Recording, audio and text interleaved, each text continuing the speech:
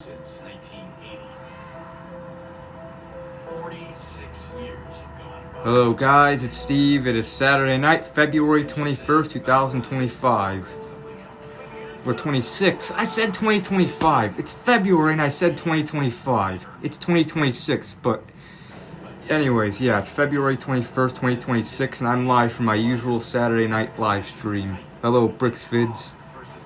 Hello, Aaron.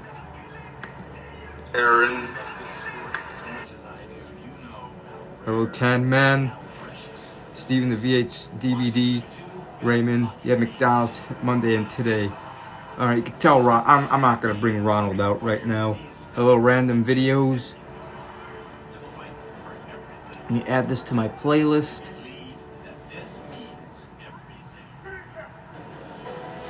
Hello, Hudson Graham. Hello, Abdullah. Hello, Dan Cat Meow. Eating McDonald's now, okay.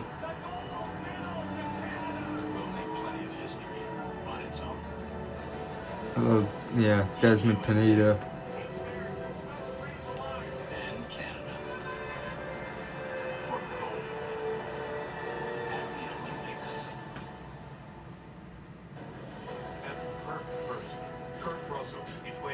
The day was alright, nothing much happened. For us and for what Americans hope is the next landmark victory for USA hockey.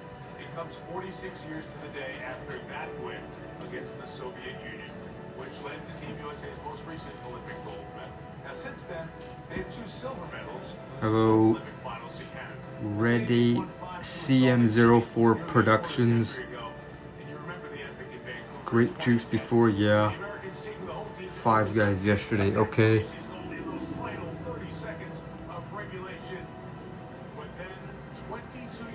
The YouTube homepage was down for an hour and a half on Tuesday evening. Yeah, I know. I remember I just got done watching Jonathan Hill's stream when that happened. I remember I X'd out the YouTube, or I X'd out his stream, and all of a sudden the app X'd out or whatever. I remember my profiles, my channels, for some reason got logged out. I'm like, why is my channels logged out? And I X'd out the app, I checked on the phone, and I was logged in, but it kept, I don't know, it was just having, forgot what it was saying, but there was obviously some errors, or technical errors. Things we had to do just to get here, and you look across the aisle, and the U.S. has to go to overtime to... Doing alright, Royal Blue Men 1996. This had a real four-nation flavor with the way the games were played between, especially those 4 nations, and the Czechs could easily have been in that. Hello, Real Fan 1. I just want people to understand it was tough for both teams to get here, but now that we are, I think they'll be really rewarded with the quality of play that's going to go on.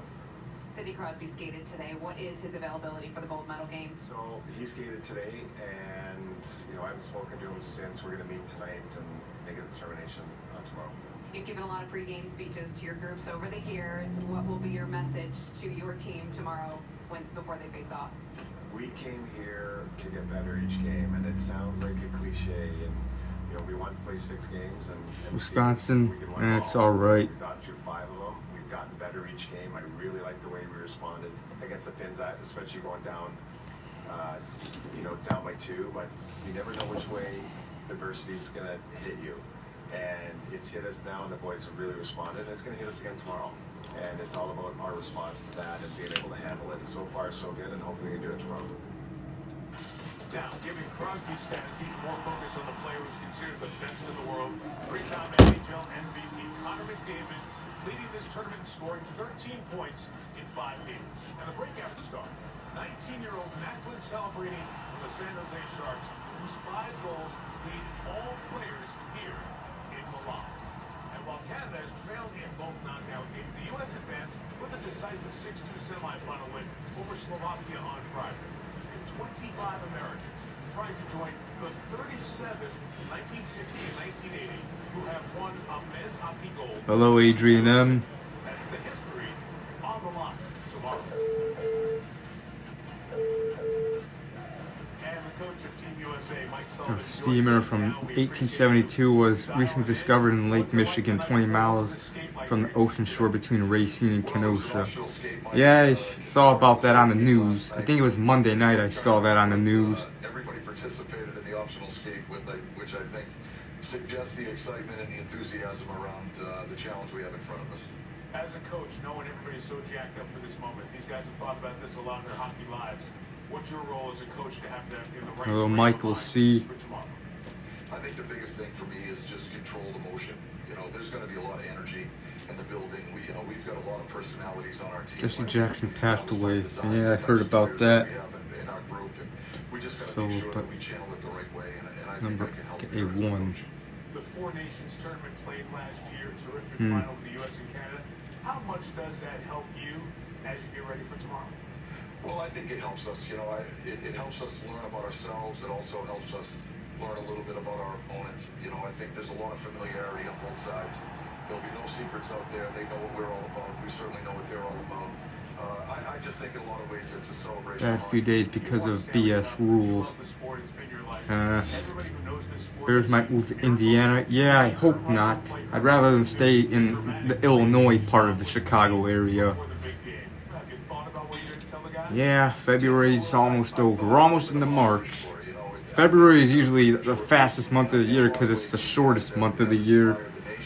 With how they performed and the way they play the game. It's going to be a great game, that's for sure. If you win tomorrow, I'll ask River you if you want to Forest, play your Illinois. movie about this team.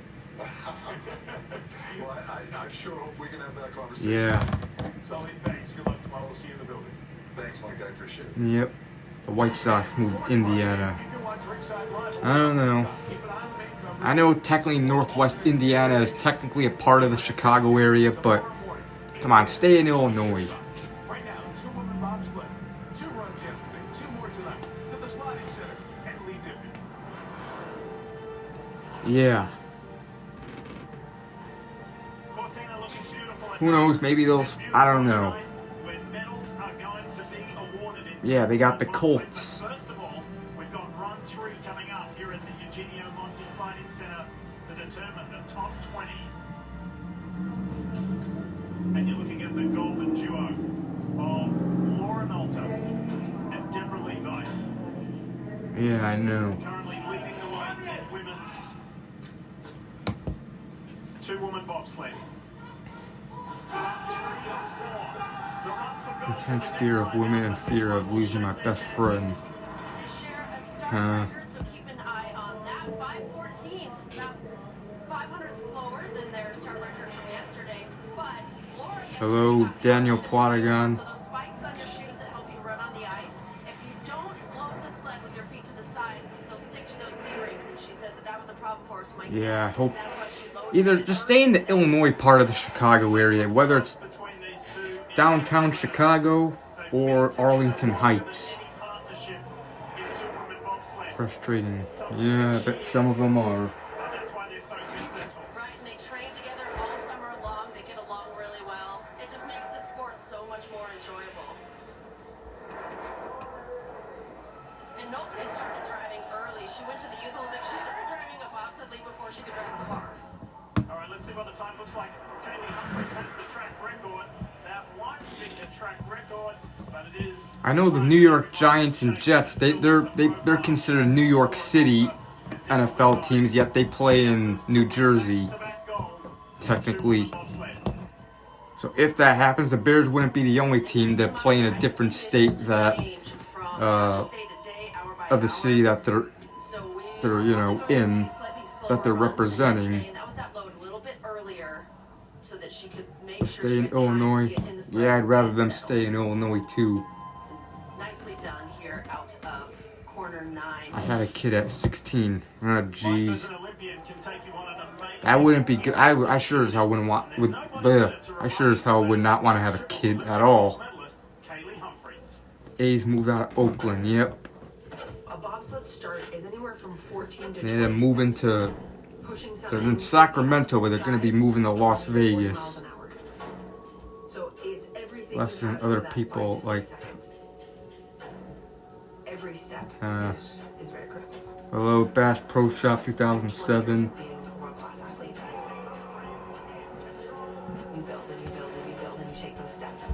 At 16, that kid would be 13, 14 now. Yeah. And I'm right back to ground zero. I turned 16 in 2012. So yeah. Oh, yes. I'm so tired. Alden was It's born really June hard, 14th, especially in 2026. 2024. Yeah, it is. He's so determined. When he wants In something, Japan, he wants it. And that was right from in the Salarymen labor work delivery until room. they are sick and are in a toxic environment and are accused of being lazy. They take time off. It's been definitely It's a stupid. challenge for me. One that I knew was coming as an athlete, and that was the risk I was taking. Sports. You want to read a book? Truck came down the road. Beep, said we to be green told. We did. I don't know, baseball and hockey are for sure my two favorite sports. I do. Please let me have a race with you. I mean, I don't really care to play football, but watching it's alright. We don't know if that's ever going to happen. Is Daddy coming? Too many downsides of having kids, yep. It was just It's a huge responsibility. Having kids is a huge responsibility, and I don't think I'd be able to handle it. It's too stressful, and just, yeah. Hello, Daniel. We don't always know why we're tested the way that we are, but we're going to continue just to take those small steps. Yeah. Because I will never have that's how we kids. move forward.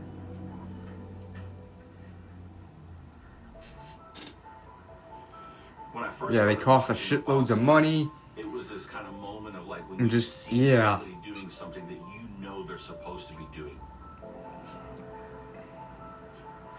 Same thing with her being a mother now. Like you know she's meant to be a mother.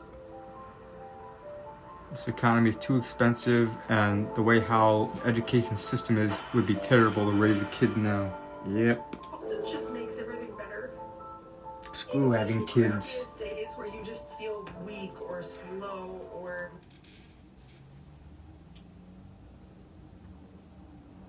Sport came because of kid event. Yeah, probably. Neoplasia syndrome type 2. Tell your doctor if you get a lump or swelling in your neck. Stop Zepbound and call your doctor if you have severe stomach pain.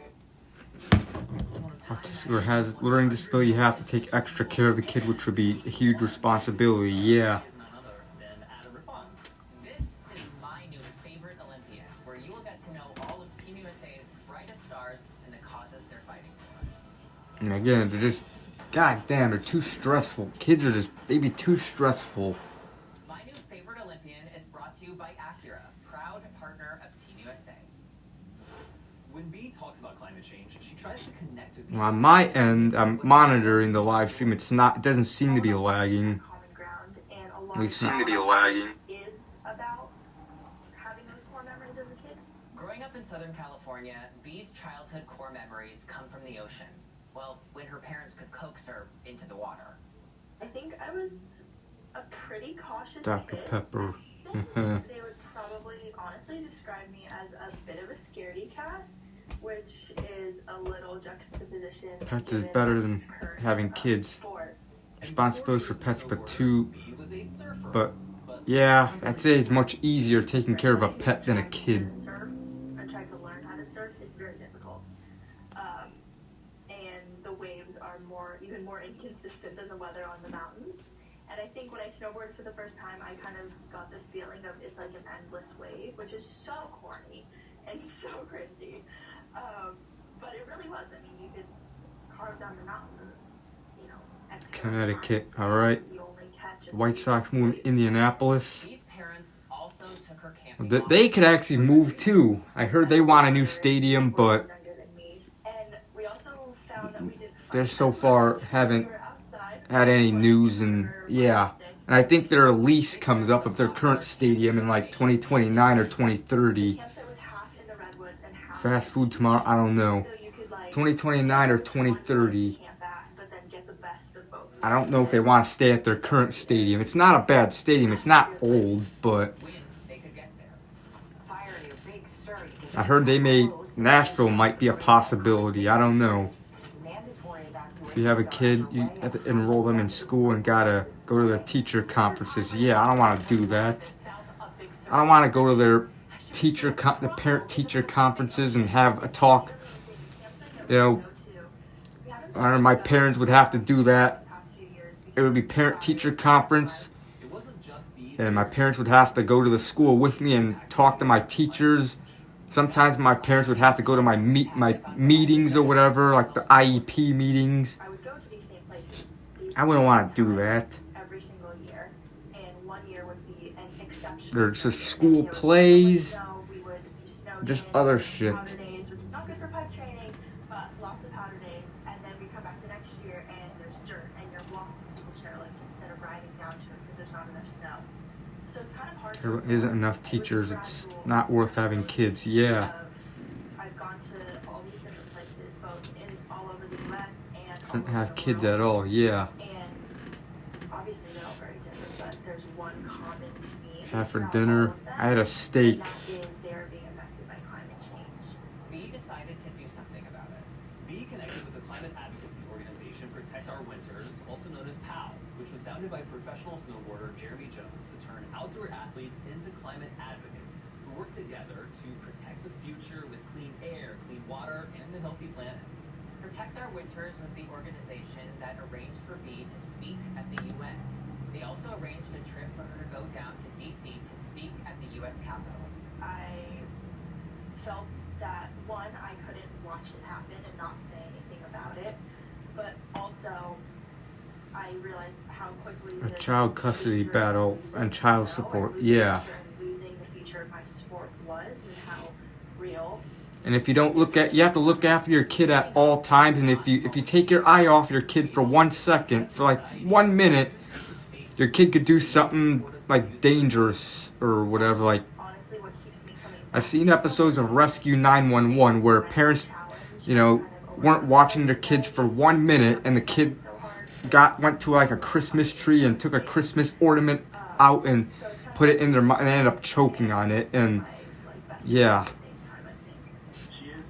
And another one where a kid was choking on a penny. Another one where a kid got into the bathroom with the bathtub running. And I think the kid either was almost drowned, or got burn marks. Yeah. And you're responsible for that. I don't want that to happen. But she's kind of taken that on and become an advocate for climate as well. Just walk out of class with 0 consequence, get away with it. It'd be too much stress. Yep.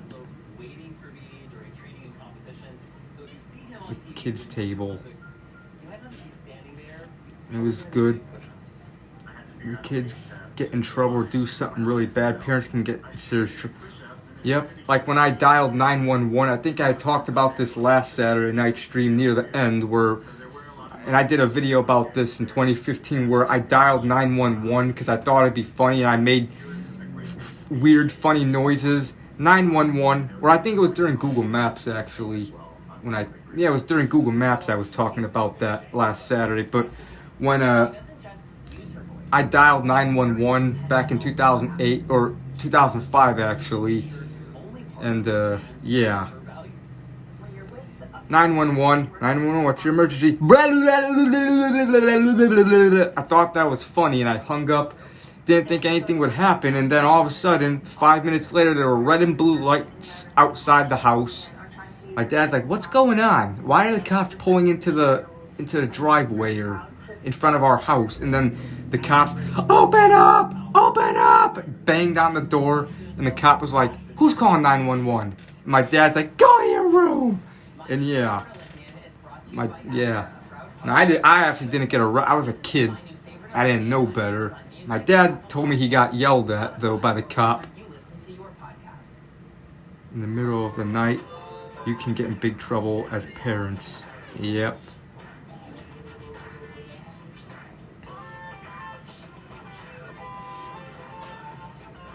Now, if you're an adult and you prank call 911, yeah, you go to jail. But if you're a kid, you may not go to jail, but the parents will get in trouble for that. Some kids kept calling 911 and the police tracked their phone and got in serious trouble and arrested. Chase, when I was competing, I could not Someone called 911 over orange juice and got a $365 fine. Wow. B's mom started taking her thrifting when she was little. Thrifting, for those of you who have never tried it, I want to know who these people are. Me too. But if you have never tried thrifting, it's going shopping for used clothes. It's hand stores, garage sales. B quickly fell in love with thrifting. And just kids, they just, yeah, just too much of a responsibility I don't want to deal with. I like it a lot more going to the mall. My day was alright, nothing much happened today. Closed out there already, so you just gotta dig a little and find the ones that fit your style. And she's, I think, much better at it than either of us would be. But when we talked to her, we asked her to do a fit check and show us her favorite finds. And Chase, obviously, she slayed her looks. This is my daily watch that I wear, and I got this at the Rose Bowl flea. Joliet. Vintage steak Probably watch. sometime later, sometime during this year, but that's them. Prized possession. I got it thrifting in Japan. Never want to have kids. It's a huge responsibility. It's already fucked up world. I don't want to send them into a corrupt world. Yeah, that's another. No one asked to be born. No one asked to be born. No one signed the contract before they were born saying this is what you're gonna have to do if you choose to come in this world. You gotta go to school, do your entire childhood, go to a place you hate, do boring work, be stressed, have to do homework and other stuff, then become an adult, work a job just to make money because you have to have money for everything. And you don't get money for free, you have to work for it. And if you refuse to do that, then you're a loser, you're a bum. People will look down upon you, you'll get belittled, and you'll also live on the streets, homeless. You won't be able to have a place to live, no food, you'll starve. But yeah, that's the things you have to do in life, and then you die. Like, why would I want to end? Life just gets harder over time. Inflation, what cost this will now cost that, and then what cost that will then end up costing that. I don't want to bring a kid into this world, have him suffer and go through that. Jail and prison suck, yep. Yeah, inflation just makes life more harder. I wish inflation wasn't a thing. Why can't things just stay at the same price? Either go down or stay at the same price at least. Pretty much have to work. You'll be homeless, live on the streets, barely living, yeah. And you pretty much work all the time in your adulthood. You may not have time for anything else, to do stuff that you actually enjoy doing. That sucks. Live in a group home or live in a prison. I don't know, probably neither. Definitely not prison. Who wants to go to prison?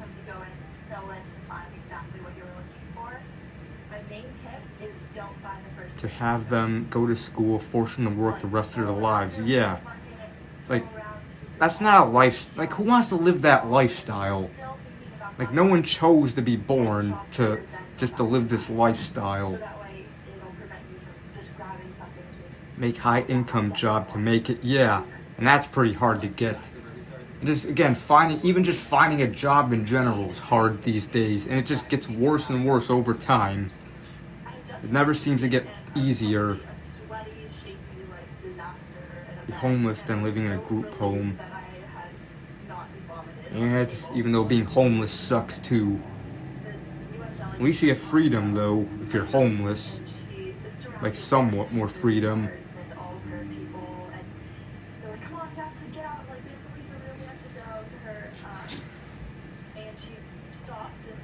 In your adult life, you're expected to work 40 plus hours a week, pay bills, and survive. You barely have any time for yourself. Yeah.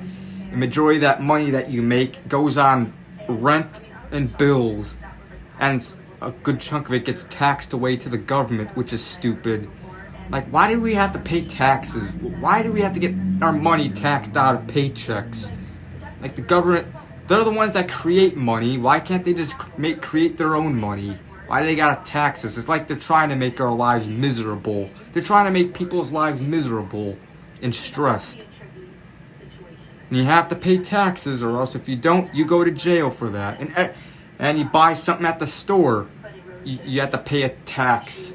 Like this Gatorade, let's just say it's $2.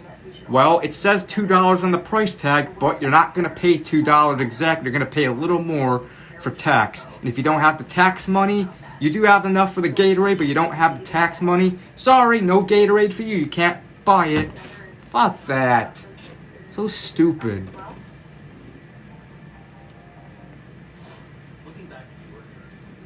It sucks. Sometimes might be dangerous. Yeah, and you gotta deal with rules. You may not be allowed to do certain things or leave the house at certain times. You have to get permission. Like, I don't want to do that. I don't want to have permission. Homeless because at least in a group home, you have free food and shelter. Yeah. I mean, I don't know. It all sucked. Prison, group homes, homeless, they all suck.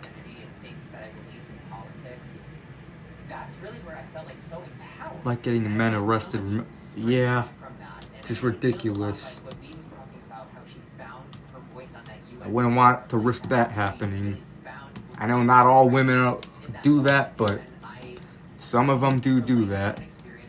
I work Uber Eats delivery driver 7 days a week, and most I made in a week was $220, and my parents still send me jobs. I'm 25.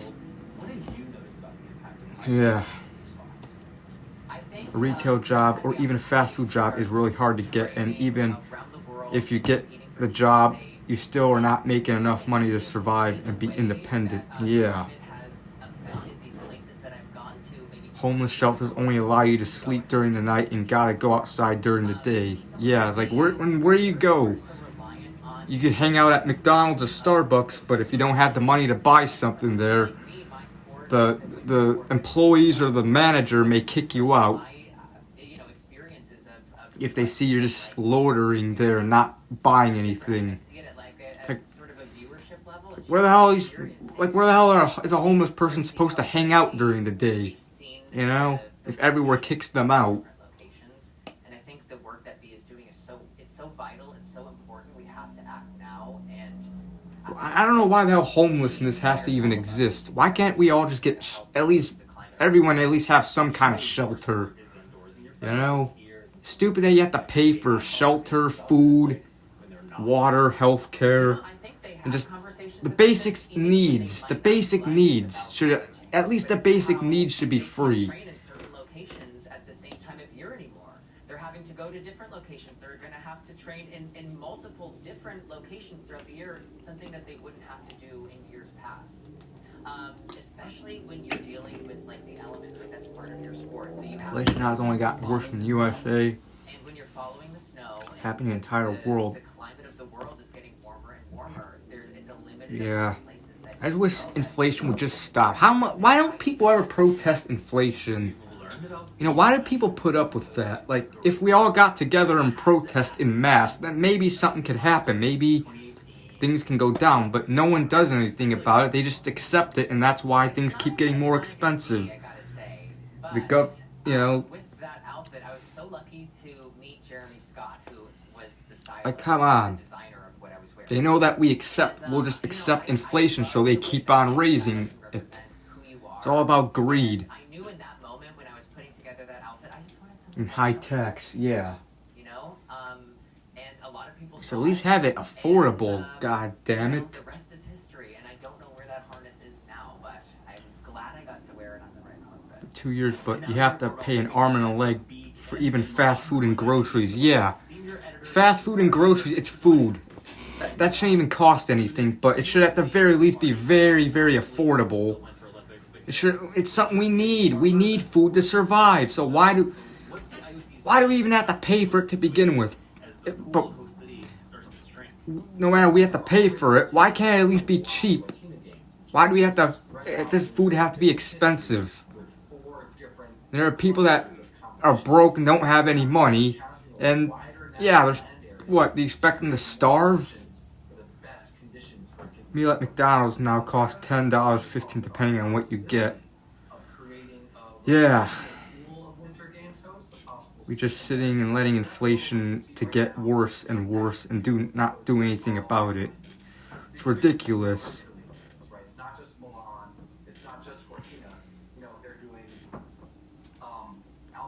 I don't know, born into a corrupt system talks about this. He did a video talking about how why don't we protest inflation? Do you think it's funny? Who knows?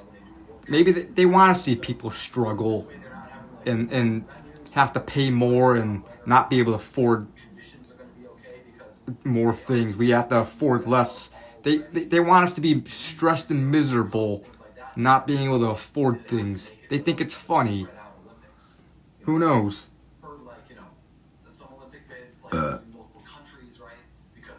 Hard to make friends? I don't know. Seeing people miserable, so they keep raising prices. Yep. It's like they're trolls. Nick, B is in the same discipline as Chloe Kim, who's the reigning Olympic champion. So what are the similarities and differences between B and Chloe, who I should note are not related? Well, if you remember Adam, the backstory with Pandemic inflation has gotten out of control, yeah. And that was just stupid. The whole pandemic shouldn't have happened in the first place, but of course it did, and because of that, it hurt businesses. A lot of places have closed because of that. Things got more expensive. very similar. Of course, they're very different in other ways. I mean, B doesn't have the level of tricks that Chloe has. Nobody does. But she's only 18 years old, and she's got a bright future similar to what Chloe had when she was a teen. Thanks for joining us, Nick. We appreciate the insight. Thank you, guys. My new favorite Olympian is brought to you by Acura, proud partner of Team USA.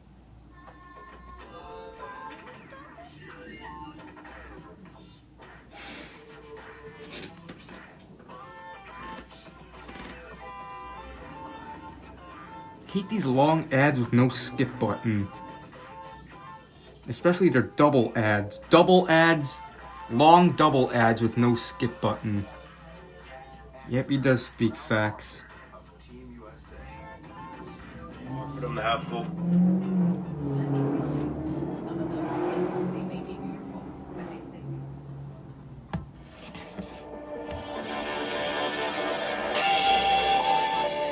Questions that Winter Olympians get asked all the time with an answer. So, do figure skaters clean their outfits after competition? This answer will... Yeah.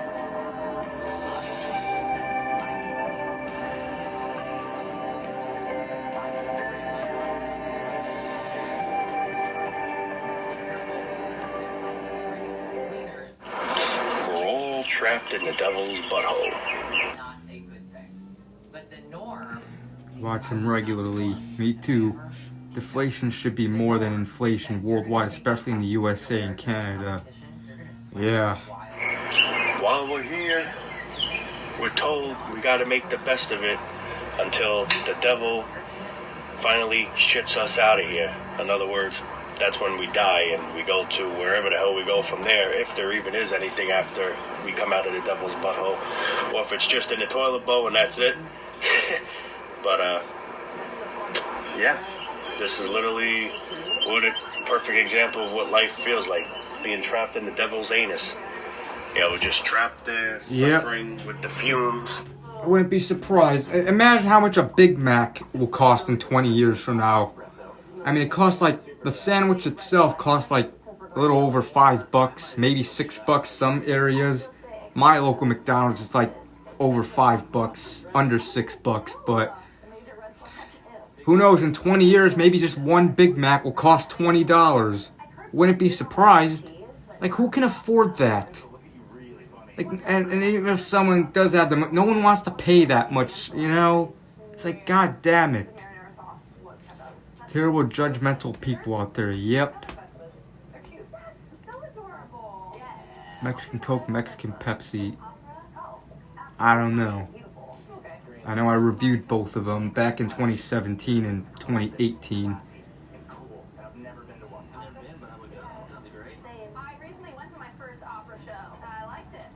I'll be right back. Italian head gestures. Green flag. Yes, absolutely. So funny. I like them. Super green. I liked it. I think it's fun. I'm very expressive. I talk with my hands a lot. What the blank are you doing? Yeah, That comes to my head, yeah. I love hand gestures in general. Body language is the #1 form of communication. I don't know if you guys know. I just made that up. Hey everyone, I'm Adam Rapun, and I have some questions that Winter Olympians get asked all the time. I'm going to answer them. Mine. Do figure skaters get dizzy? Yes. But the more that you skate and the more that you practice your spins, the less dizzy you get. You might be thinking like, duh, but so how does it work? So actually when you're spinning, that's like an injury to the brain, which is true, right? So actually if you watch like people who are training to be astronauts and figure skaters get into like the spinning simulation, they'll react the same way. The eyes will like just jet back and forth, and then they'll start to steady themselves. Like a normal person, the brain isn't used to the trauma or the pressure of the spin, so the eyes can't figure out where to find the balance point. So yes, you still get dizzy, but the more you practice the spins, the more your brain is able to recover. And the white or the royal blue background. I like the royal blue background, the Pepsi. And it's a long flight, and it's understandable. I have an exception because my feet are tiny, and my feet are much more polite. Your roommate is always recording TikTok dances. Hard, Red. Self-expression. Great. Could be entertaining. I can't blame him for that. Go off.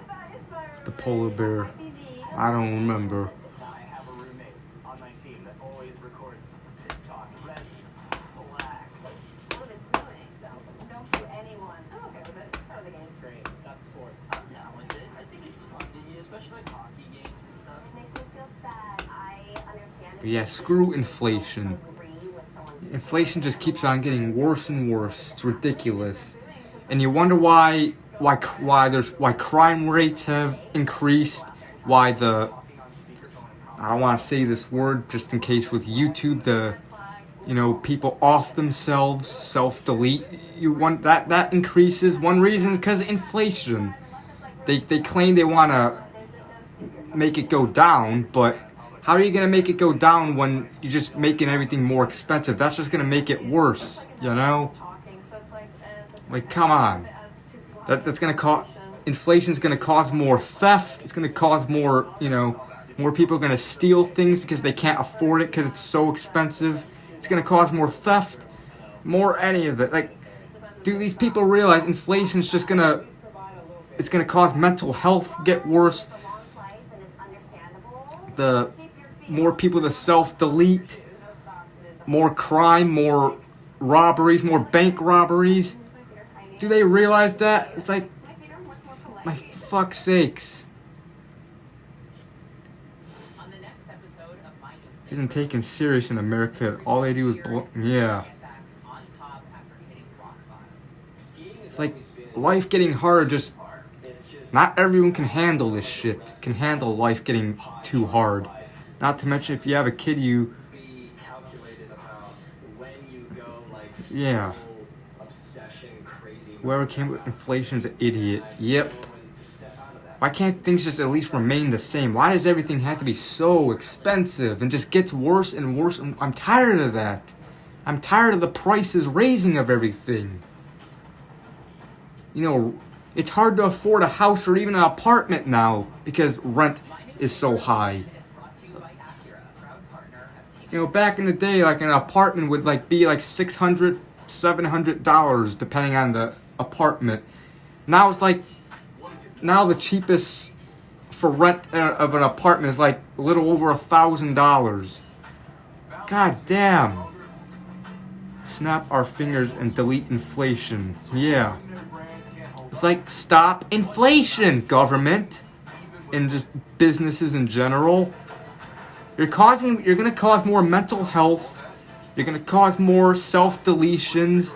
You're gonna cause more crime, more robberies and like bank robberies and theft, stores to be. You're gonna cause more places to go out of business. You're gonna cause more homelessness. That's what inflation does. That's what inflation does. It just causes more bad. It doesn't cause more good. Apartments can cost to $1,000 to $2,500 in the south suburbs. Yeah, inflation is theft. Yeah. And plus we got taxes and stuff again that we have to pay. And you got people can't, even one full-time job ain't enough. People have to work more than one job. One job is bad enough. Who the hell wants to work a second job? You're working all the time. You'll definitely have no time for yourself. You'll be working all the time just to get by, and that's just to get by. You still won't have enough for yourself. In the south suburbs, it's really expensive. Yeah. To work 60 to 70 hours to get by. Yeah, like, nobody wants to do that. People want to have time for themselves, want to have time to relax and rest, you know? People don't just want to work all the time.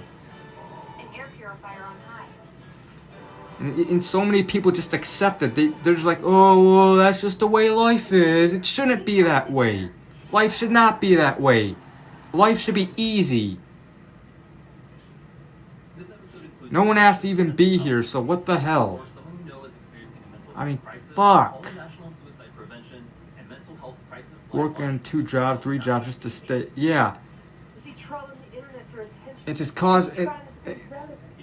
Again, you wonder why some people self-delete themselves, or why people just snap and go crazy. Because of that. That's one reason. 6 years old and still has to work. Yeah.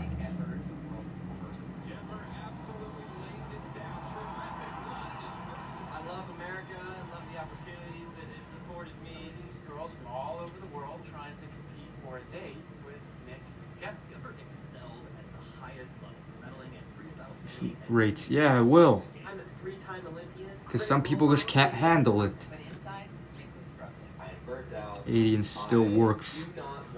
Wow.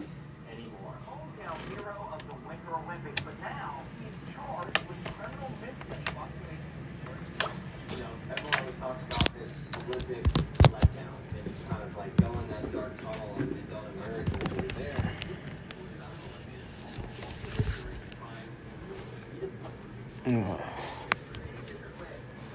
It's like, why can't life just get easier? Life should be should get easier, not harder. Having to work, even after you're 6 years, at a place you don't want to work at. That's miserable. Excuse me, I burped. Got the burple warples.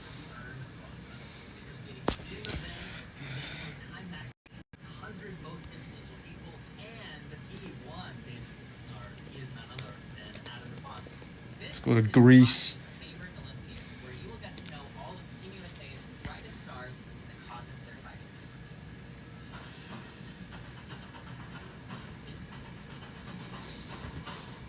You get more health problems, which sucks since it's harder for you to work. Yeah. Before the medals, there were the boots. To truly understand Nick, let's take you to his upbringing in a place you may not associate with skiing, Indiana, where he learned to compete in his mother's raggedy hand-me-down ski boots. So there was one season when my family couldn't afford ski boots, and so I tried my mom's on. My mom's did perfectly. I think I learned my first double backflip in my mom's ski boots. I think I made my first ski video in my mom's ski boots. And then when they got back into my possession, my feet just slammed in the ski boot because they might have fit him, right? But then when you're landing, you're doing nothing but Discount supermarket. This kind of looks similar to the Aldi logo. This looks like the Aldi logo a little bit. Supermarket.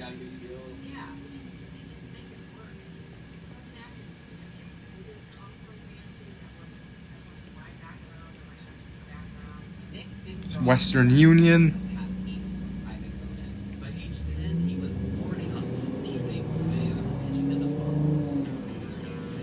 More man TV series on YouTube. I think I've seen that on Facebook. He had the motivation and he had the guts to put his little videos together. I don't remember how The Horror Man. Yeah, in fact, I think I was watching that this week, not on YouTube, but on Facebook.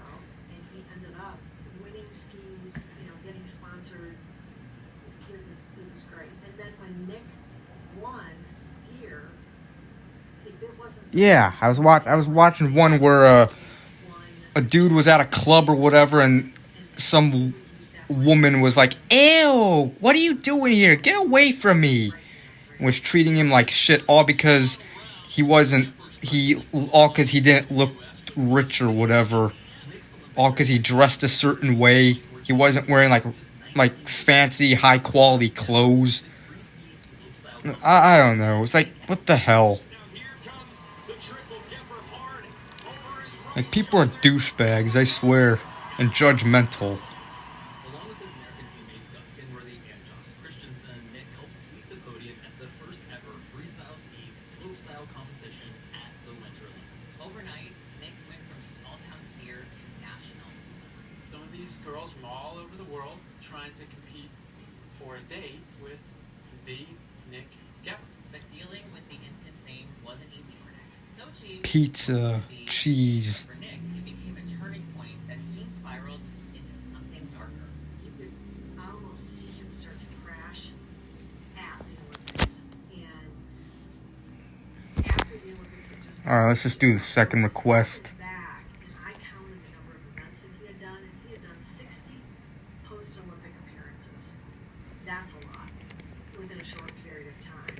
And that was when it really started to spiral. Here's Dr. Michael Gervais, a high-performance psychologist and the host of the Finding Mastery podcast. After any massive event in life, whether that is the Olympics or a wedding or retirement or starting a new job, there's a little bit of a natural letdown, but it is certainly heightened for Olympians because it is one of the most intense competitive 3 weeks and leading up to it, the trials or a handful of weeks prior to that they had dreamt of and prepared for. It is on. Signor Vino. And then it ends.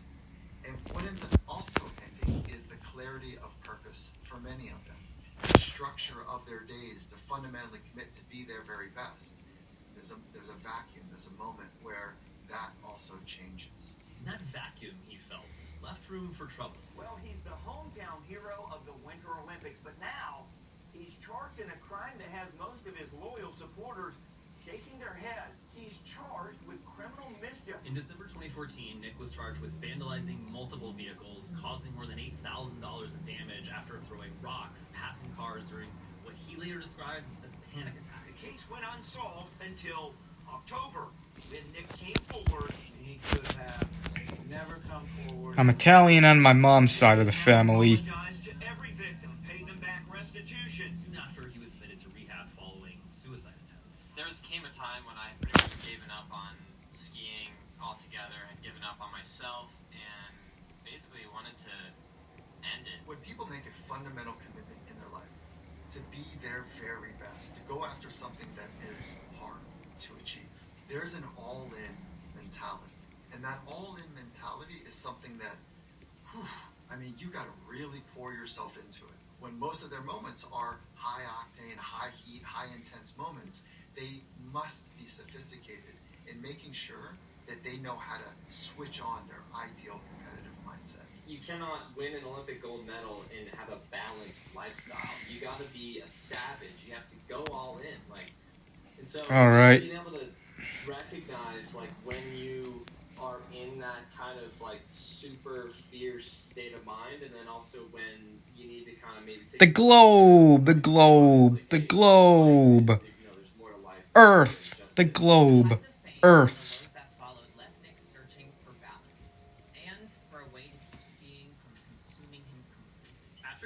We are in outer space. And was able to find more balance, spending time on things like reading and working on his truck.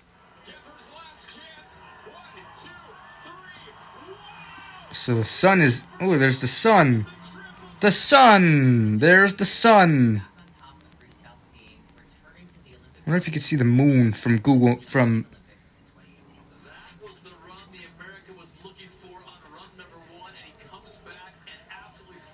And at Beijing 2022, Nick was back on the podium again. A second straight silver medal. I dealt with some lows after the Sochi Olympics, and then learned You see some other stars. Can't see the moon. Unless maybe the satellite is taken from the moon. I don't know. Alright, that's it. Let's just go back to Google Maps. Go back to Earth.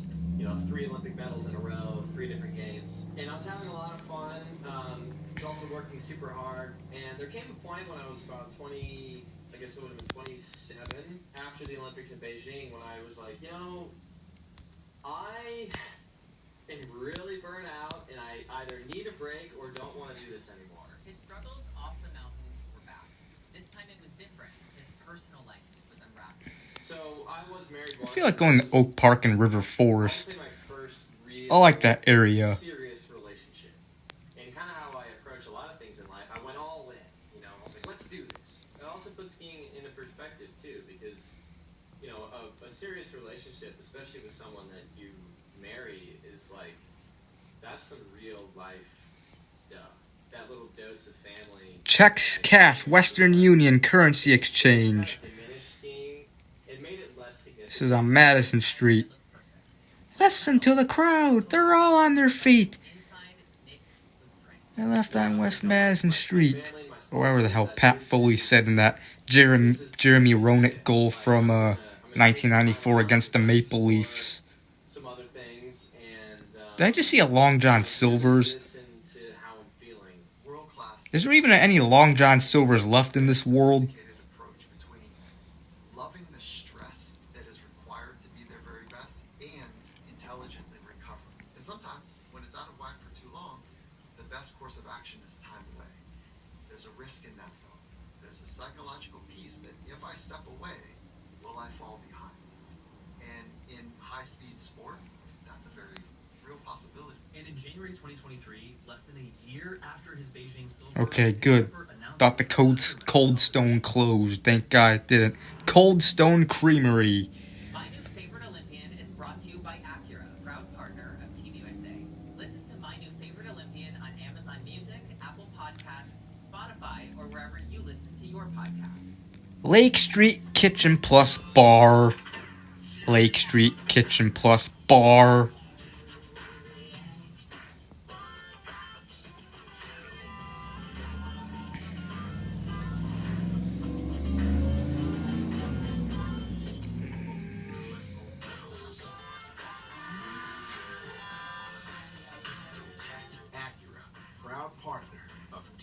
Come on, stay in.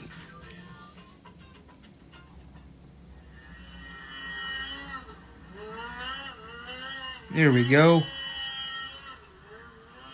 At first, Nick felt Favorite sport in hockey too. I think I was watching an event on TV, and I was like, Lake Theater. a mixture of feelings. The first one was like, I am not at all like missing being there. Like I'm totally cool sitting on my couch right now. Like this is great. You know what? Like I've been to this. I think I mentioned this. I've been to this movie theater a few times in the past. my body still feels amazing, and there's still something about this that I know that I love. And then one day, while sitting on the couch, watching a ski event, Nick suddenly started imagining a new path forward. How cool of a story would this be if, like, Nick Gemper returns to competition in half. If you switch the words Cold Stone, you'd have a wrestler. Yeah, Stone Cold Steve Austin. What? What? I kind of wrote the story in my head. Yo, I've been keeping it a secret till now, but I'm back, baby. Back in the half pipe, baby. We're going back to the Olympics, baby. That dream brought him back. Jewel Osco. Ool-ah-oh. Nick Gemper announced his return in an Instagram post, writing, "No more retirement. I love this too much. Let's fucking go." When I first heard that Nick wanted to switch, What? What? Incredibly talented, three-time Olympic medalist, and he wanted to commit. He was one of the few that I would think could do it and do it fast. Byline Bank. Might look similar, but they are very different disciplines of freestyle skiing. In slopestyle, athletes go down a long Know your role and shut your mouth. and massive jumps, and skiers will That's The Rock, I believe. slide in creative ways, linking tricks together. Know your all the way role and shut your mouth. Instead of a course with jumps, it's one giant U-shaped I like Rivers Forest because it has a lot of trees. back and forth between the 22-foot walls, You launching know? high into the air and performing flips and spins before landing back in the pipe. The big difference? Frank's Deli. Variety and flow across the course. In half pipe, you need Bertoli's Pizza. because every landing has to be just right to set up the next trick. I know my cousin Ryan or whatever used to have this WWE microphone. It had, I think it was like Stone Cold Steve Austin and The Rock voices in it. In the right spot. It was like, what? What? Know your role and shut your mouth. Within weeks of his return, he won his first World Cup in halfpipe. And by March of 2025, he earned silver at the World Championships. It's a lot of fun. It's a lot of hard work. I mean, for sure. I mean, I'm like relearning new tricks every couple of weeks. I mean, every training camp I go to, it's like new trick if you ask. I'd rather go back to 2017 because that's when McDonald's had the old building design of this McDonald's I'm about to approach. Come on, stay in a specific year. I hate when that happens. McDonald's. It's something that you gotta go all in on. I love doing this, it's fun, but it's not just for fun. It's to make history, it's to do something epic, it's to be able to support my family. It's like all of these things. So you hear of an athlete like Nick who says, I'm done, I'm retiring, and then just a few months later, What the hell? like, no way, I still love this, I want to come back. But yeah. After you retired? I mean, I didn't. I felt like I'd be much comfortable in a sweater and sort of like a brownish chair, kind of like petting something sort of next to me. I felt I'd always be more comfortable doing that. Is there a little bit of it that's like, I have my medal, I want to go out on top?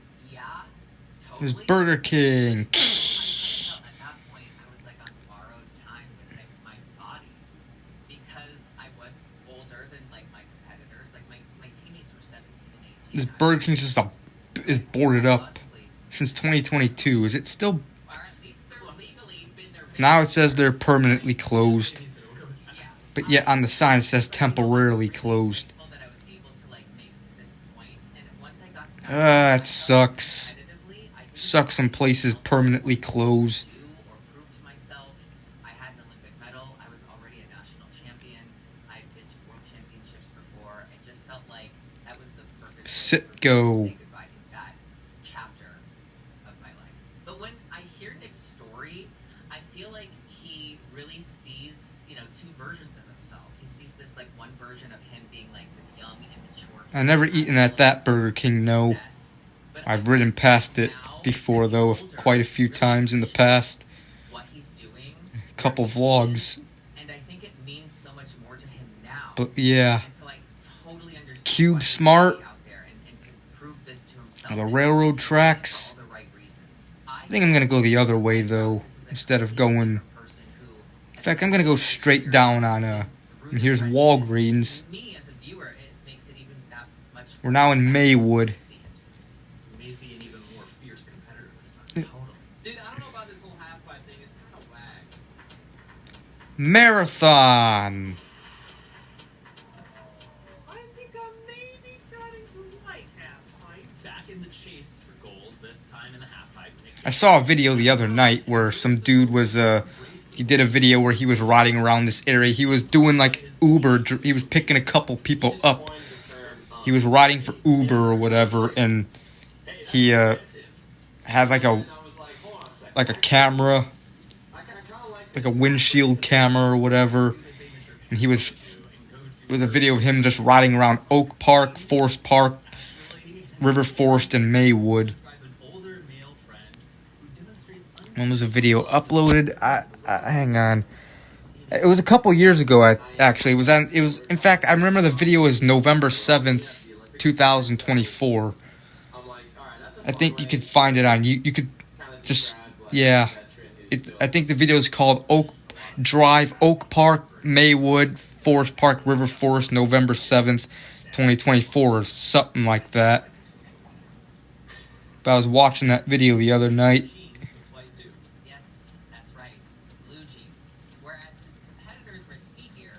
Clark gas station. Jeans are the most technical skiing wear, but it's, I mean, you go to any ski hill, there's people riding in jeans. It's pretty hilarious, so I was all for it, as long as he can move and get his grabs. It's the not skinny jeans. It was actually, first of all, very uncomfortable, but number two, it was a statement to allude to my Midwest roots of like, hey, anybody can do this sport, and it was like a power to the people move. So like, hey, I'm skiing in jeans, and I'm now we're in Melrose Park. Entire world, and you could do it too. There are probably some shitty parts of Melrose Park, but there's maybe some decent areas. Of a love rekindled and a message meant for anyone who's ever lost their way. And it took Nick a little while to understand the value of this story to other people. Why would anyone care about what I went through? It wasn't even that bad, you know? Like, oh, it wasn't that bad. Like, there's people who have it way worse. And it's almost like an imposter syndrome. So I think that sometimes gets in the way. But, like, if I just think about myself and, like, think about the people that I listen to when I get inspired by, I'm like, well, all these people are telling their stories. All these people Nails. are talking about, like, the they went through. I can be that for somebody else. For Nick, now it's about more than medals. It's about connecting with fans and spreading a message of positivity. Yo, what's up, guys? I want to talk to you today about mental health. Sometimes you gotta find it yourself. You all know that you have to be rich to afford skiing is a lie. I love speaking. I love performing. I've always like been terrified of public speaking, but I love Getting pulled over. challenge, and no one else wants to do it. So if I can get up and Is that in the video or on Google Maps? I feel like I'm pushing myself, and it gives me a similar feeling to skiing. You know, it's adrenaline and connection. Subway, eat fresh, or when maybe you were driving somewhere on Google Maps. All right, Little Caesars. I've got a house in Salt Lake City. I've got a girlfriend. I've got a cat. Like I've got weeds growing in my yard. Like I got a lot of other things on my mind, and I'm not just fully obsessed with skiing anymore. So I'm like a well-rounded person, you might say. I mean, skiing is just part of my life, but it's not.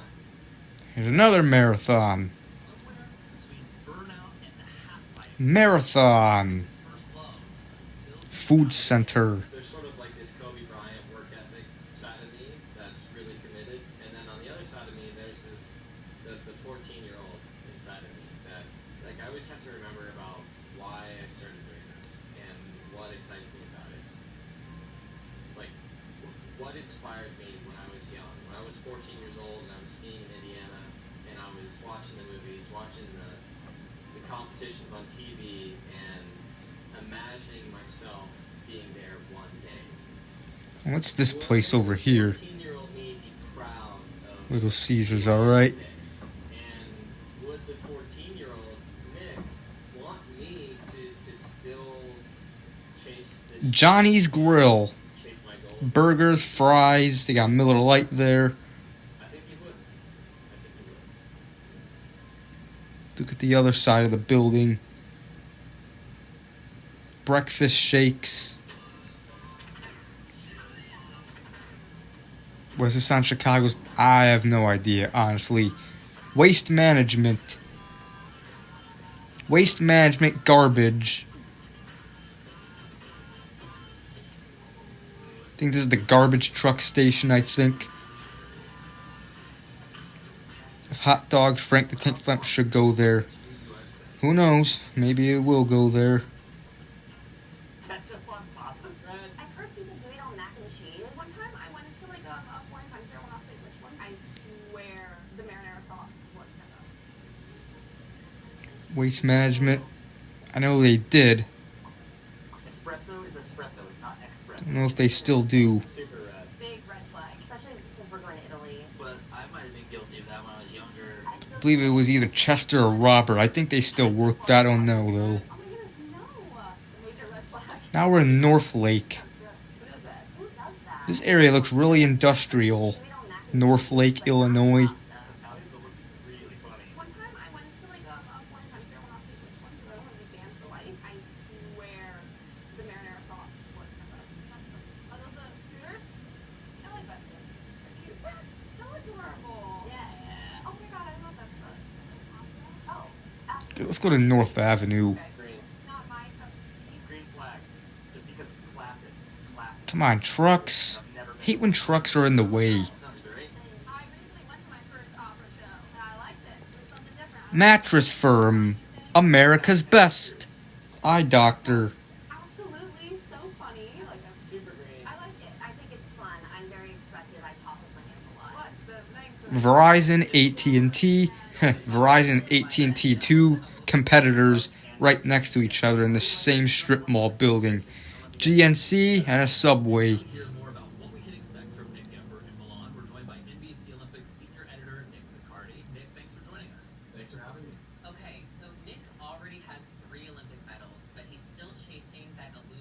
There's a Taco Bell over here. Chances of winning gold this time? Well, it's going to take a lot. Not only is Gepper moving Yeah, Pace Bus. but he's also taking on a two-time Olympic gold medalist in David Wise. I think there's a Walmart over here. Alex Ferreira, who had an undefeated season a couple of years ago. Walmart of North Lake. New Zealand, who just won the world title, beating all of those guys. So it's a pretty stacked field in this. So how have Value City Furniture. fared in the past? Well, we've seen athletes compete in both slope style and half pipe before. In front of the Walmart. Example being Uh-huh. who won silver and gold at Olympics in Beijing in 2022. There's Home Depot. It's different that he was strictly a slope style competitor for about a decade, and then retired and switched events entirely in his comeback. Few people, if anyone, have even tried that before. I think I see a McDonald's. What Nick Gepper is doing, no one has Yep. even attempted this before. No one off the top McDonald's. Let's see how this McDonald's used to look. I think I'm gonna move over here though. Let's do one and then switch over to the other is very rare. Okay, so what do the records show about Olympians who come back from retirement? And Nick, does that tell us anything about Nick's chances? Not you, Nick, the other Nick. Well, the greatest Olympian of all time had a successful unretirement in Michael Phelps in swimming. Here's how the play place looked. Skiing and snowboarding. But Gepper's This is a big play place. Holy shit. Saw BP. Uh-huh. So I think that is a pretty good sign that this could be a very successful. I see a Burger King ahead, I believe. David Wise, who's likely going to be one of Nick's competitors on the halfpipe. How can he stand out against someone like that who already has 2 gold and a silver? Play place.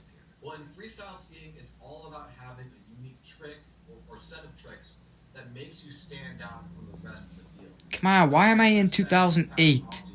If he was working on a new trick that no one's ever done before, which would be a great start for him, but a gold medal run is about more than Have I heard of? I don't know the actors' names, but I just came across his videos on Facebook.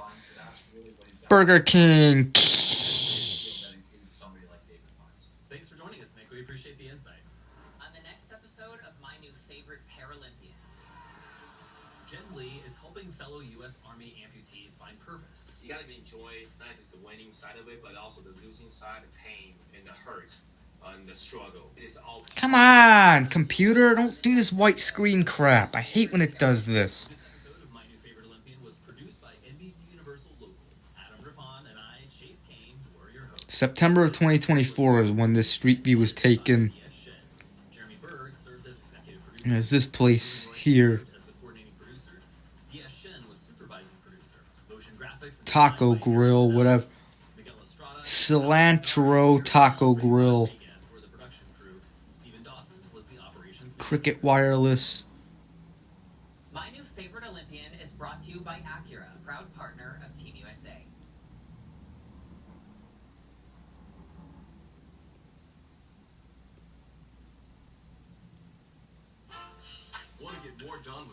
North Lake is all. North Lake doesn't look bad. It's just industrial.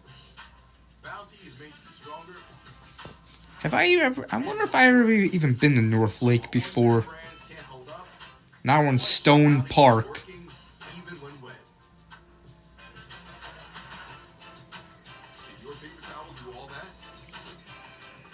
I don't know the actors' name or actresses' names.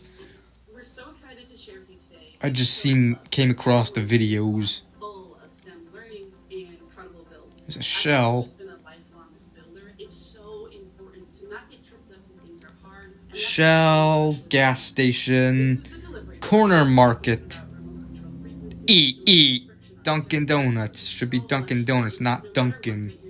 You're going to be building resilience and pride and confidence. Get 50% off your first month at Timekeeping. Yep. Menards. You save big money. You save big money when you shop Menards. Save big money at Menards. Performance from expertise. For those of you who don't, I think Menards is in the Midwest only. But for those of you that don't know what Menards is, it's pretty much a hardware store. It's like Home Depot and Lowe's. I see a Dan cat meow. Ford dealership. Certified service professionals are here to keep your vehicle safe and reliable for years to come. With factory-trained technicians, state-of-the-art equipment, Slice Factory, which is pretty much a pizza place. Scan the QR code for current service specials. They sell pizza by the slice, I believe. Never had Slice Factory. There's a U-Haul station there.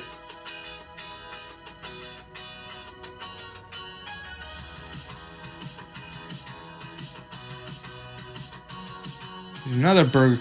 Oh yeah, this is the Burger. I know where this is at now. This is the Burger King meet where Adrian went to on August 30th, 1st, 2019, when he stopped here in that vlog. He went through the drive-thru.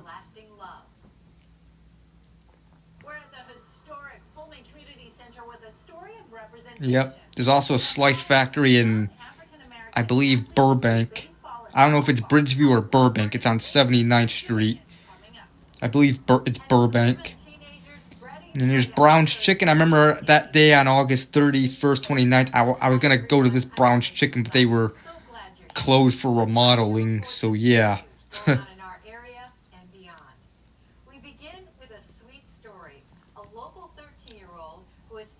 Brown's Chicken and Pasta. It tastes better. Can't wait to eventually get Brown's Chicken again one day. Hopefully sometime this year. The name of my business is Advocacy, and I started my business when I was 8 years old. Ooh, best boy! I started with just small little cakes. I started with heart cakes for Valentine's Day specifically, and I started Ken's a Racine. That'd be cool. throughout the year, and I just made it bigger by doing different things for different seasons.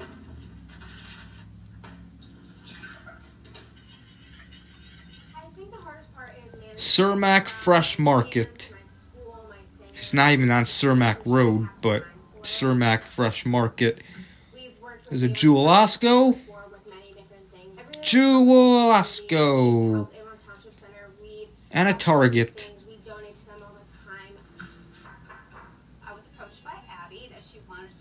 Target Farget. I'm just coming up with random rhymes for Target.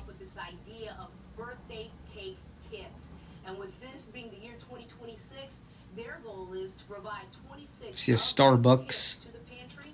Every month. It comes with 1 can of soda, 1 container of any kind of frosting. Hello, Abstract Tom. Box of candles and a box of cake mix. And then Yeah, I believe me and Adrian also rid in this area on July 23rd, 2023 in that vlog. Raising Cane's. Yummy. Have this passion that she has to give back, and she understands what it means to give back and help somebody else out. And compassion and baking go hand in hand. I'm so proud of Abby. The community is so proud of Abby. It looks so good. Was this a Denny's at one point? This looks like this could have possibly been a Denny's. Yeah, it was. I could just tell by the design of the building. Denny's. Just head to our website, NBCChicago.com. McDonald's. And look at it's doubled. Let's go to this McDonald's and like.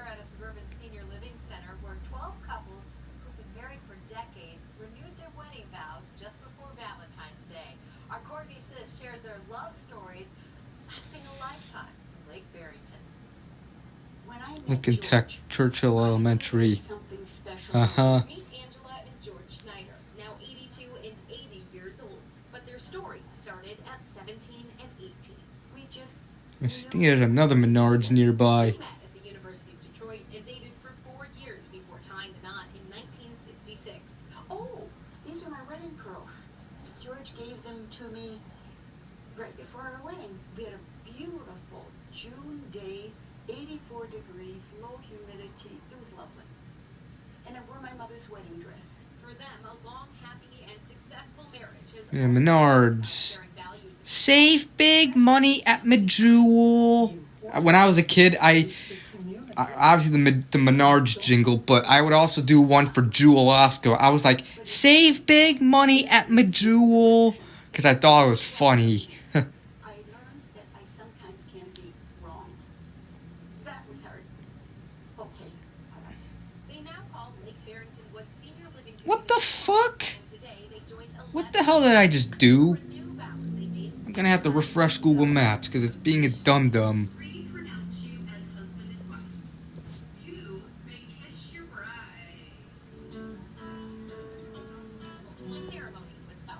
Majewel. Marule.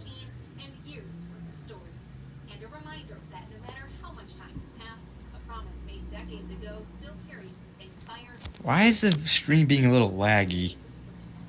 We basically renew our vows For no reason. Silly ass Google Maps. Yep. Google Maps being a goofball. BRB, alright. Also being felt at the Brookfield Zoo. Look at this. The zoo showed off some Valentine's surprises for their animals, like Super size. goodies and red tomatoes for the It was back. I think it was back in like September when I last watched it. Either that or October. I think it was October. White Castle. KFC. Rubber index fingers. Point at Google Maps and give motherfucking thumbs up. And Valentine's Day also had people in the Austin neighborhood showing some love for seniors who live alone. Harvest Worship Center Ministries delivered more than 1,500 hot I don't know. There's a technical glitch from Google Maps. Pastor Cornelius Parks' annual Love Day celebration had Mr. Submarine. to make it all happen. What brings joy to my heart is to know Mr. Submarine. Chicago's original submarine. Mr. Submarine. Do do do do. family with their spouse, but yet they want to take time out first to volunteer and then do the rest later. Volunteers giving their time and DoorDash donating $5,000 through its Berwyn Toys and Trains. Valentine's Day love continued on Chicago's South Side. Ladies of Virtue Taco Bell. Love Day, and it sure was a party. Look at this. Volunteers packed up Another slice factory over there. I'm gonna go past Dollar General. Don't care to go there. care products and affirmations. The love boxes are being distributed to young black women across the city of Chicago. We're happy to report the annual MLK baseball and softball camp in Chicago is more than Little Caesars. Oxford. King Jr.'s vision of equality and brotherhood. Our Natalie Martinez shows us how lessons are learned BP. BP. BP.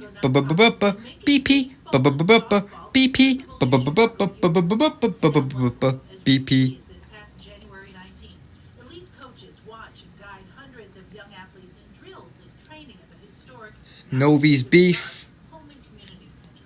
You can't tell Chicago history without the Pullman community. So, and then to have this massive space for you to run around across. Yeah, seems like Berwyn has a Harold Chicken. It's part of Black Baseball Media's Play Ball initiative. Events like this one on MLK Day integrate leadership to connect Dr. King's principles of perseverance and discipline with the challenges. It brings community and baseball together. We take away all the cost burdens because we know baseball and softball is extremely pricey in today's time. Tacos and salsa. 7 to 14 across Chicago and the Chicagoland area. They get high-level instruction for free. We provide community resources for the parents, some educational resources, and then we call this thing one big family reunion every day on Martin Luther King and providing service through the great game of baseball and softball.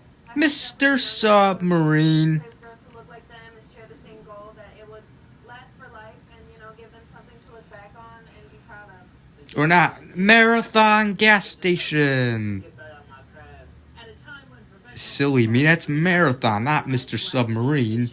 this camp serves as a critical bridge. Marathon and Mr. Submarine. They're self-playing baseball or softball, they're not going to do it, right? So that's why we call Black Baseball League. Seeing is believing. Taught me a lot about life and how Mr. Submarine. To Mr. Submarine. Chicago's original submarine. Mr. Submarine. Do. The Pullman Center to a hub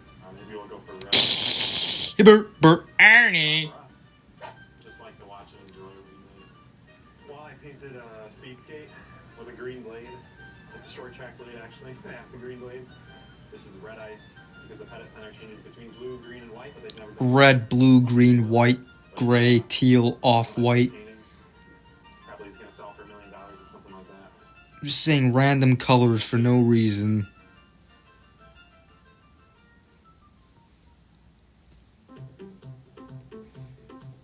I'm just gonna go straight down. A lot of us have been hiding for years. He had asked me to perform oral sex. This is a complex story. What we found BP BP BP. spanning more than a decade, and all stemming from one Chicago public high school. Predators love to choose their prey. I was groomed like something like I didn't even think this could happen. Nashville Predators. Former students, a former inspector with Chicago Public Schools, and combed through hundreds of pages of documents to find out what was really happening. I'm Bennett Haberman, and this is the story behind the story. The story initially came to us as a tip. Someone had seen our coverage about another investigation. North Berwyn Park District. Of sexual assault convictions. And because of our previous reporting, they felt that we were the right people to take on this. We first spoke with Anna several months ago. Tell me what happened and why you want to come forward. She graduated in 2012. Anna came forward to us and was willing to talk. And that took a lot of courage on her part. It took a lot of conversations with us to build trust. But our whole goal is to really understand the truth, to understand what exactly transpired here. Anna said that she began a relationship Sklunkle with Sklo. several months after Berwyn Fire Department. During the relationship, she knew that they were open to seeing other people, but what she didn't know, according to her, was that she alleges Cass was seeing other students, other formers. At 11. At 11. In April of 2022, she made this Facebook post. What the Facebook post helped us do was sort of understand, was what she was saying verifiable? Were there other people out there who had similar experiences? And sure enough, there were. That thread kind of blew up, didn't it? It went viral. There were other Facebook posts that were similar to hers, or McDonald's cheeseburger. and it really started to build a little bit of momentum that she's alleging this happened to her, and there are people that she does not know that are describing similar experiences. And so that is when we started to understand that this may be bigger than just one teacher, one instance, one concern about behaviors. This was a scheme, panned out, that started in high school and panned out outside of high school. Those who say they were either approached Lincoln Middle School. relationship with Dennis Cass said that he would befriend them through Facebook Messenger, that they would use Facebook Messenger to communicate for school assignments. Dude. And they believed because they already had that thread going, that after they graduated, Stop going to 2015. Don't do that. Stay in the current year. questions about their life. And initially they started off pretty innocuous. How's school going? How's college? What are you studying? School sucks. College sucks. Okay. But at points along those timelines, things changed. He would just I'm just responding to the TV for no reason. try different flavors of ice cream to see what you really like. Why are you stuck on vanilla when there's chocolate and Oreos and rainbow or whatever? The flavors of Maybe ice some people prefer vanilla over chocolate.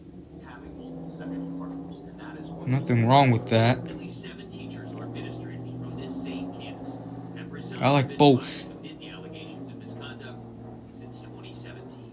It looked like he was eating me with his eyes. That's what they were Hello, saying. TB. I'm getting a little emotional. Charles Smith is the former principal at On your way to the convenience stores of Speedway. Lawndale High School. We spoke to a young woman who alleges that they exchanged numbers weeks after she graduated. Let's go by this pizza place that used to be here years ago. That my dad would sometimes get pizza from. He'd bring pizza home from this one place. It was called Papa T. Let's go when they were last open. Here it is. Of serious misconduct. Hi, this message is from Mr. Smith. During the course of the Inspector General's investigation and through our reporting, Papa T's Pizza. Papa T's Pizza. threatened to sue us if we reported the story. Charles Smith had resigned from his position at Chicago Public Schools and gone to work in U46, which is the second largest school district. Little Caesars last night. Cool. In some areas out west. Burger King. That district realized what the allegations were when he worked at Chicago. Papa T's Pizza. Papa T's. Temporary administrative leave, and they began investigating him and two other educators who had left Chicago Public Schools and gone to work at U46. Burbank Crossing. Forward several months, and Charles Smith was fired by U46, and the two other teachers who had left CPS and went over there, they resigned. TCF Bank. So our reporting had almost White Castle. White Castle. Looking at here, we have multiple different administrators and teachers that are grooming and preying on students and sexually abusing them is just beyond the pale. we unearthed something that these women felt had stayed in the shadows for too long.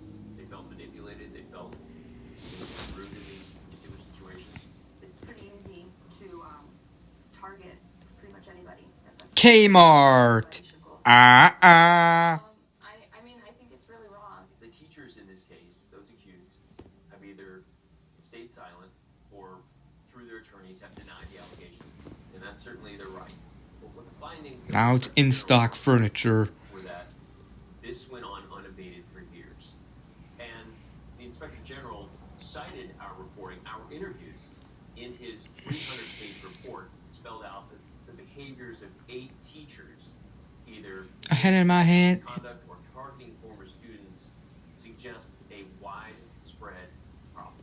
The report found that staff Super 8 Motel. routinely crossed boundaries with students and created an environment where grooming behaviors might have seemed like normal interactions. The Inspector General is also recommending that Chicago Public Schools retrain staff. McDonald's. McDonald's. McDonald's. McDonald's. With any former student. Reporting like this is important because it can affect change. It's a cornerstone of our democracy. Investigative reporting is hard. It takes time. It isn't McDonald's. and we had to dig in order to do this. But as a result, change was effective. We have had teachers who have been accused of misconduct. BP. BP.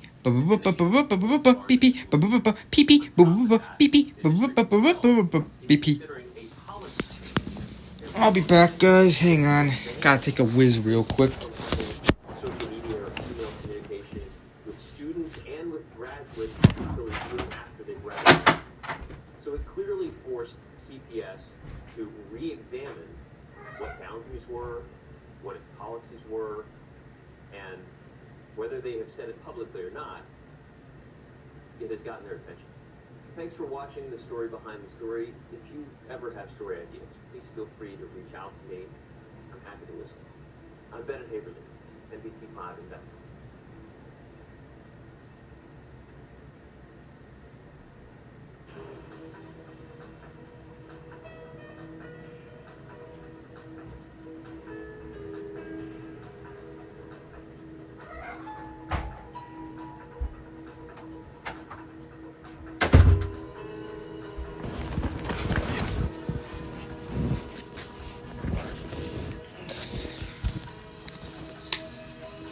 Oh, man.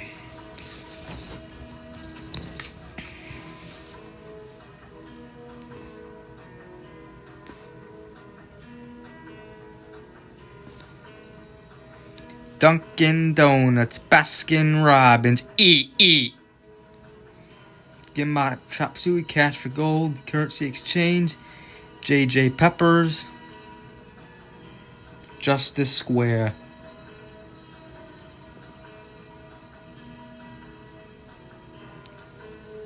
Justice Wines and Spirits.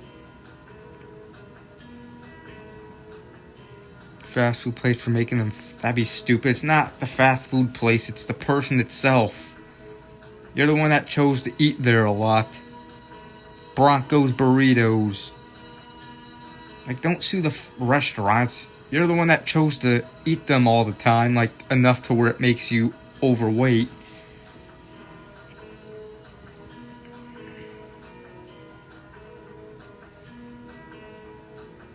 You know? Food and liquors. It's like that family, kind of similar to that, reminds me of that Family Guy episode. You know, where Peter ate like 30 burgers or whatever. He ate 30 hamburgers and he got a stroke. And then he ended up suing the restaurant. It's like, you're the one that chose to eat 30 burgers. And I think he won the case, I believe. I think. I remember that episode a little bit. Hello, JC. Hello, Jason. How are you? Let's get the party started.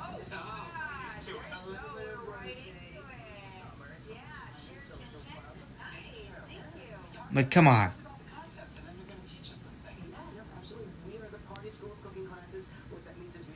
My old house. Away! Away! Away, yo! Because if you think about it, 90% of the people out there want to have fun, but only 10% want to go to a proper cooking class. So is anyone really doing it? Oh, look at this. This looks like nerd! Cooking going on? Like, will you learn something about cooking? We are the low commitment cooking class. We're knock it out. We have fun, and I'm actually going to teach you something right over here. So, Matt, you're going to cut some sushi. I rolled that for you. It's our shrimp, cream cheese, and jalapeno. I believe that's the sushi I made. Okay, great. And then you're just going to dip the... nerd! Oh, so there's like a trick to cutting. Yes. Okay, so this is actually something. What does it do? Water, what is that? Alright. Lubricates it so it goes through the rice, and so easier and separates it. Okay. To the middle, and you want to... Auntie Sandy. And pierce, and now go straight down and through. Better! Half and half, make 8 pieces out of that. And that's how they say I would have started here. Hockey! Boot. Start your new job at Sonic Drive-In Monday, alright? Valentine's Heart Donuts, no. And the key is really a sharp knife. Sharp knife and water. Yes. Right. And water. Do you need to dip the knife each time, or is it Every time until you start to feel some resistance. Come on, I didn't want to go there. teach people how to make that little roll in the class? Yes, but that's usually paired with our, it's called Sushi and Sass, and we do our drag queens that night, or comedy, and we just have a plan. We're a night out, we're not really a... Anywhere from $89, and then we have our social club, where we have a once-a-month membership, which is $85, and you get wine with that. It's like a wine tasting and social club night, and it's so much fun. You always use different drag queens. We actually have our set drag queens, and they will invite guests with them. Jimmy's. Jimmy's. Pasta from scratch. When you come, you make it from scratch. Look at you, Brad. You're just going to, well, you can do it too. Okay, then we'll go into the fettuccine and just sort of let it catch. And if it doesn't catch, you just push it right through. Play-Doh. We did this once before. Push it right. Gyros, beef, and hot dogs. Hold it straight up. Hold it straight. There we go. And then it comes out. Na na na na. Food Mart. Na na na na. Food Mart. Na na na na na na na na na na na. Food Mart. Had them before. I don't know. I don't really celebrate Valentine's Day, tell you the truth. Sitco. Fasano's Pizza. Blackhawks doing, I don't know. They're not horrible, but they're not good. I say they're, I don't know, they're decent, I guess, but they're not a great team.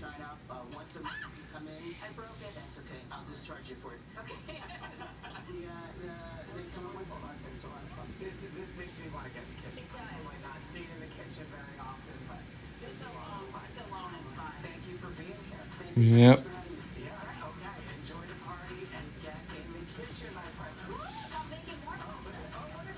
Hickory Hills Park District.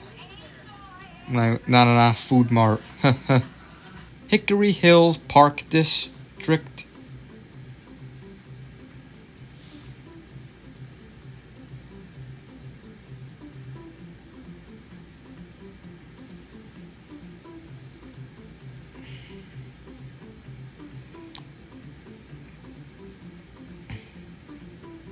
Come on! Don't do this white screen crap.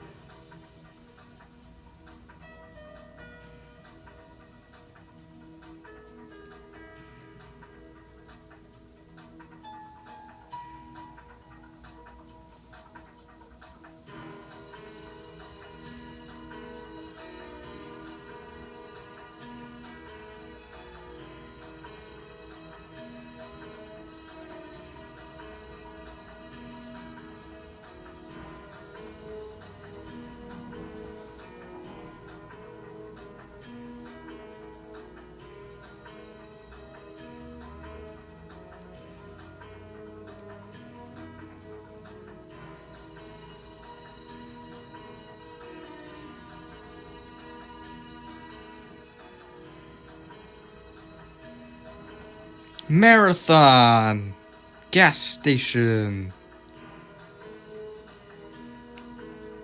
Anyone who calls it McDonald's, I don't know. But I know I've heard people call it that before. Pizza Hut. So far this Pizza Hut's still open. Taco Bell. BP.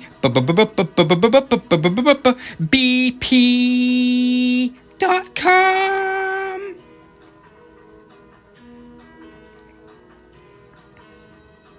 CVS.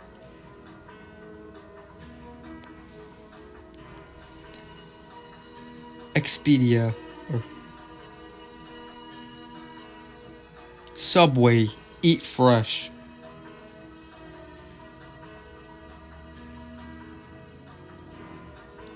.com.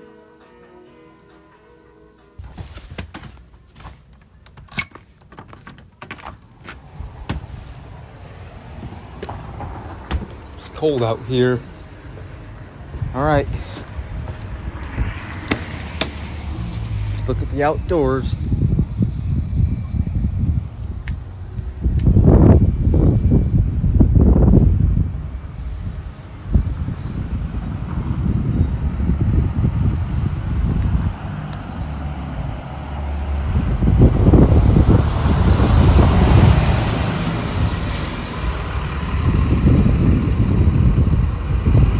BP.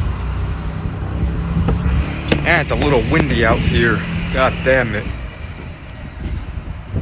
Not gonna be out for too long.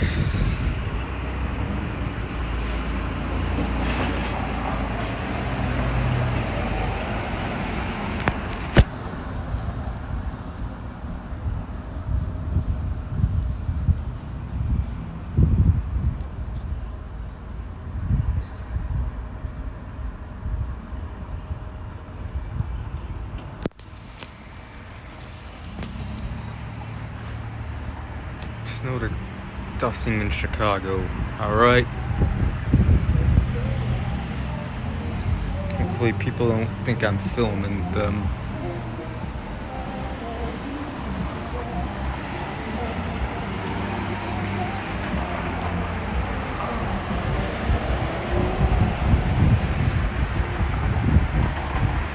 It was warm this week. I think it might have reached up to 60 degrees I think it was Wednesday. It reached up to 60 degrees in my area. Yeah. It was pretty warm this week, and now it's cold again.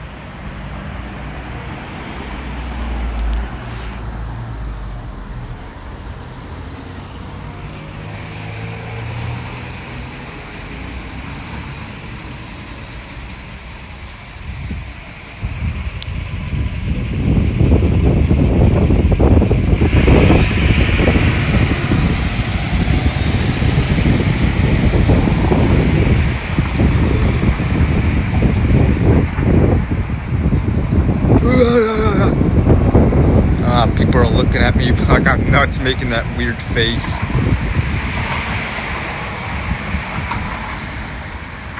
Orange light or yellow light, red light. Nah, I don't feel like running, honestly.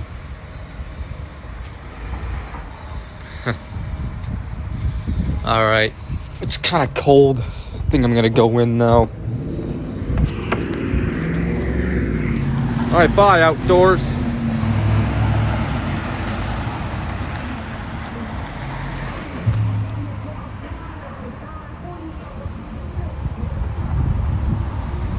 I'm not filming you. Bye-bye, BP. Let's go inside, people. Maybe once the weather gets warmer, maybe I'll start running again. I don't know. I know I haven't been doing the running segment as of late. I don't know, haven't felt like it. Oh, nice and warm in this house. God dang.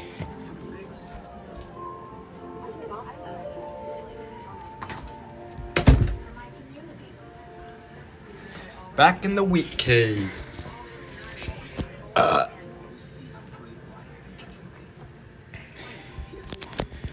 Plus, yeah, if it's cold, the battery's gonna drain faster. Cold weather, especially Apple batteries, causes the battery to drain fast, and I don't want it to die, so yeah.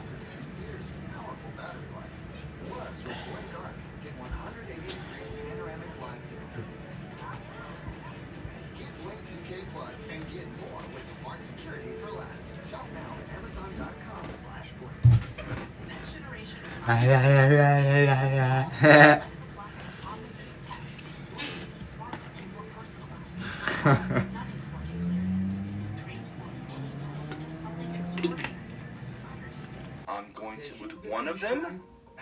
And the difference between those two was 6 millimeters. Right here. Which represents 3/10,000 of a second after 200 kilometers. This is crazy. And I said, you know, there is always a first and a second. And that will be always the With case. politics all the time, yeah, some people, I know for sure.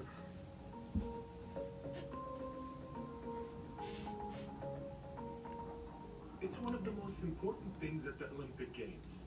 No, not a gold medal. It's time. Like, screw politics. I don't want to hear about politics all the time, for God's sakes, you know? From silver. Without time or timekeeping, is there even competition? That's why one of the most critical jobs at the Olympic Games is timekeeping. You might be picturing someone with a stopwatch. Trump's State of the Union on Tuesday? Probably not. I don't really care to watch that, tell you the truth. He's been a timekeeper since the 1996 Games in Atlanta.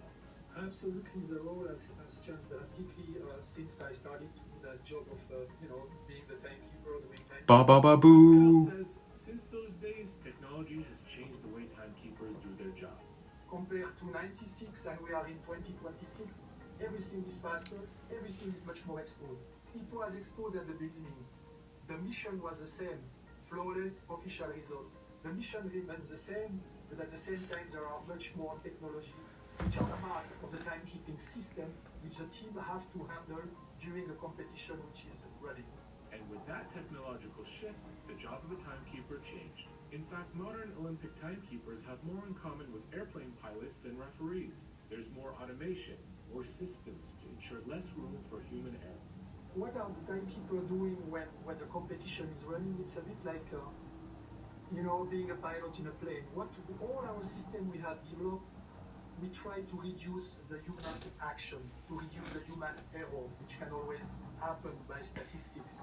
So that's our philosophy. So all the systems which are measuring the time, all the systems which are basically managing the competition to provide all the results, are made in a way that you have as less as possible. I don't know when I first heard about that. So the challenge is like a pilot, and we have checklists that if something happens, you have to be able to react. Therefore, you need not only to have people knowing the system, having a background, a technology background, but people which have basically the knowledge of the sport itself, and the knowledge as well of people working in the sport. referees, judges, technical delegates, etc. So what does it take to be a good timekeeper? When you go to a timekeeping room, it's a silence, and we basically limit the communication to, as I said before, if something goes wrong, then you have to be very clear in the communication. It's like your co-pilot. So when you have this momentum of, the finish and the decision about first, second, and third, certainly the emotion is inside, but not to be expressed. You have to keep the focus and the concentration. We have to deliver flawless services. That's our mission. So the team is super quiet and concentrated. So how does someone even end up in this role?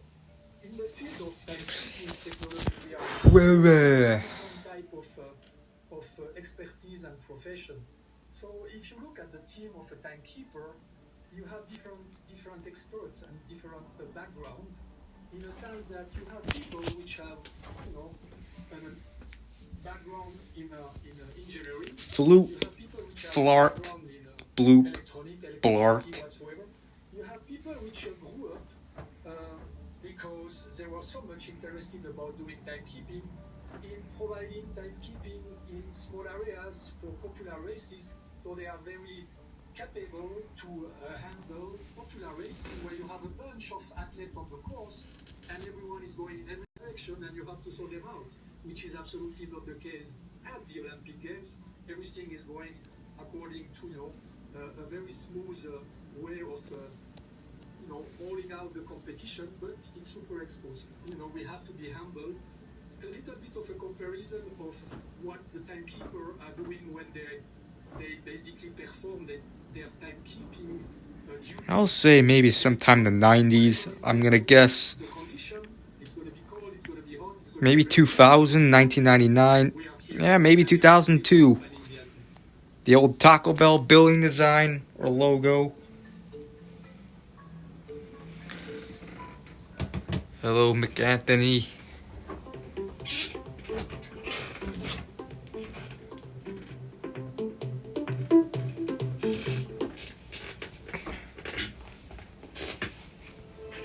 Oh, come on, not this. Chicago's most accurate forecast with Kevin Jeans. Live from Studio A at NBC Tower and Chicago's next generation newsroom, built to serve you anywhere, anytime. This is NBC 5 News. Good evening and thanks for joining us. I'm Randy Gyllenhaal. Right now at 10 o'clock, an apartment in Chicago goes up in flames. The battle to put out the fire in East Garfield Park. And a memorial for one of the victims in this week's deadly crash on the Bishop Ford. How friends and family are remembering him tonight. Plus, nearly a dozen medals were handed out on this second to last day of this year's Winter Olympics. Our Alex Maragos breaks it all down from Milan.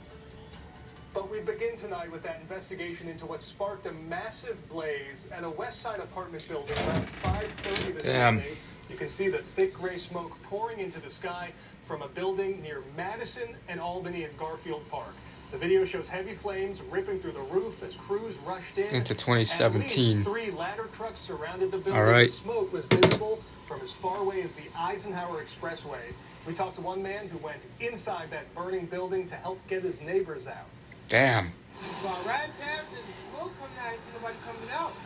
So me and another lady knocked on the door, rang doorbell, somebody buzzed me in, I ran to each floor, and knocked on everybody's door until the top floor was on fire. Great work there. Crews were finally able to put out the flames. We're told at least 2 people were taken to the hospital. No word yet on their conditions. Meantime, the family and friends of a young Southside dancer gathered to celebrate the life of a 17-year-old who was killed in a horrific rollover crash on the Bishop Ford Freeway. It happened this week. NBC5's Chris Hush spoke with his family as well as his teammates who still want to know why that driver lost control. More than 100 family members, friends, and teammates on their feet, dancing, just like 17-year-old Boaz Flemister was known for. And what his mother says he would want. He loved it with a passion. He liked the move, liked the choreography. Yeah. Uh-oh. Am I getting a fucking was a member of the Empire Hang on. Institute, an award-winning dance team on I got a phone call. I gotta answer Members this. of the team, including Bo, were heading home from their event when the band they were in flipped upside down on Bishop Ford around 1:15 Thursday morning. Bo, along with his dance director, didn't survive. This didn't have to happen. I still don't understand why. I know it'll be revealed Monday, but I just want to celebrate the person he was. And they did, with a massive balloon release outside his home in Calumet Heights. I wish I could take his place right now. That's what I want to do. We were literally just making our music video on Sunday. Literally. And nobody would have thought that was our last moment. Amid the pain, questions linger about the crash. Why him? Yeah. So young, so full of life, so full of ambition. And I'll get up and then I'll bring this for the dragon. Okay, All then right. we'll see you there. Did that guy ever give you the $25? It'll never be a fight. Then we had him. I know He'll always be with me. Several other teammates were injured in that crash and continue to recover in the hospital. Meanwhile, Bo's mother tells me she hopes to get more answers soon as this investigation continues. In Calumet Heights, I'm Chris Hush, NBC 5 News. A celebration of life. Thank you, Chris. Switching gears, what a show, and it's 1 day left of competition at the Milan Cortina Winter Olympics. 10 medals were handed out today across northern Italy. NBC5's Alex Maragos is there. He breaks down the competition from Milan. Entering the day, Team USA's medal count trails only the amount won by Americans at the 2002 Salt Lake City Games and the 2010 Games in Vancouver. And while they added to that total today, we also saw a unique Olympic tradition that isn't about scores or rankings. And this 21-year-old from Wausau, Wisconsin, is looking for his third gold and fourth medal to close out Milan. Speed skating closed out Milan with the sport's most crowded race. The mass start with 16 skaters raced 4 miles and went down to the final. Yeah, it's my grandma. She called me. My grandparents are coming over tomorrow. Stoles was in a battle for bronze. And just called to let me know.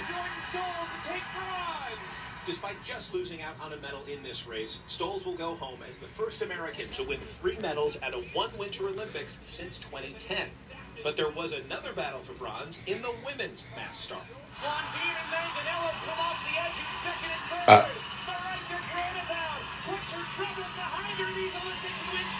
Hot dogs with ketchup. Yep, hot dogs with ketchup is awesome. That's how I like to eat my hot dogs. Even though if you're in Chicago, you're not supposed to eat hot dogs with ketchup. I don't care. I eat it with ketchup anyways. 36-year-old just missed a medal in her team pursuit event earlier this week, but is not going home empty-handed.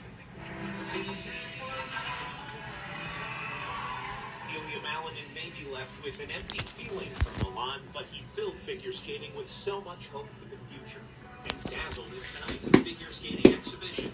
It's a chance for the top skaters to artistically express themselves. No scoring, no judges, just love from the fans. Yep. Mustard is better. Alright, well, that's your opinion. Final between Team USA and Canada. We already saw how intense that matchup can be in the women's game, and with 2 full rosters of NHL players, this game tomorrow could end up being the event of the Olympics itself. Reporting in Milan, I'm Alex Maragos. As always, thanks to Alex for the great recap. Weather. We're talking a 7:10 a.m. puck drop for this gold medal match. Gotta get to bed. Get up early. Some people might be walking out to the bars or getting some donuts. It's going to be kind of frigid. Good for businesses at 7 a.m. on a Sunday. But, yeah, it is going to be cold. We got to get used to that. We've had some light snow for the better part of this evening, and just enough to create a few... I did watch a little bit of the Olympics today of the... So a dusting of snow, yeah. A half-inch in some spots, but... We are talking about a winter weather advisory for northwest Indiana. This is for Porter and LaPorte County. Starts at midnight tonight. Watching cops, alright. Monday. Biggest impacts expected. Yeah, it's over there where the Bears might build a new stadium in that area, in Hammond. We'll time this out for you and show you the temperatures for next week. That's still ahead, Randy. Thank you, Kevin. Well, it was a packed day at Rainbow Push Coalition headquarters. That's in Kenwood, where the community members and faith leaders paid tribute to the late Reverend Jesse Jackson. NBC5's Jen Shams was there and has this story. An auditorium packed with gratitude. Yeah, the Bears are going to go to Hammond if they build a new arena or stadium in Indiana, which I hope they stay in Illinois. I hope they stay in Illinois. The theme of today's tribute for the late Reverend Jesse Jackson, who founded I mean, Operation Push on the city's south side. I don't know where the hell they're going to build their new stadium. Rainbow Push Coalition. Pastors, preachers, and faith leaders of all denominations shared memories of Reverend Jackson, who died Tuesday at 84 after a battle with Parkinson's and a rare brain disease. Many recalled Jackson introducing them to social activism. He helped me believe that I didn't have to accept. I think you can see the Chicago skyline from Hammond, Indiana. He inspired me as my role as a pastor, not to be confined to my church building. Dr. Michelle Murph was in the audience this morning and If they remembers move, spending time with hope Reverend they Jackson don't. recently. Despite his health challenges, his spirit I hope they was go to rather Arlington Heights than Indiana. toward the end of his My perfect, in my choice, I'd say stay in downtown, like build a new stadium south of Soldier Field, but at least go to Arlington Heights. That's in the Illinois, in the Chicago suburbs. Chicago skyline from Michigan. Huh. Interesting. Across Lake Michigan. Have to pick up the legacy. All right. And do as much as we can, while we can, where we can. And outside Rainbow Push, this growing memorial with candles and flowers for Reverend Jackson, who will lie in repose here Thursday and Friday. The doors will open at 10 a.m. both days. A papa. Reporting Kenwood, Jen Shantz, NBC5 News. And when we come back, a look at the bill designed by Reverend Jackson that some lawmakers are now pushing for to help young people register to vote. We'll be right back. I'm Raja Krishnamurthy, and I approve this message. Juliana Stratton keeps getting caught. Stratton says she doesn't take corporate or MAGA money, but that's just not true. Imagine if a bridge tunnel connects downtown Chicago to Michigan. Huh, that'd be something. You can go you can go to Chicago to Michigan. You don't even have to go through Indiana. Play it like the professional women's hockey team. Home of the fastest, the fiercest, the best. Rob Blagojevich. He says Pritzker's bad. I saw a video earlier where Rob Blagojevich was talking about the Bears possibly going to Indiana. More us. This is the PWHL. Play it big.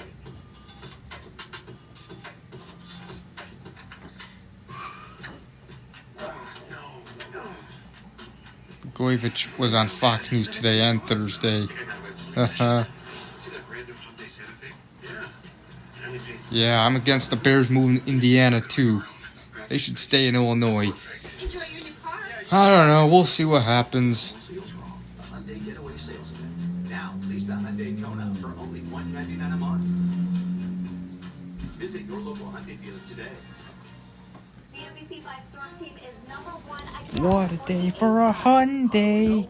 WeatherRate, an independent company, tracks every forecast in Chicago, day in, day out. And their data proves that we're 36% more accurate than all the other stations combined. With the city's most powerful Doppler radar and the most experienced weather team, You get the accuracy you need to help you plan your day and protect what matters most. The NBC5 Storm Team, #1 and certified most accurate.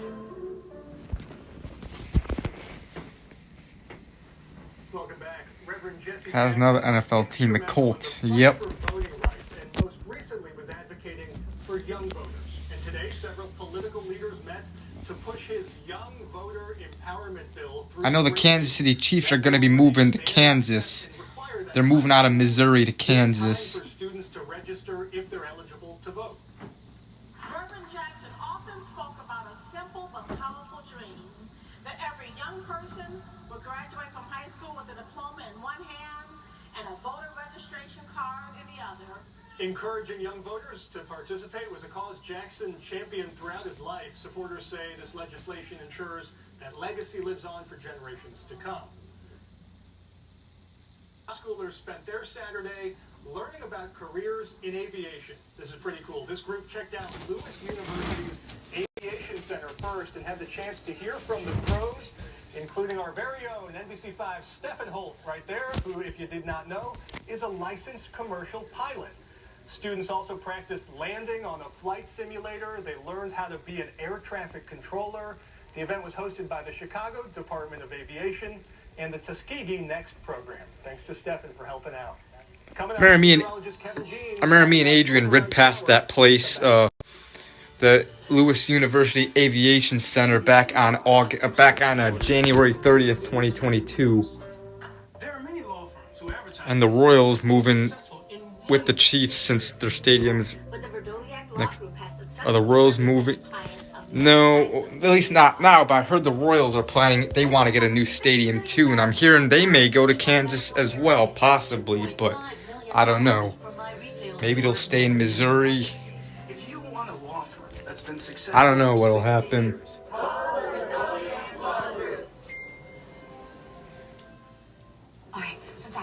If the Bears move to Indiana, they would be rivals with the Colts.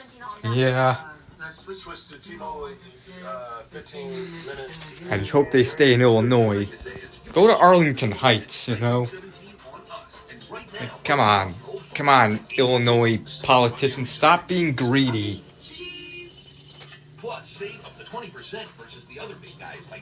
Speedway is in Kansas.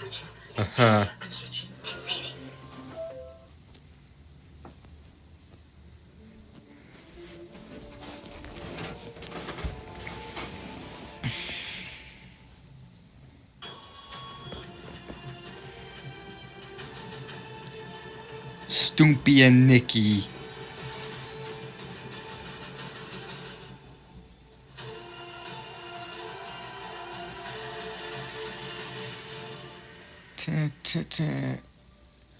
Bridge, Illinois, they are building Quick Trip gas station. Huh, alright. This is the surgeon who performed Roger's mitral valve replacement. Got him back on his feet that day and let him know the Blackhawks won. Our cardiovascular experts know your heartbeat, know what makes your heart beat, and treat you like the most important patient we've ever had. Because you are. Your best Eeks McVools.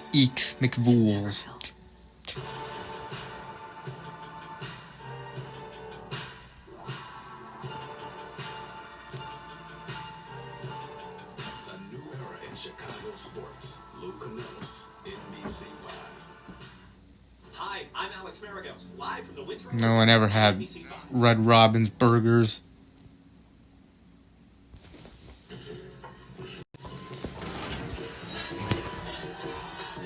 Oh, the sounds of Lunar New Year's. Chinese dragon dancers stole the show at this popular celebration in Uptown. For more than 40 years, the Argyle Lunar New Year's Parade has delighted the busy neighborhood. No, I never had Five Guys either, but they look good. To kick off the festivities, the parade featured community groups, traditional dancing, and more. No, reaction time hasn't happened yet. The Horse 2026, and Kevin G's here with us. It's actually the year of the fire horse specifically, which some slight research has shown is about intensity and rapid change. Some slight research. That's great. I need to do some We have a research. rapid change in the forecast. We do. And speaking of Shockingly, I never had Chick-fil-A either. I want to try them, though. So put that in your phones, too. The morning of Tuesday, March 3rd, we're going to get Same with Raising Cane's. I want to try them. And Jack in the Box. Sorry, we got to talk about the cold air that's in place. It has been a cold evening, wind chills into the teens, and it's going to drop to about 10 degrees, some spots in the single digits overnight. It's going to feel like it's Freddy's, 10 no. degrees through the day tomorrow, and then tomorrow night into Monday, wind chills drop back to the single digits. So cold and breezy for the next day and a half. And we have some light snow out there now, and this has been coating the roads, coating sidewalks, and so just enough to maybe cause some trouble out on the roads. But this is light. It's going to be persistent still, I think, through the better part of the night tonight.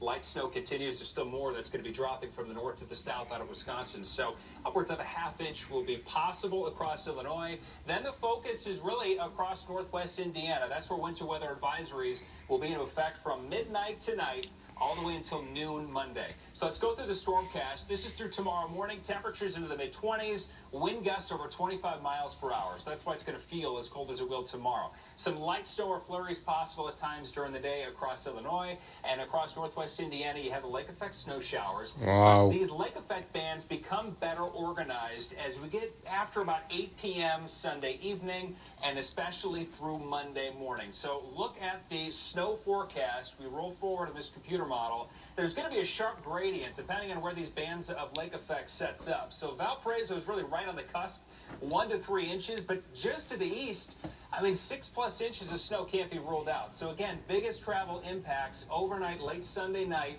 and through the Monday morning commute. There could be low visibility, snow-covered roads, and some gusty winds, too. The winds coming off the lake. Coastal flats, no. 40 miles per hour. So keep that in mind. Early Monday morning, really through the entire morning hours on Monday across northwest Indiana. Some lake effect snow is going to likely impact travel. Upper 20s for highs, close to 30 degrees the next 2 days. At least the skies will get brighter Monday. Lake effect comes to an end by the afternoon for Indiana. Tuesday, we're at 39 degrees, a little milder, but we do have the chance of both rain and snow showers. A quick-moving clipper system moving by Tuesday. That'll bring us the chance of some mixed showers in the afternoon and evening. Then temperatures drop a few degrees Wednesday to the mid-30s. Wednesday night through Thursday, chance of some accumulating snow. Might get a couple of inches from that. No, we don't got Whataburger where I live. Drop again as we go through next week. So some ups and downs, but nothing horribly cold, I'll say, Randy. Back to normal, back to winter. All right, thank you, Kevin. And we are celebrating Black History Month throughout the month of February, and tonight the Griffin Museum of Science and Industry is highlighting Black creativity with a big event. And our own Evrod Cassimy served as MC for this annual gala that celebrates the powerful contributions of Black creators, innovators, and artists. Guests enjoy live music, dancing, and dinner. Organizers take the proceeds from ticket sales and sponsorship. Black Creativity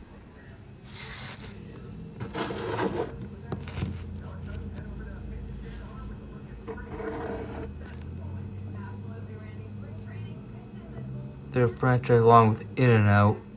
Alright, hopefully they come to Chicago. They go to the Chicago area.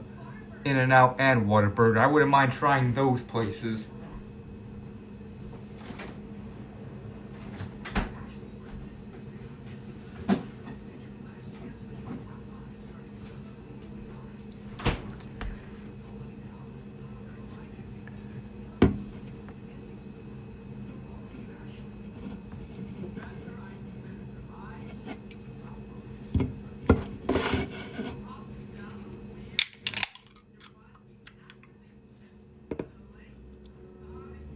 I don't know. Come on, try that. Yeah, In-N-Out and Whataburger should definitely expand, especially here in the Midwest.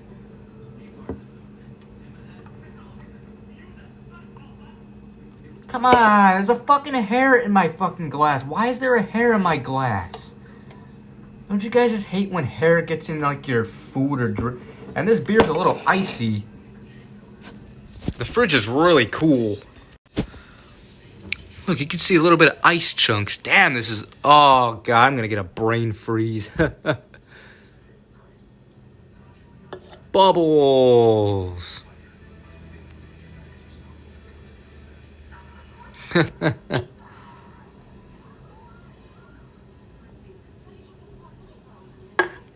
Fucking hair. How is hair getting in my beer glass?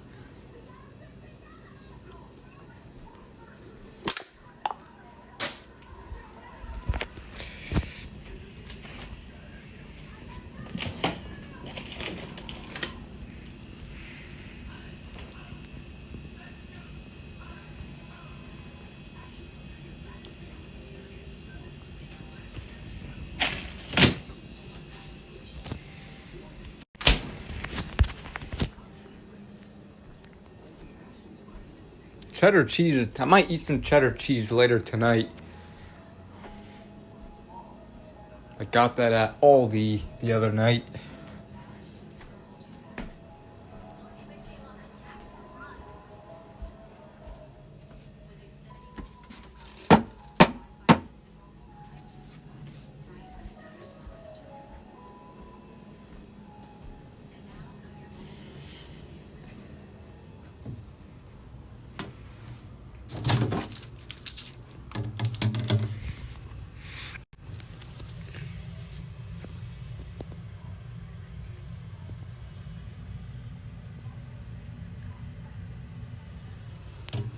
Based in Germany. Haha.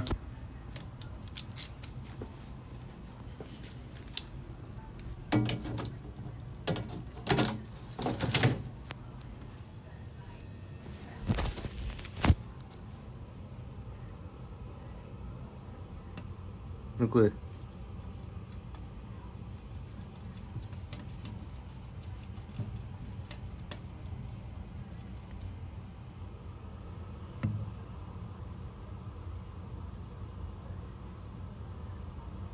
It's looking at the camera. I wonder if it sees itself in the camera.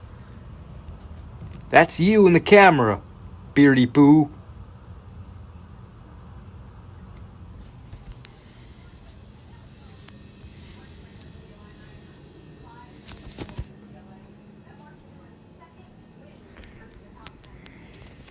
But yeah.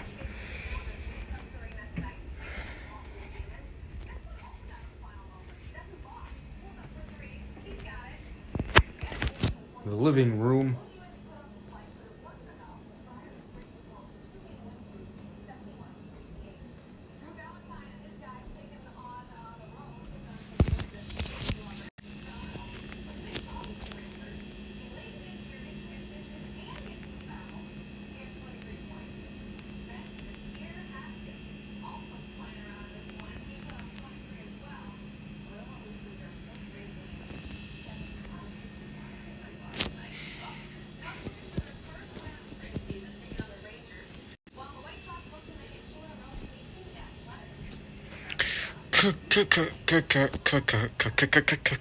Yeah, it's a Cookie Crisp, pair, like a knockoff Cookie Crisps.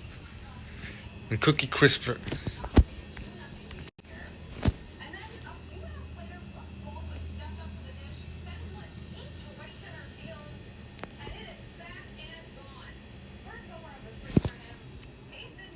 Yep. Alright.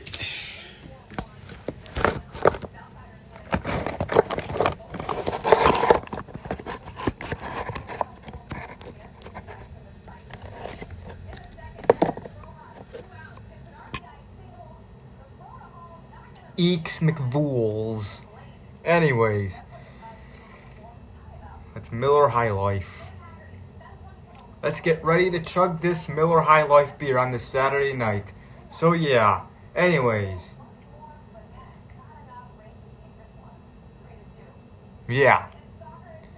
In 5, in 4, in 3, 2, 1. Cheers to a Saturday night. Bottoms up.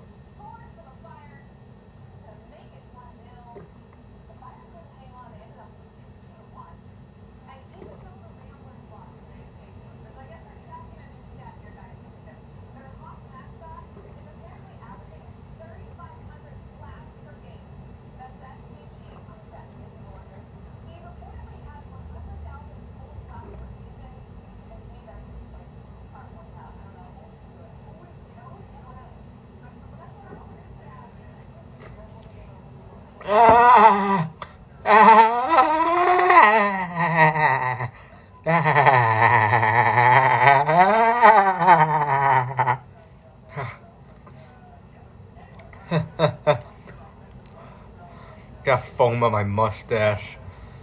Oh, that bloated me.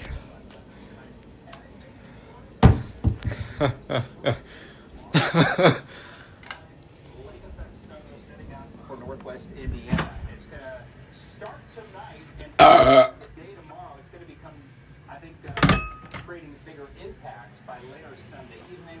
Biggest impacts from lake effect in Northwest Indiana after 8 p.m. Sunday through Monday morning. So, localized 6+ inches of snow possible. Inkles. We'll keep an eye on how the temperatures do there, but be careful. We know that corridor in Northwest Indiana. That can be rough, so be careful Sunday night through Monday morning. Thank you, Kevin. And Casey, that's the news for tonight. More Olympics late night coming up next. Knowing the system and having technical background or technology background, but people which have basically the knowledge of the sport itself and the knowledge as well. Every truck month, trucks talk tough. Only one delivers the trucks worth talking about. Ram Truck Month.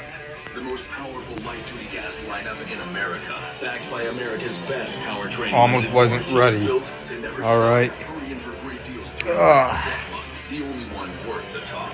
Nothing stops Ram. Purchase and get 0% financing for 60 months, or get $4,500 combined cash allowance. Yeah, Dodge and Ram pretty much split. I don't like how Ram took Dodge's logo, took majority of the Dodge logo. I wish Dodge would have kept that, and Ram get their own logo. But now with Alexa Plus, routines are made with a simple conversation. Alexa, every day after sunset. Dodge. Got it. You want this routine to activate every day after sunset, correct?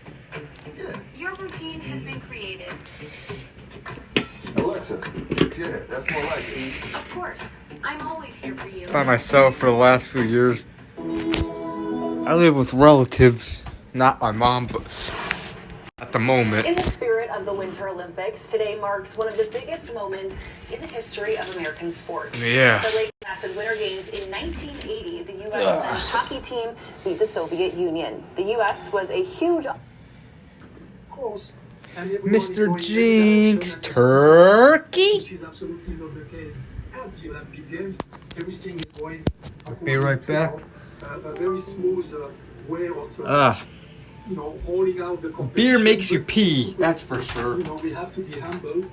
A little bit of a comparison of what the timekeepers are doing when they basically perform their timekeeping duty. They come, whatever is going to be the condition, it's going to be cold, it's going to be hot, it's going to be rainy, it's going to be COVID. We are here, and they are here accompanying the athletes.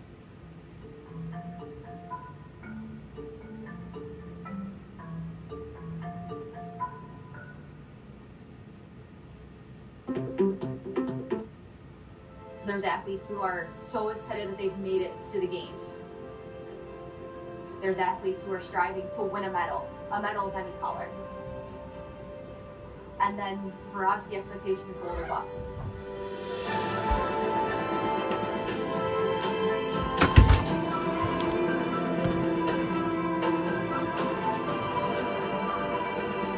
It was overflowing and I almost spilling, but I still finished the chug. All right. Through how you feel come on. Sitting here on this piece of ice, mentally and physically. Where are you at today? I'm ready to go. I've been training really hard. It's been a great off-season, ready to kick off the season. We've already had 3 training camps with Team USA in preparation of this Olympics season. So it really feels like the season has already been underway, even though we go there, we come back, we go there, come back, and the PWHL season hasn't yet started. But I think the first thing that comes to mind is ready. How is this quad and all the training and getting ready for this one physically different for you than it was, say, the last one or two? It's definitely busier. The landscape of the hockey has changed entirely since 4 years ago. So I think it looks different for everybody. I mean, for me personally, the last 2 years I've had a child and, balancing that and the joys that has brought me. But I just think given the fact that we've, played 2 years of a pro season, in addition to all of our national team games and the World Championships, it has been a little bit different 4 years than the 4 years prior from 2018 to 2022. Take me back to basically 4 years ago right now, the prep for those games, the restrictions on training, and then we get over there. In your own words, how do you look back and define the challenges of those games? It was hard. Yeah. I don't know if I can define it other than challenging. COVID intersected what we all were trying to do, trying to accomplish in many different ways. When it came to the training and the preparation for the Olympic Games, it was lonely. I know we were all isolated, but it was isolating. You think of hockey, you think of a team sport, you think of an arena, like loud, exciting, and energy, and I think about the lead up to the Olympic Games. We were practicing with masks on. I remember when we got to the Olympic Games and it was picture day, we took our masks off and people looked at each other like, that's the first time I've seen you smile in over a month, because the month leading up to we were always masked, even in practice. And so something as simple as being able to see someone smile for the first time was a joy that you took for granted, you know. And so when I think back to that preparation, it was hard to find the joys in the process, because the joys that you have typically in the process of training and competing and preparing were stripped based because of the restrictions. I was there in the mix zone right after the loss to Canada. You know, we've got the video and we've got, you know, you guys coming off, and I sensed a lot of disappointment, anger, sadness, some shock in there, I think, too. Okay. Let's get ready. In 5, 4, 3, 2, 1. Hi guys, it's Rock Elbow. No, I didn't see. Yeah, I got beers, Miller Genuine Draft, Blue Moon, and Miller Lite. Let's start with MGD.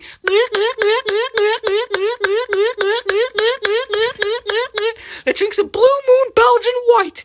Yeah.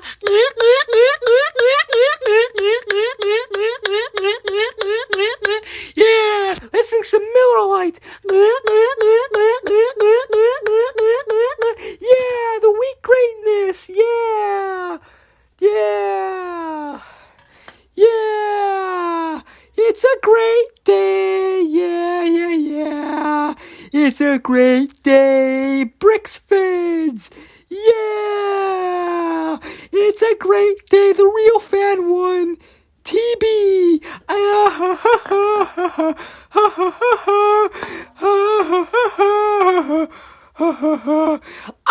eat my pants. I eat my pants. I eat my pants.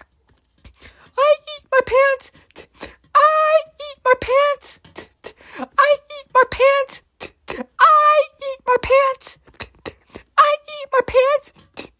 I eat my pants. I eat my pants. I eat my pants.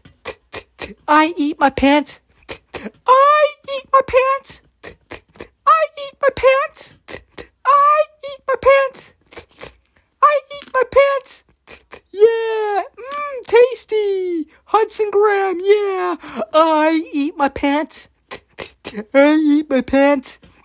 I eat my pants. I eat my pants. I eat my pants. I eat my pants. I eat my pants. I eat my pants. I like Budweiser. Yeah, Budweiser's good. Yeah, it's a great day in the neighborhood of make believe. Yeah, I want to go to the neighborhood of make believe. That seems like a nice town, a nice neighborhood.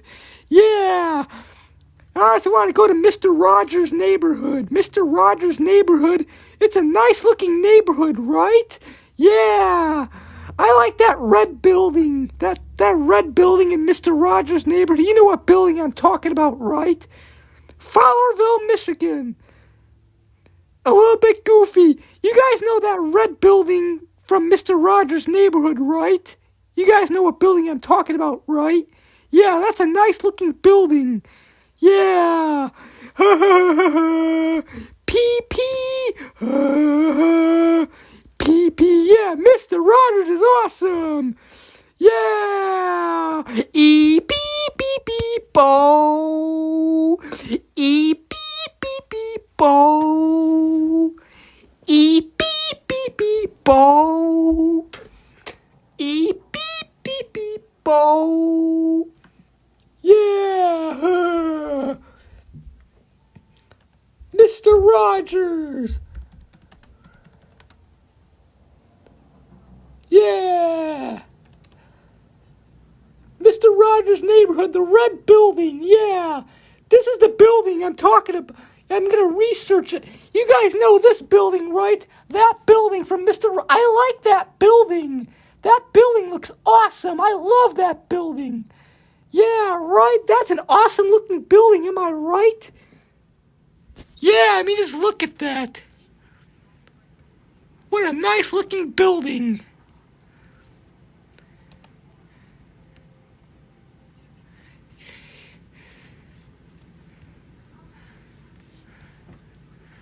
And I just like the neighborhood too. It looks awesome. I mean, look at that. Doesn't that look like a nice looking neighborhood? Yeah, that's a nice looking neighborhood, right? What do you guys think of that neighborhood? Do you guys think it looks nice or... Yeah. It looks awesome. Yes, it does. Huh? Yeah. But yeah, that's an awesome neighborhood. Mr. Rogers' neighborhood, he lives in an awesome neighborhood. But yeah, pee-pee-poo. I like to drink some cheese juice. Yeah, I want to drink some more beer. Oh, I choked. Excuse me. Bonk.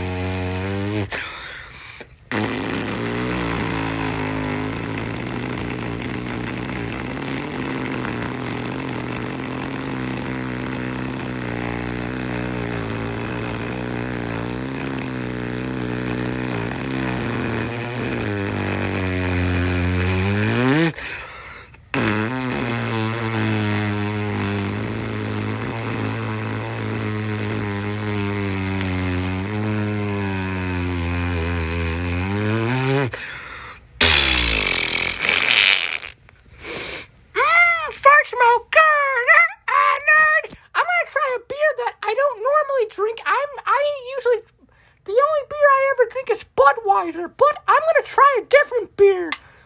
A beer that Drunk Elmo wants me to try. Yeah, please try this beer. I want you to try MGD, Dad. Alright, I'm gonna try a beer because I love Budweiser. But it's time I drink a beer other than Budweiser for what I try another beer, at least other than Budweiser. So I'm gonna try Miller Genuine Draft. Let's try it. That's a good beer. Yeah, I told you, Dad, that's a great beer. There are other beers other than Budweiser. You just gotta, don't be afraid to try new beers. There are other beers than Budweiser. Budweiser is great, but there are other beers, and Budweiser's great. Yeah, Miller Genuine Draft.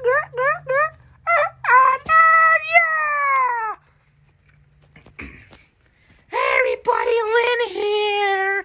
How's everybody doing? I know who are the people in the neighborhood. Oh, who are the people in the neighborhood? The people that you meet today, yeah. Hey everybody, Ronald McDonald here. Yeah, McDonald's is great. We got the best food ever. Our cheeseburgers, double cheeseburgers, McDoubles, Big Macs, quarter pound with cheese, chicken McNuggets, McChicken sandwiches, McCrispy chicken sandwiches, McRibs during McRib season, hotcake sauces, our French fries, hotcake sauces, sausage biscuits, sausage egg McMuffins, everything I eat at McDonald's. Yeah, you had McDonald's today. Nice random videos. I know some of you guys had McDonald's today. I believe I saw Brickford's had McDonald's today too, from what I heard. Yeah, and who else had McDonald's today? McDonald's is great. We got the best food ever. Yeah, Burger King is better. Aw, man. Oh, well, I respect your opinion, but we have the best food ever. Our food's the best. Our food's the best food ever. Yeah. Eat McDonald's. We have the best food ever. Better than every fast food restaurant. Better than Burger King. Better than White Castle. Better than Wendy's. Walmart. Does Walmart McDonald's count? I mean, if you're saying if there's a McDonald's inside of a Walmart, then yes, it does count. Yeah, McDonald's today and Monday. Nice bricks vids. But yeah, and who cares if it's unhealthy? McDonald's, McDonald's, McDonald's, McDonald's, ba-da-ba-ba-ba, I'm loving it, yeah. Hi everybody, Hillbilly Times here. Yeah, it's a Saturday night. You had a 6-piece chicken nugget and root beer today. Nice, Hudson Graham. McDonald's. Sure, you can go first on reaction. Yeah, but yeah, anyways, as I was saying, McDonald's is great. But yeah, as I was saying, Hillbilly Times here. Sports Division. Sports Division. Sports Division t-shirt. Sports Division t-shirt. Yeah.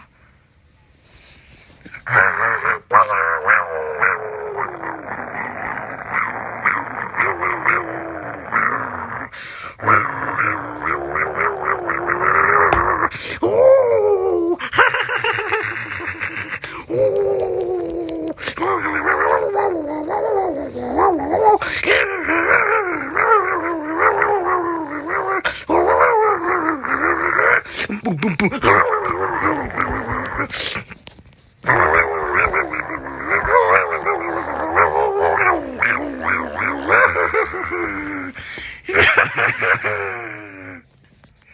Woo! Glorilla here!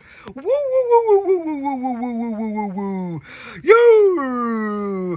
Glorilla! Boo! Boo! Boo! Boo! Boo! Boo! Boo! Boo! Boo! Boo! Boo! Boo! Boo! Boo! Hey, can I go boo boo in your mouth, brother? Sure!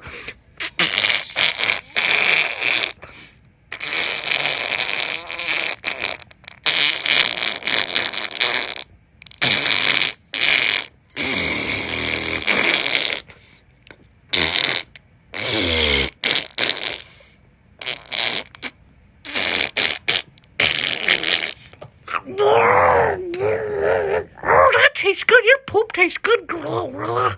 Yeah, I told you so. Ho, ho, ho, ho. Yeah. I will get to keep Glorilla. Glorilla is officially a part of the Drunk Elmo gang. Is officially a Drunk Elmo character. Yes, I am. Woo, woo, woo, woo, woo, woo, woo. Hey guys, it's Carly here. Yeah, it's a great night. It's a long way to the top if you want to rock and roll.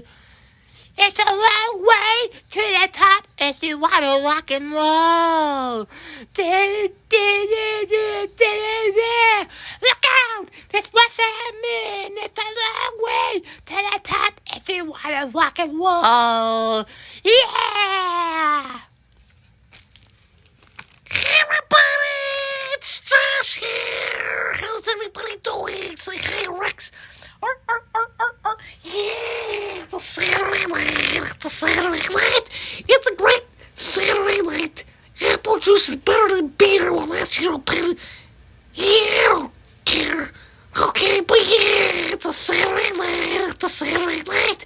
Yeah, it's a Saturday night. It's a Saturday night. It's a Saturday night. I want to drink some Best Buy juice. Yeah. I want to dance to the NBC5 music. Yeah, let's dance to that.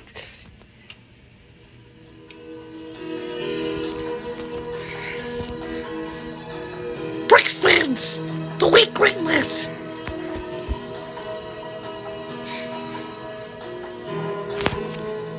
Random videos.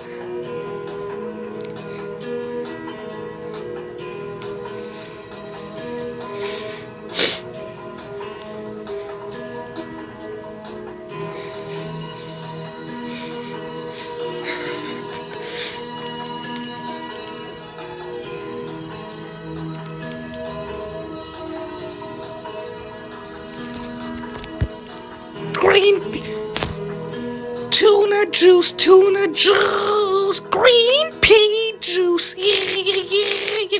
Green pea juice, tuna juice.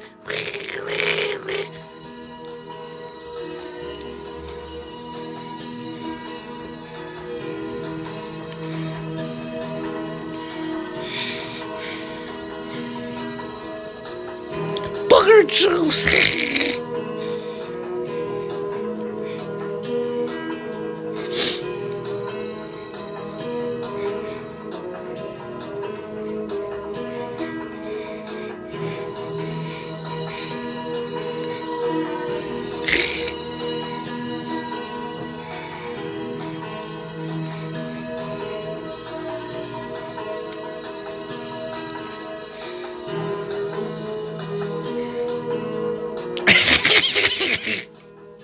Diarrhea juice.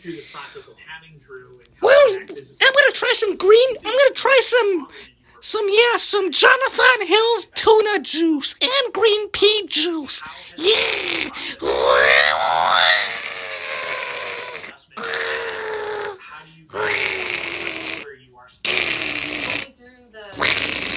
Birthing process. Alright guys, I'll see you guys next Saturday. Goodbye. Bye, Rex. US team.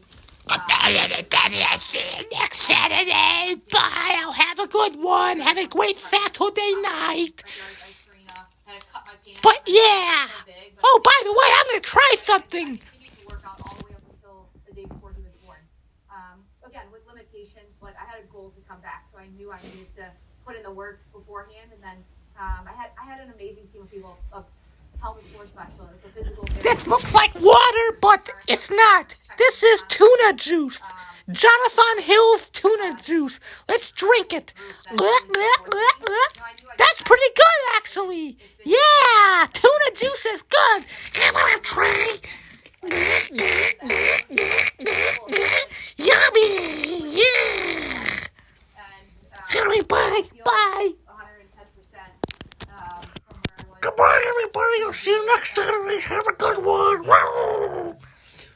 Bye, everybody. See you next weekend.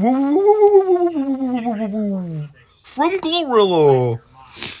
Bye, guys. See you next Saturday. Have a good one. Yeah. Absolutely. Like there's 100%. Like, bye, guys. See you next weekend. I know who are the people in the neighborhood. In a neighborhood. Who are the people in the neighborhood? The people that you meet today, do it out. Yeah. Bye, guys. Eat McDonald's. You got the best food ever. McDonald's. Yeah.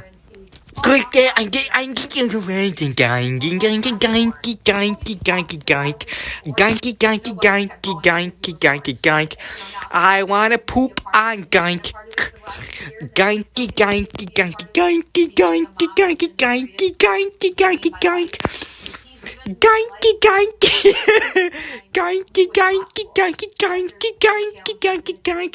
Yeah.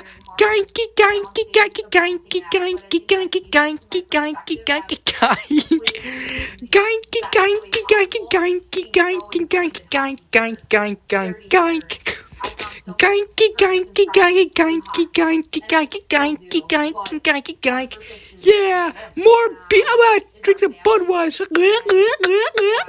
Yeah, eats Pete. Yeah, pee poo potty pee. I wanna go to pee pee. I wanna go to caca pee. I wanna go to pee pee poo poo caca Shire, Rhode Island. Oh no, I think it's called Quahog. Anyways, I'm gonna go there. Anyway, bye guys. Have a good Saturday night. See you next weekend on the 28th, the last day of February. Goodbye. Bye guys. See you next Saturday. I died.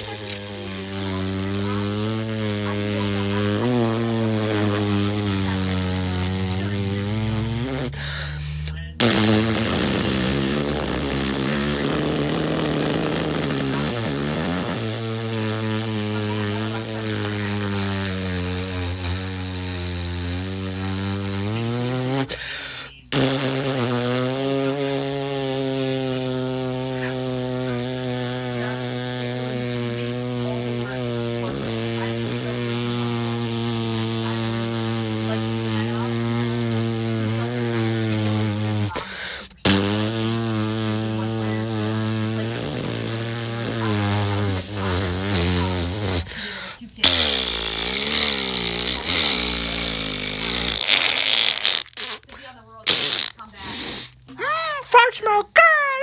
I know. See you next Saturday. Oh, one more time. I want to drink another beer that I never drink. Miller Lite. Yummy. That's great. Anyways, guys. Bye, guys. And that's a wrap. How was that episode? Yes, Brick Fizz will go first. I promised him that. They hit the finish line, and the difference between those two was 6 millimeters, which represents 3/10,000 of a second after 200 kilometers. This is crazy. And I said, there is always a first and a second, and that will be always the case. And we will be able to tell you who is first, who is second.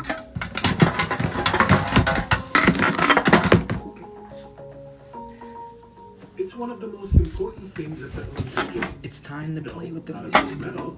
It's time. Fastest time, slowest time. A 100th of a second can separate gold from silver. Without time or timekeeping, is there even competition? That's why one of the most critical jobs at the Olympic Games is timekeeping. You might be picturing someone with a stopwatch leaning over the finish line. But no, timekeeping is something entirely different. And the person who knows it better than anyone else is Pascal Rosier. He's been a timekeeper since the 1996 Games in Atlanta. Absolutely, the role has changed drastically since I started to do that job of, being the timekeeper, doing timekeeping. Pascal says, since those days, technology has changed the way timekeepers do their job. Compared to 96, and we are in 2026, everything is faster, everything is much more explored. It was explored at the beginning. The mission was the same, flawless official result. The mission did not exist, but at the same time there are much more technology which are the timekeeping system which the team have to handle during a competition which is running. And with that technological shift,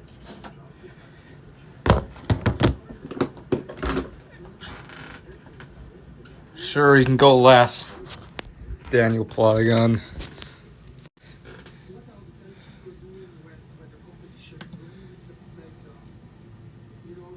Hello, Sora.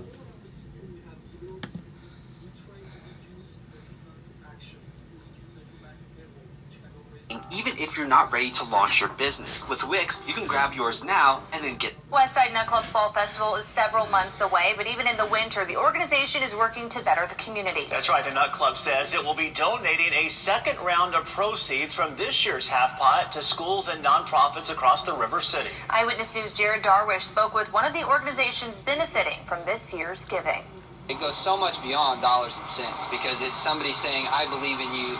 this is how I'm going to support that, and it's incredible. EPD's Cops Connecting with Kids program was one of the biggest beneficiaries of this year's Fall Fest half-pot donations. The Westside Nut Club is donating $25,000 towards sending Evansville students on this yearly Disney adventure. Sergeant Oscar says it's enough to sponsor an entire school for next year's trip. They've been gracious over multiple years to be one of our biggest donors. The $25,000 to EPD was only a small chunk of the $500,000 the Nut Club plans to divvy up. Local schools will also be helped out by this year's grants, as members plan to donate $300,000 to all schools across Evansville. Part of why Westside Nut Club board member Brandon McClish says half-pot participants all win even if they don't get the grand prize. I've always said there's 6 degrees of separation to Kevin Bacon. There's 1 degree of separation to the Westside Nut Club. Anyone that buys a half-pot ticket, that money is going back to the community. It might be your niece or nephew that could be going to one of these schools. It could be an organization that is near and dear to your heart. The Nut Club says 280,000 people went to the Fall Fest this year, all of which helped the half-pot set a record of $2.6 million. And because of that, there's even more giving to come. Still have over $500,000, if not more, to give. I don't want to disclose the exact number right now, but we're not halfway there. We'll just say that. McClish says seeing the impact of these donations is what pushes members to make this festival better every year. I get teary-eyed because as we're handing money to Cops Connected with the Kids, to the Boys and Girls Club, to numerous schools. We absolutely cannot survive. We can't have a successful program without that type of support. Reporting Evansville, Jared Dorwich, Eyewitness News. I think I might have been on the news once back in January 2013 because I remember there was this dude that escaped a jail in downtown Chicago, and yep, I saw you on the news. But there was this guy that was in downtown at a jail in downtown Chicago. He escaped and he ended up hiding in one of the buildings that I used to live in, and there were helicopters, the news helicopters, and I went outside to try to be on the news. I was like, hello! So I might have been on the news being a goofball. But yeah, I'll do Adrian the Rail Fanner next, and then I'll figure out after that.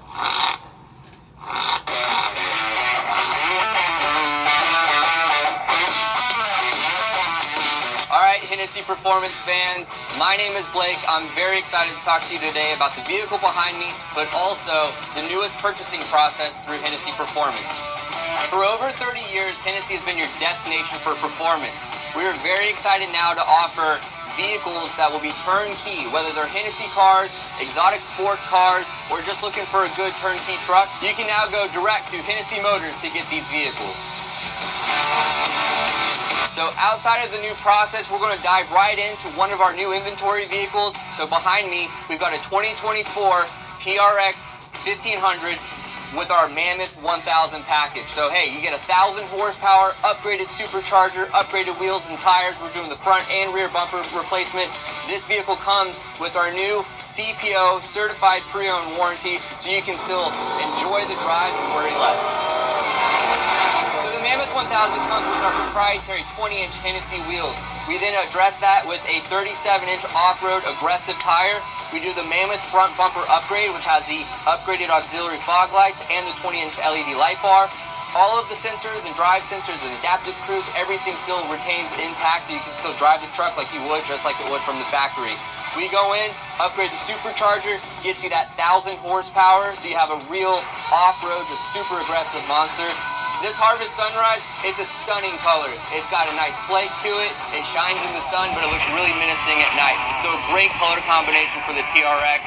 You get the upgraded Mammoth 1000 exterior graphics, the Hennessy bedside graphics, and this truck is one of our last stands. A few of the upgrades on the Mammoth that we have here are also the power retractable running boards to make you getting in and out of the truck a lot easier. We also have a real truck retracts bed cover so you can protect the belongings in the back. So again, I mean, 2024 TRX, front Hennessy, Mammoth 1000, all the upgrades with a warranty. From the very moment you get into this truck, you know that you're going to have a great time driving it. If you're somewhere where you get the opportunity to go bombing through the sands, I mean, this is the truck. Alright, so you're probably asking yourself, hey Blake, this sounds great. I love the truck. How do I get it? We want to make this process as simple as possible. We'll get you hooked up with the price. We'll get the vehicle shipped out to you. You'll be enjoying this truck by the weekend.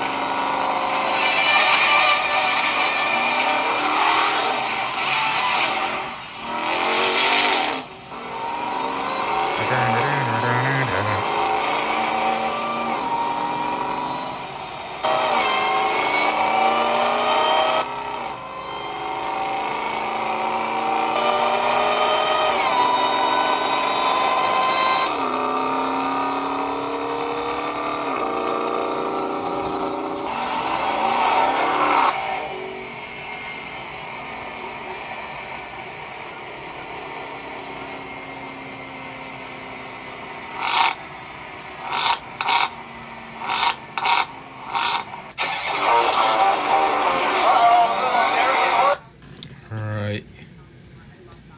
I'll do the week greatness third. And that should be ads.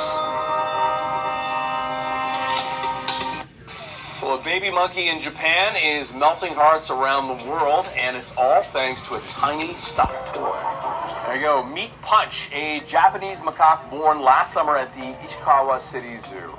After being abandoned by his mother, Punch was raised by zookeepers and then provided with a plushie, which serves as a surrogate mother.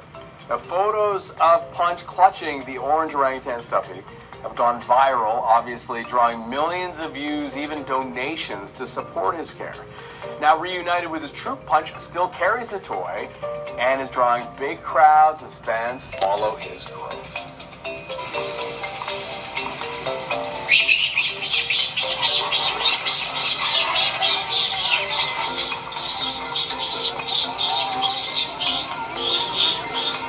Nihon ホンザルの赤ちゃんは生まれてからすぐにお母さんの体にしがみついて自分の筋力を鍛えたりとか捕まることで安心感を得たりするんですけど、今回その放置されてしまっていたのでパンチは掴むものがなかったので何かを掴ませようとはなったんですけど、その中で候補がいくつかあってタオルをいろんな太さに巻いてみて掴みやすいものを探してみたりとか、いろんなぬいぐるみをちょっと掴ませてみたりしたんですけど、このぬいぐるみが結構毛が長くて掴むところもいろいろあったので、見た目も猿っぽいということで今後群れに入るために猿っぽい見た目がこのパンチのその中で今後の群れ入りに役立つかなという印象があったので、このぬいぐるみを選びました。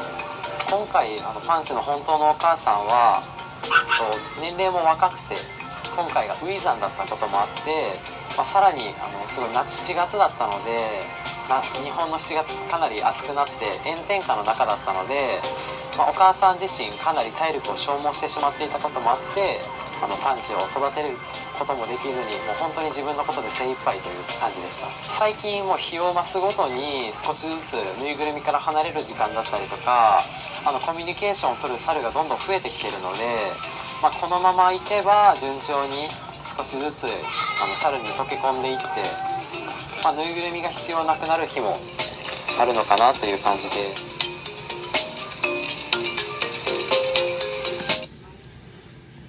Alright, come on, don't do that. I'll do Tan Man next. Alrighty guys, today we're going to be paying attention to this little rascal who just looked up at the counter. Got to make sure those cashiers are busy, and they are, so she's going to make her way into the middle aisle, tip-tapping away, rocking the crock and sock thief bag combo. She's going to make her way over here. She's going to stop and continue giving her... Real Fan, Ghost Nick, and Daniel Plottigan will be the final three. Any more requests next Saturday? Cell phone, the old tip-tap-tapperooski before giving herself the thief scratch. Then she's going to put her cell phone away before looking all over the place. She's not exactly sure what she doesn't want to pay for, so she's going to come over here, thief scratch her hand real quick before turning around and quickly deciding that she wants a fountain pop. She's going to grab the big cup. She's going to look at it and go, that's just a little too big. I think I need a small one. So she's going to grab the medium cup. Yep, that one looks good. She's going to shake it up and make sure it looks good. Yep.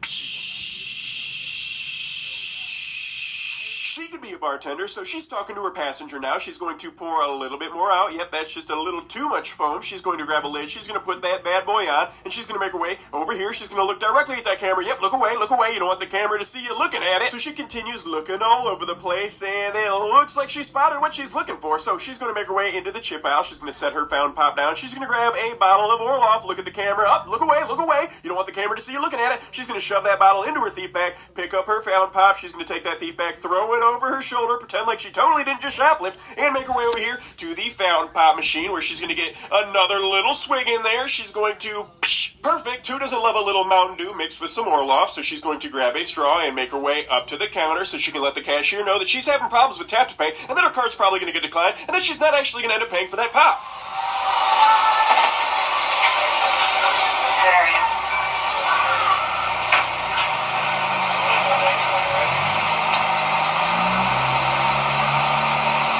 How much? 180.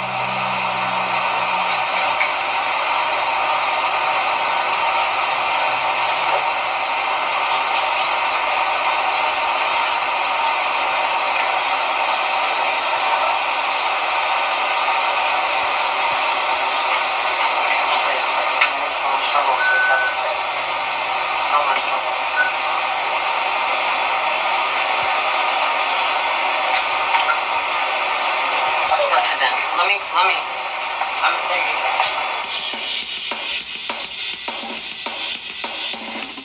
Here comes Jack, oh yeah, here comes Jack. Here comes Jack, oh yeah, here comes Jack, yeah. Here comes Jack, oh yeah, here comes Jack. Here comes Jack, oh yeah, here comes Jack, yeah. This your car? Yeah, why? You're waiting here for the police. Why? Because you know why.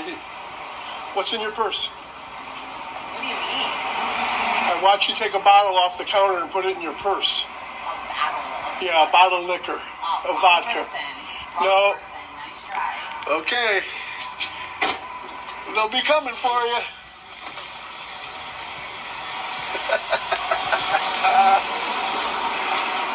So not only is she fleeing the scene of the crime, she's also leaving her passenger stranded. So Jack makes his way back inside, and here comes the passenger looking all over the place like, what the heck? Where did my friend go? What the heck? Where's she at? You're going to have a hard time finding her because she gone. So she's going to make her way over here and freeze. There she is. Clearly made a U-turn down the road, and she's making her way up to the next light to do another U-turn to come back and pick up her friend who is clearly walking out of camera view to the car dealership behind that building right there.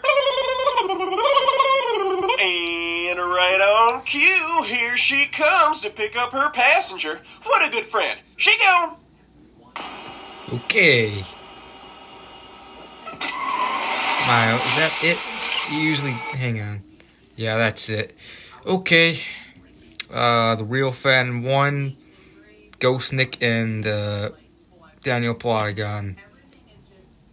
College is such a mixed bag. It feels like for every one person that really finds themselves there, there's 3 more that lose themselves. And then like 20 that just drop out after a year or two and lose thousands of dollars. Growing up, I remember people telling me, in college, attendance doesn't matter. You can even skip class if you want to. And then I get here and almost every class has some kind of attendance credit that completely screws you over if you don't go. I remember one time in freshman year, I had this utterly useless orientation class for engineering where miscellaneous professors came in and gave presentations on like how to build a Lego robot arm that picks your nose and wipes your ass. And the only reason I went is that it was like 20% of my grade. And they made you use these little clicker devices to sign in for attendance, but I forgot mine that day, and so I had to use the phone app instead to sign in, which makes you log into your university account like 3 times before you can use it. And I kept getting my password wrong, and the teacher closed the attendance sign-in. So I asked if I could get attendance, and he just made a vague joke at my expense and refused to answer my question at all and made me look like a moron in front of the class. And then the guy next to me was like,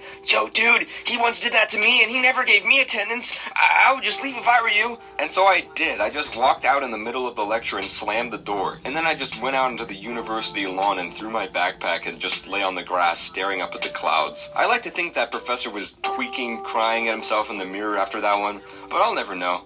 I never went back to that class again. Then there's the fundamental problem with classes themselves. Enrolling in a college class is like entering an alternate reality tunnel where you're subjected to the whims of an all-powerful god that has control over the quality of your immediate future. I took Japanese for a year, which was a hard subject, okay?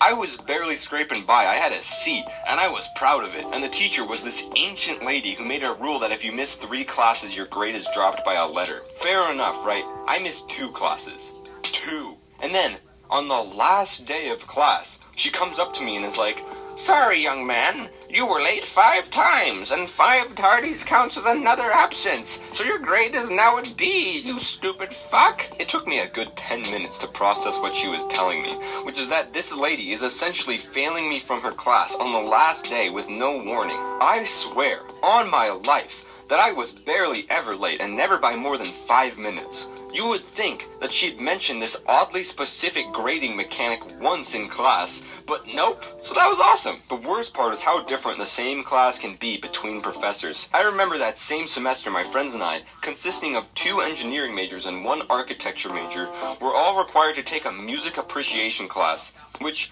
first of all, what the fuck? But second of all, we somehow ended up getting assigned to different professors that taught the same course. Now, my friend's professor did not give a shit about the class. It was entirely online, open note, so they just Googled every assignment. My professor, on the other hand, was this sick, twisted bastard whose class was completely in person, and every few weeks we had a 50-question, no notes allowed exam in which we had to memorize like 15 different classical music pieces and answer questions like how many moles were on Beethoven's left testicle. I literally almost failed that class. It obliterated my GPA along with Japanese. And yet my friends passed without studying or attending class once. And according to the school, these are the exact same class.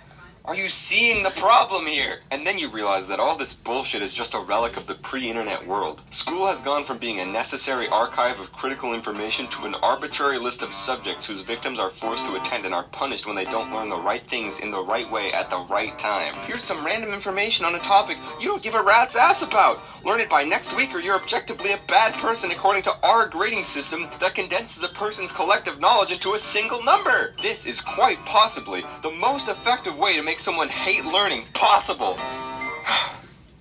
I do realize I'm ranting a lot here, and I want to end this video off on a positive note.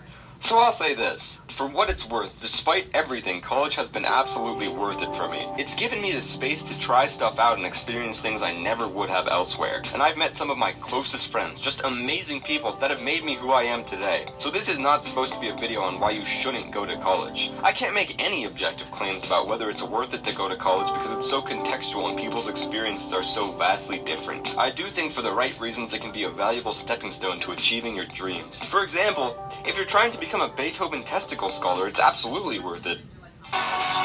We are the United Association of Journeymen and... Ghost Nick and Daniel Plottigan are the last 2, but... yeah, screw... But before that, I'll be right back.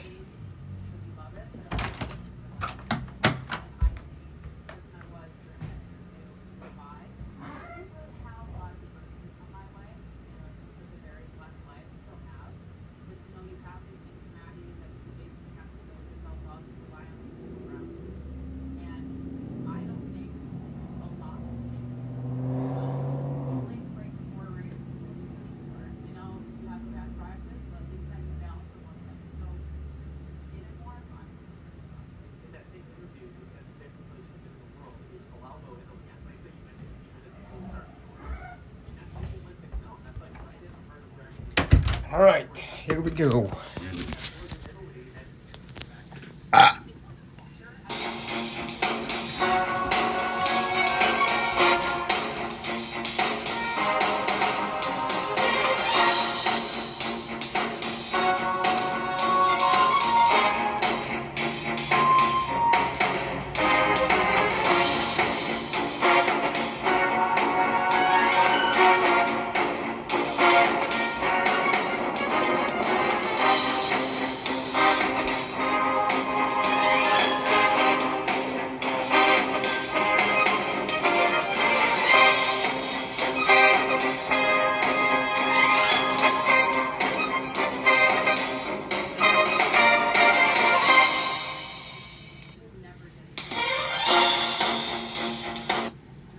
Okay. Last one.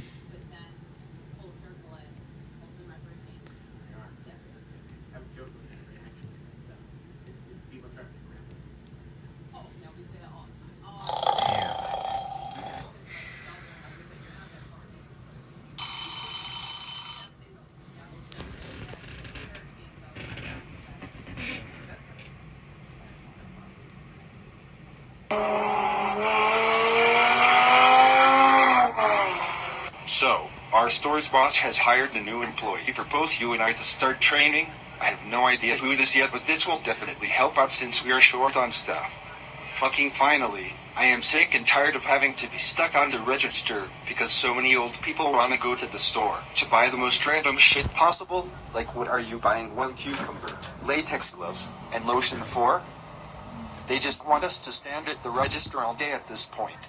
I know. And I am also sick and tired of dealing with these fucks who wanna save every penny possible. I got pissed off because I was on break trying to buy myself food, and some poor bastard was holding up the line in front of me because not everything was bringing up on sale. Like, I get it. The world is rough these days, but saving that $1 extra does not make a difference if you're just gonna keep shopping at this damn expensive store and stop holding everyone up. That made me storm out of the line out of anger and go to the other line that was slightly shorter. That stupid bastard wasted half my break over green paper. I mean, seriously, we work at Plotagon City Grocery Store, not fucking Bank of Plotagon City. It's not our job to worry about everyone's money all the time. I couldn't tell you how many times I have wanted to jump over that damn counter.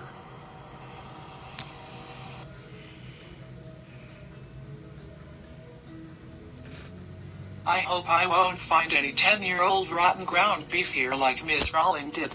Alright, Danielle and Mario Plata, we have a new employee with us today, as you may have been aware. Introduce yourselves, and for right now, just teach him how to run the cash register, and we will talk to him about store duties later.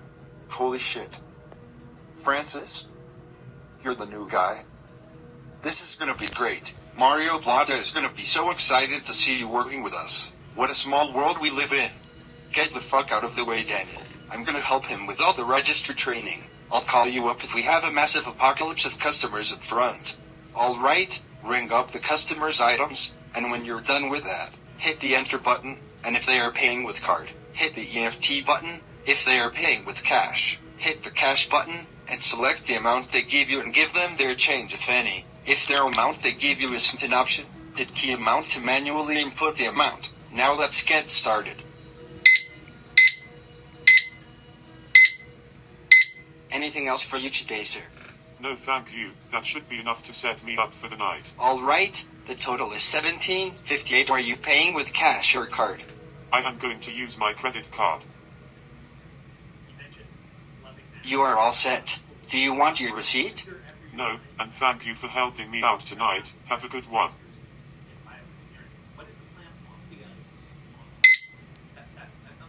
Do you want anything else? No. Alright, $5.12 cash or card. I am paying with cash. Here is a $100 bill. Alright. Here is your change. And do you want your receipt?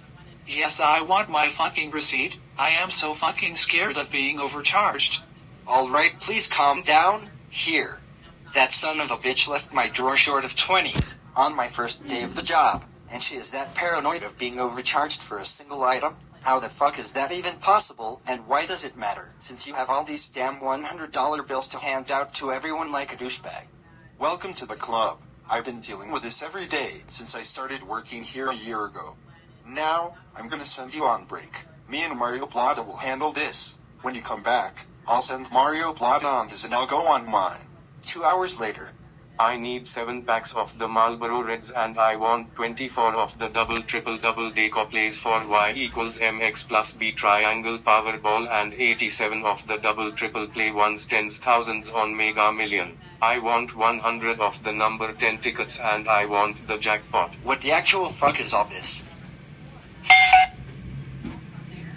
Down to the front, please get into the front. Just so you know, you old fart, the biggest jackpot you might get out of all this confusing shit is probably $5. Mario Plata, register, please. I'm not sure how long I can go on register. I would definitely like to start learning other things. We're gonna use this coupon for the milk we found under the crack of the shelf in aisle 4, and you better not give us any shit.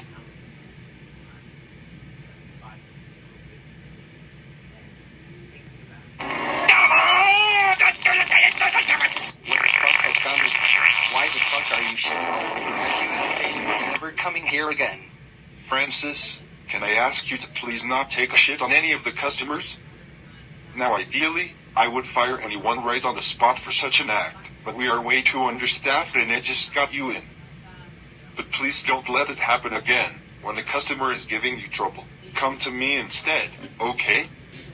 But you, Daniel, and Mario Plata are good to go home, and wear layers because it's snowing like a bitch outside. Are you fucking serious? I fucking hate snow and cold weather. I don't want to be driving in this crap. Hey.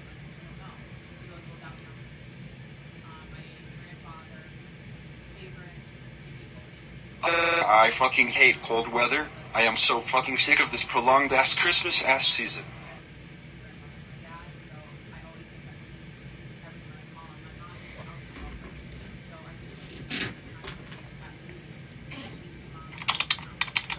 What the actual fuck is this?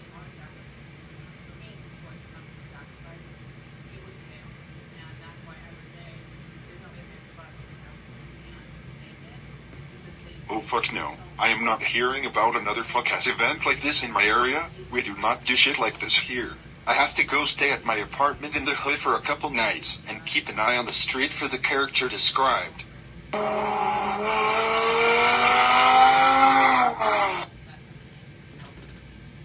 Right fucking there. That's the vehicle described in the article. Hey you motherfucker, get the child out of the car now. I know you're the dipshit who stole this kid for shit she has nothing to do with. Back the fuck off or I will strike you.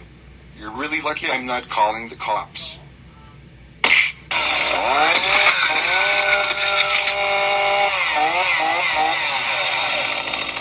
You killed my mate, you bastard. I'm gonna do the same to you. Oh my god, you saved my life. Thank you. Yes, now get the hell out of here. This town is dangerous. Daniel, I understand you just saved the child's life, but I unfortunately have to arrest you for murder. I don't think I fucking care.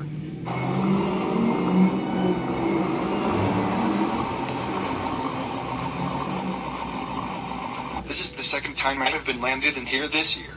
This world is a plain joke for the stupidest reasons. Why do I not have patience for anyone's crap? I mean seriously, this is not a first I've seen someone I know like Daniel get arrested for actually doing the right thing. We're all born in the most corrupt system of rules. I heard Daniel is apparently serving prison time for actually doing the right thing this time. This is a first. Usually he's in that place for really bad reasons, but this just flips the chart on another level. Hey, thanks for taking the time and getting everyone in our group to raise money to take me out of prison. They dead-ass sentenced me to be there for 2 years just because I saved an innocent child. The world is too serious about every damn detail, it's ridiculous. Who's the judge that sentenced you? It's this old woman named Karen who is known for being extremely corrupt and sentencing the most innocent people over very small things to serve maximum time in prison.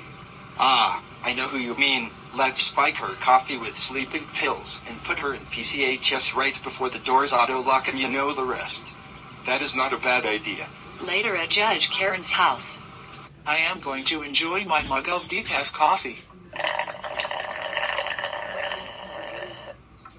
Man shit, I understand this coffee does not have caffeine in it, but how the hell does it make me this tired? How the hell am I in a random school right now? I could have sworn I was in my house.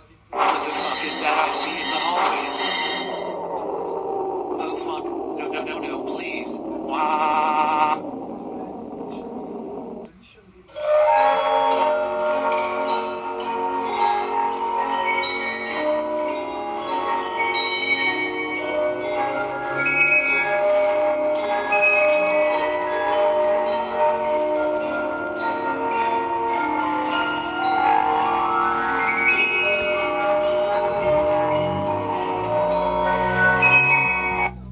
I am going to die. Wah.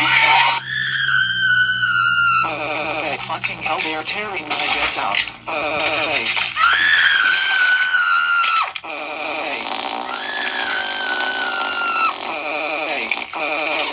fucking bad. Ha ha ha ha ha ha ha ha ha. How does it feel to get a taste of your own medicine, you old shit? Ha ha ha ha ha ha ha. That is what she deserves. Snitchera, what is this I find in the hood? Another abandoned house. Let's go inside this place and explore. Wow! This living room is trashed. Let's get a quick look at the upstairs and see what's in the fridge. That is a lot of mold on the wall in this room. That is a bunch of rotten produce in the fridge. I am going to eat the celery and cabbage.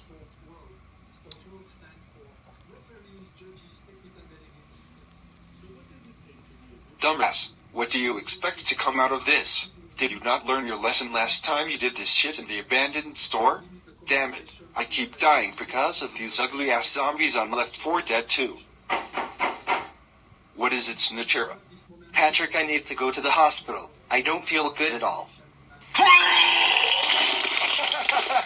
Oh my god, I knew what was coming. Okay.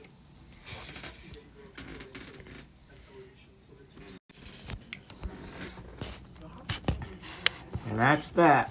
That's reaction time.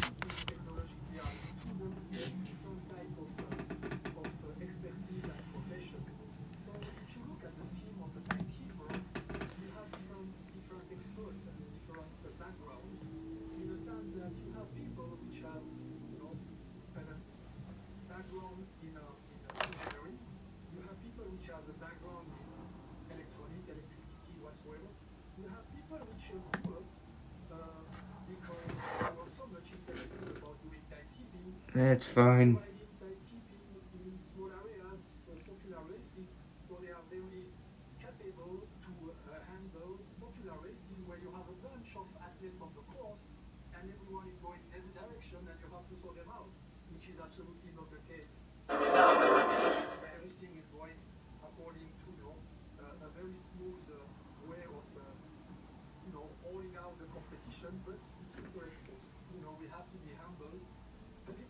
Comparison of what the timekeepers are doing when they basically perform their timekeeping duty. They come, whatever is going to be the condition, it's going to be cold, it's going to be hot, it's going to be rainy, it's going to be COVID. We are here. Mm-hmm. Accompanying the adults. I'm gonna put a couple of beers in the fridge or in the freezer.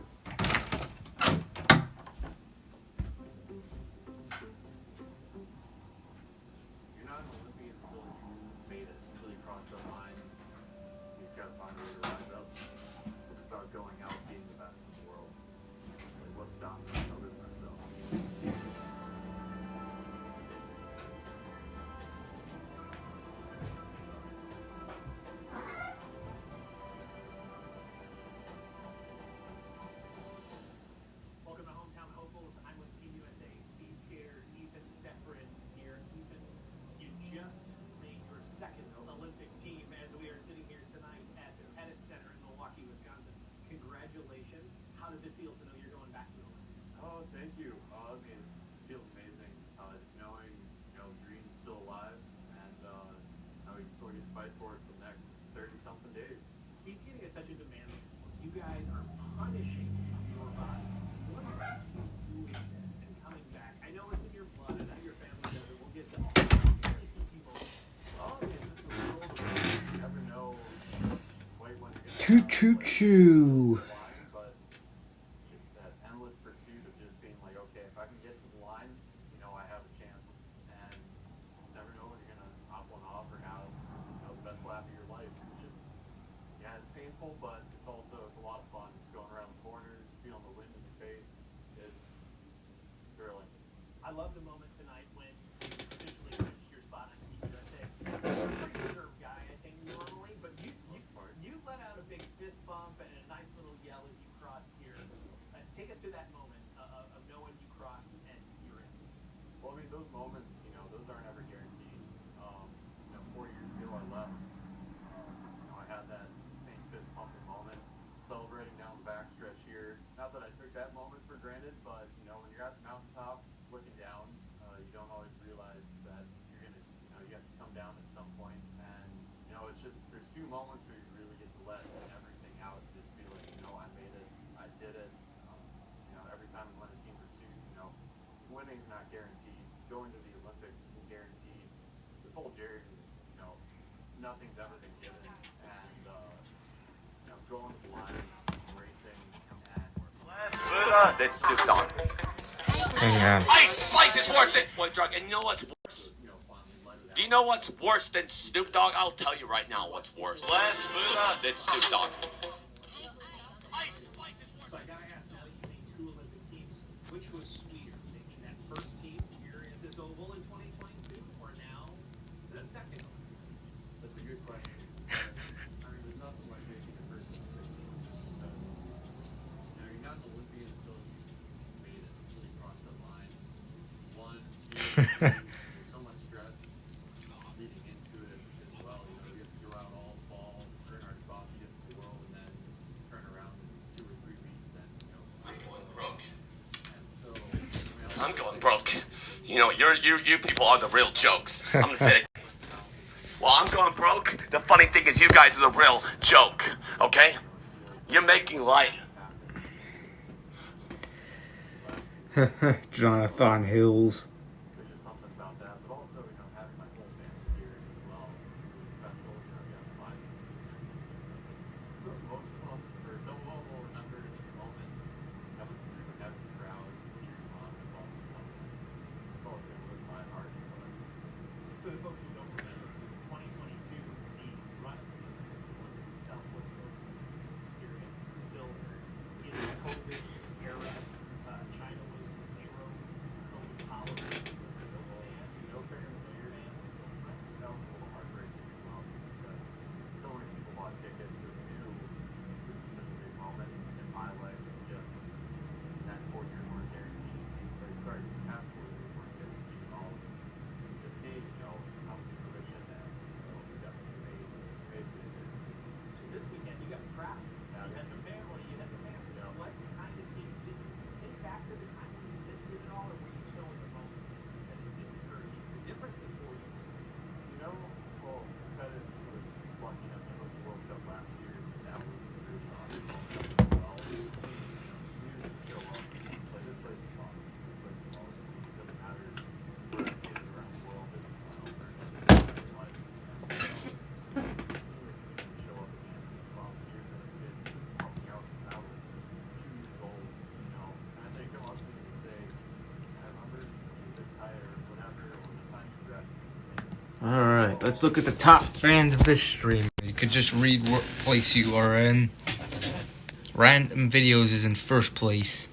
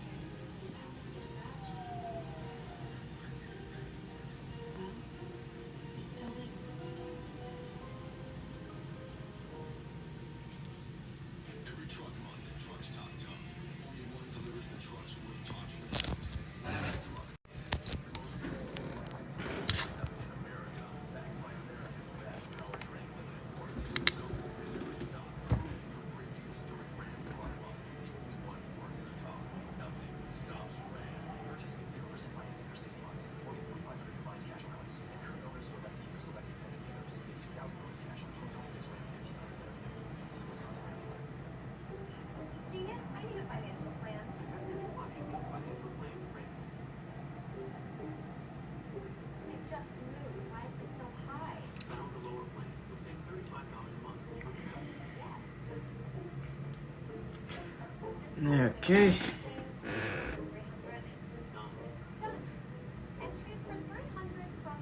Iguana.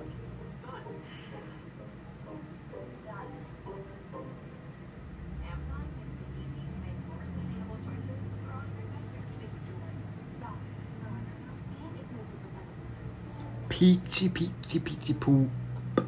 Peachy peachy peachy poo. peachy, peachy, peachy poo. Peachy, peachy, peachy poo.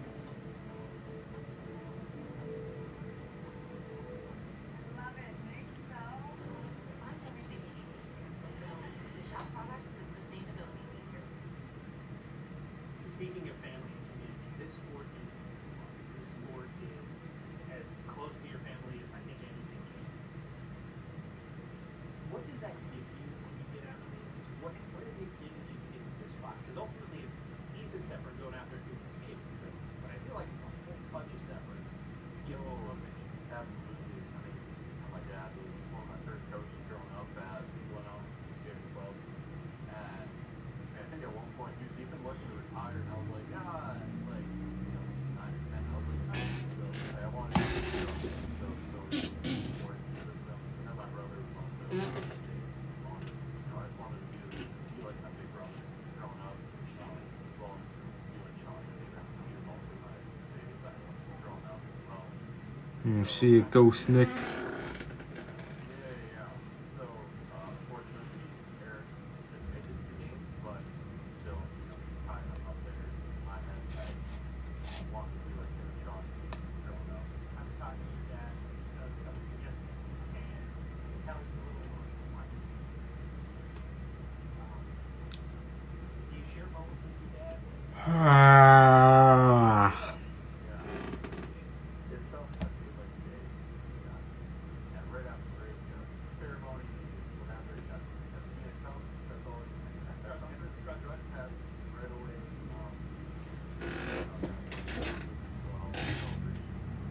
of course it's awesome. Marriage or kids? Probably kids.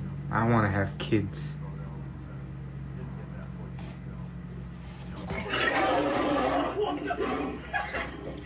Oi, easy, big fella. Damn it, heavy. Ha! You nearly gave me a heart attack, mate. Yeah, I missed you too.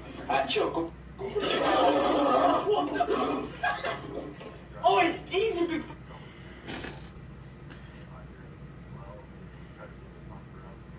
Yeah, kids cost a ton of money.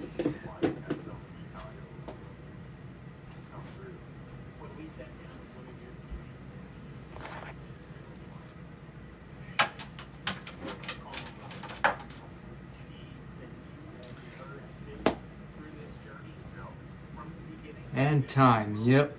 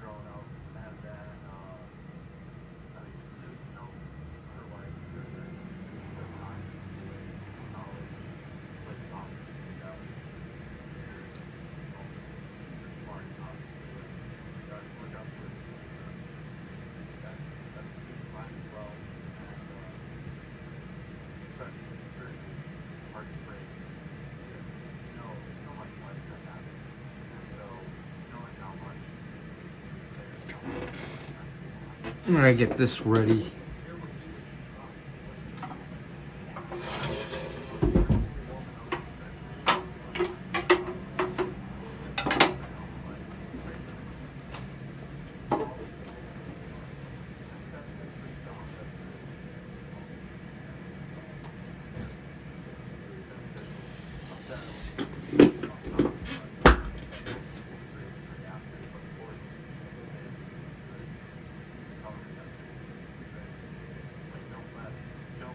What was this? What about Jack in the Box? Come on, I wanted to see that. Some like news about Jack in the Box, and I accidentally went back and it's a different article.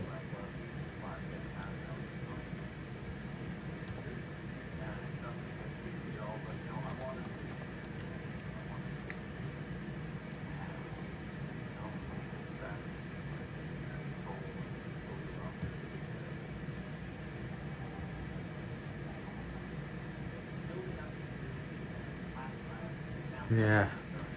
Apparently their tacos, yeah, Jack in the Box tacos, they use an entire, they don't use like shredded cheddar cheese, they use a whole thing of American cheese.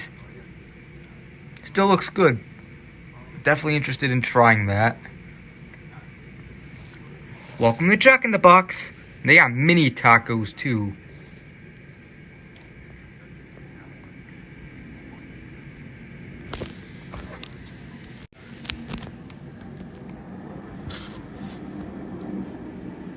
As good as their burgers. Alright. I'll maybe try their burgers too. And maybe their chicken nuggets or tenders or whatever type of chicken they have. Their chicken strips.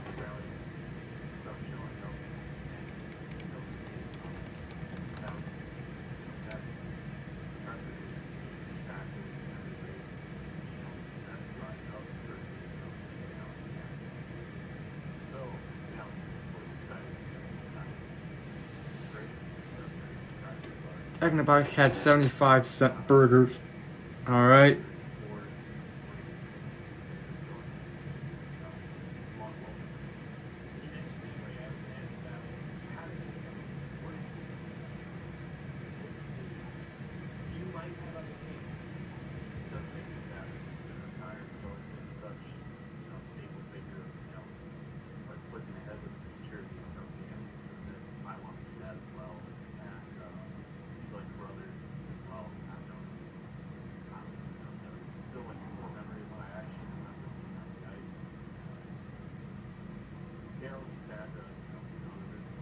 Alright, I'm gonna log off the computer now.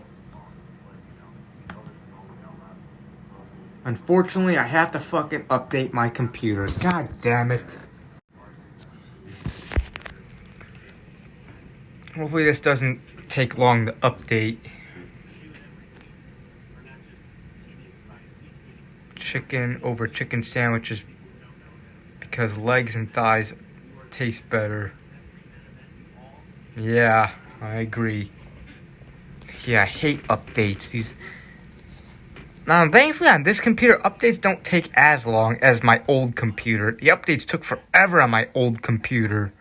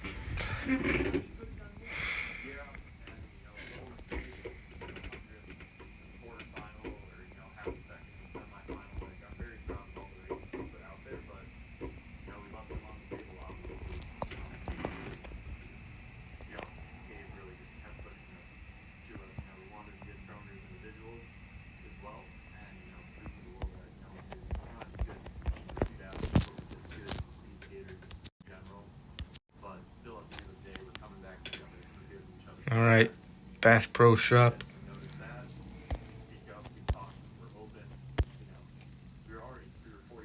Let's hope the update ain't that long.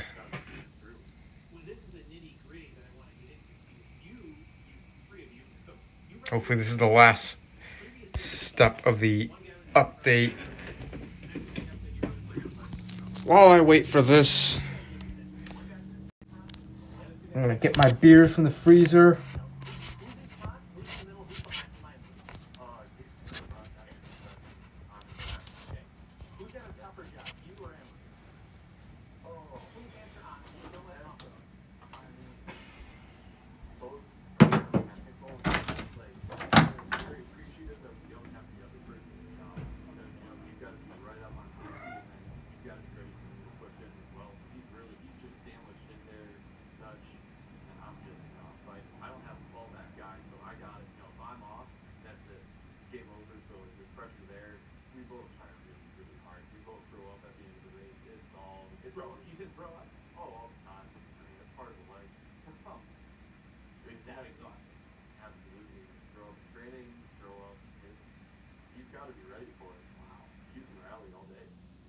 Takes everything you got. Literally. Wow. I mean, actually, we practiced all different order and such, but it's such a different grind, and it strengthened our, especially when it's the big three of us. We can, what's stopping us other than ourselves? So, speaking of that, the pressure is on you. You have the world record, you have the world record. How do you handle the pressure knowing that you have gold medal papers? More than last time. No matter what, even if we didn't win Worlds in March, that was a big thing for us. Winning at the right time, massive. But I would just say, we practice it, we train team pursuit constantly. Whenever we're around, other countries and such, eyes are on us. We get to where eyes are really on us. Doo-doo. It's going to be there. It's not going to go away. You just got to find a way to rise up.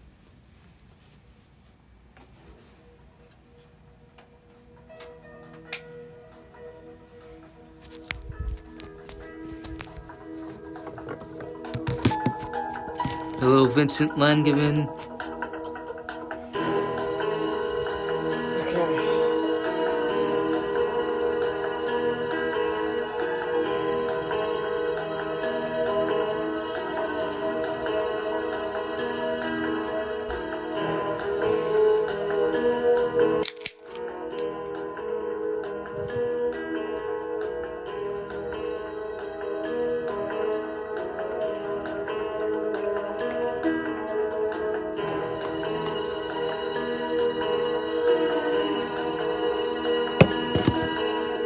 Boogeria.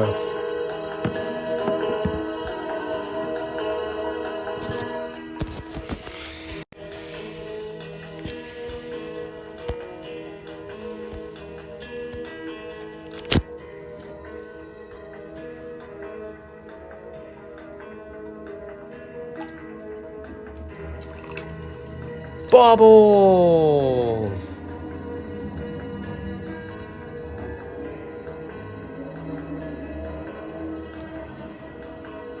Jeez, these loud ass cars outside, I swear.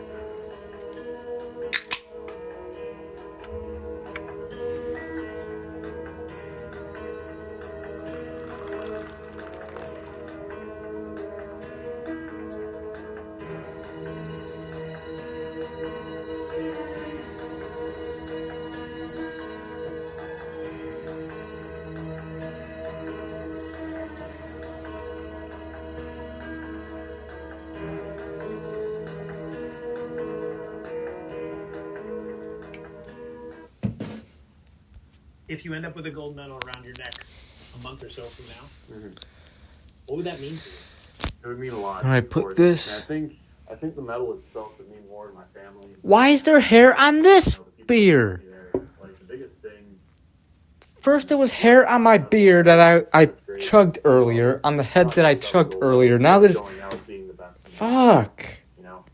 I hate when hair gets in my drinks or food. But again, nothing's guaranteed these next few years. Nothing's guaranteed these next 5 to 6 weeks. You just have to go out there and take each day, as it is. Come on, computer, still freaking updating. Three best rounds that we can do because, it's the last time we're really gonna get through that. All three of us together. Speaking of going out on top, Emery really would be going out on top if he get gold. What, in your words, do you think a gold would mean to him? A lot. Just proving, Updates are underway. They're underway. What do you mean? They're underway. They haven't even started yet. Are you kidding me? Come on, don't be like my old computer where it would take forever to update. Don't be like that, computer. Okay, hang on. Is it done? Keep rising above it. And I think that would just be the biggest confidence for him. I think it's done. You are good enough. You are the guy. Hold on. Okay, it's done, finally. Tell me how this punishment for losing started and the bets, and walk me through all of it. So, it was 4 years or 4 or 5 seasons ago. It started. At your house, yeah, they do. Because I live on a busy ass street. Alright, so we're just going to go down from won this year. Wilson got second. I got third. My girlfriend. Yeah, they're annoying, man. Her brother, and they co-managed the team. Sarah and Emery were in a battle for last place this year. Emery ended up last this year. We got to figure out his punishment still. I heard there was like a race involved. Is there an extra? We want Emery to have to come back and skate fall trials still for like a World Cup team next year, but So that hasn't been agreed upon. it's not agreed upon quite yet. But So the loser's Casey right now. So he has Casey. He is that flip phone. Yeah. Who decided? Zach Stalmore won.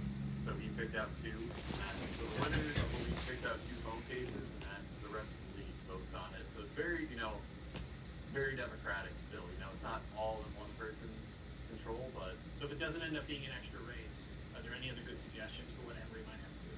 there's always the run a marathon option as well. Although I think, he'd have to push that off when he's not in shape, because then he's good enough. He's an Olympian. He's got to get through it at some point. Black Bigelow is live. Okay, I don't know what the fuck that is. You're blocked. Don't try to call me, because you can never call me back. Like, what are you calling me now? So, because, well, first of all, you have a learning disability, obviously. I can't. I'm too old. I don't have a lot of time left on this earth. I'm too old to be really wasting my time arguing with fucking assholes, trolls. And fuck, I don't give a fuck. And plus, you live in Central California. Obviously, you're a loser, so I don't want to talk to you. And if you were to ever see me in California, I heard you were talking shit. All right, well, punch me in the face and let's see what happens. All right, because I'm not. Those Olympic pins, those games for different people in the world. It's awesome. And Born into a Corrupt System uploaded a video about his snow. Having it actually feel a little bit more substantial and not so, dire or worrisome. And, 22 is also awesome with, athletes coming around to the rink to support, getting to go watch the women's gold medal hockey game is awesome. Just feeling some energy there, but I know it can get 10 times more than that. Well, Ethan, thank you so much for talking with us. I really appreciate it. And congratulations. Thank you.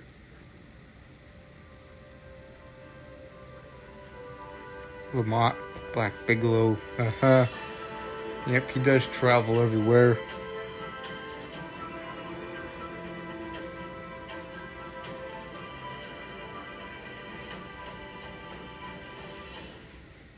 They hit the finish line, and the difference between those two was 6 millimeters, which represents 3/10,000 of a second after 200 kilometers.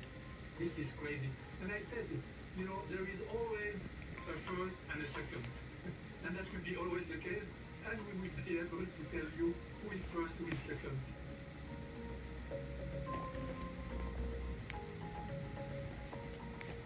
It's one of the most important things at the Olympic Games. No, not a gold medal. It's time. Fastest time, slowest time, a 100th of a second is Yeah. from silver. Without time or timekeeping, is there even competition? That's why one of the most critical things at the Games is timekeeping. You might be picturing someone with a stopwatch leaning over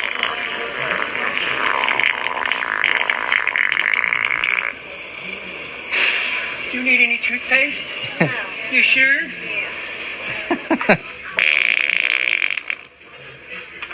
It's whitening. Did you? It whitens your something. Did you want this? No. You sure?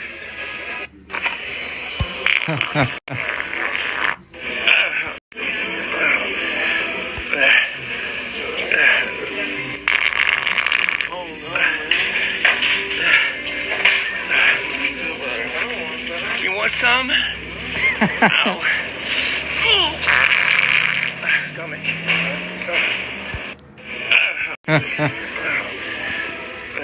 That dude's funny. timekeepers have more in common with airplane pilots than referees. There's more automation, more systems to ensure less room for human error. What are the timekeepers doing when the competition is running? It's a bit like, being a pilot in a plane. All our system we have developed, we try to reduce the human action, to reduce the human error, which can always happen by statistics. So that's our philosophy. So all the systems which are measuring the time, all the systems which are basically managing the competition, to provide all the results are made in a way that you have as less as possible interferences with your brain. So the challenge is like a pilot, and we have checklists that if something happens, you have to be able to react. Therefore, you need not only to have people knowing the system and having technical background or technology background, but people which have basically the knowledge of the sport itself and the knowledge as well of people working in the sport world. Sport world stands for referees, judges, technical delegates, etc. So what does it take to be a good timekeeper? When you go to a timekeeping room, it's silence and basically limit the communication to, as I said before, if something goes wrong, then you have to be very clear in the communication. It's like your copilot. So when you have this momentum of, the finish and the decision about first, second, and third, certainly the emotion is inside, but not to be expressed. You have to keep the focus and the concentration. We have to deliver flawless services, and that's our mission. So the team is super quiet and concentrated. So how does someone even end up in this role? In the field of I'll end the stream at 1. So pretty much an hour and 1 minute. So if you look at the team of a timekeeper, you have different experts and different background, in a sense that you have people which have, a background in engineering. This is Jonathan Hills, and I just survived a car accident thanks to Almighty God. I was almost killed in a car accident, and I'm live on the air right now to talk about why I'm alive, why God saved me, and why you should become a Christian today. Tune in. Where you have a bunch of athletes on the course, and everyone is going in every direction, and you have to sort them out, which is absolutely not the case at the Olympic Games. Everything is going according to a very smooth way of rolling out the competition, but it's super exposed. We have to be humble. It's a little bit of a comparison of what the timekeeper are doing when they basically perform their timekeeping duty. They come, whatever is going to So 1 hour left of the stream. It's going to be cold, it's going to be hot, it's going to be rainy, it's going to be COVID. We are here, and they are here accompanying the athletes.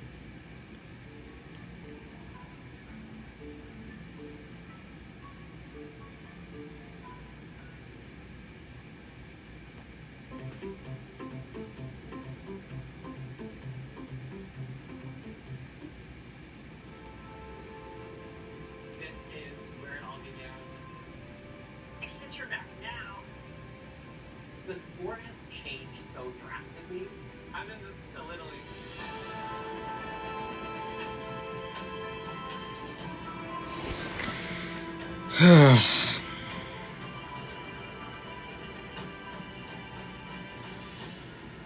Jason Brown with us, Team USA Olympic figure skater. Jason, thank you so much for talking. Are you kidding me? Thank you for having me. The last time I saw you in person, it was 2022. We were sitting in China. And I think that we both came away from that conversation thinking that you might have been heading into retirement. 100%. Oh, 100%. I was definitely thought that was my last event of my career. You seem so at peace with everything at that time. Yeah. What changed? Gosh, I think for me, we got to do our post-Olympic tour, like skating tour, the show circuit afterwards, and we got to perform in front of people again. And I don't think I realized how, of course, I missed it, but I don't think I realized how much I missed that, and being able to just be out in front of a crowd. And so there was a part of me that was like, gosh, maybe I'd love my last event to be in front of an audience. And I'd love to compete in front of a crowd. And so I kind of slowly got my brain wrapped around potentially doing like the U.S. Championships. Just like one more U.S. Championships to go out in front of an audience, have my family there. And then one thing led to another, and I ended up making the world team after competing at the U.S. Championships. And then I was like, huh. And it kind of snowballed from there. So it started with amazing. Sneaky diarrhea explosion. Turned to yes, because that's a whole other commitment. Yeah. Oh, completely. Describe that maybe to us. Yeah. So it happened after the 2024 World Championships. So I did, like I mentioned, that first year after the Olympics, I did the U.S. Championships and made the world team. Ended up 5th at Worlds. And the following year, I actually did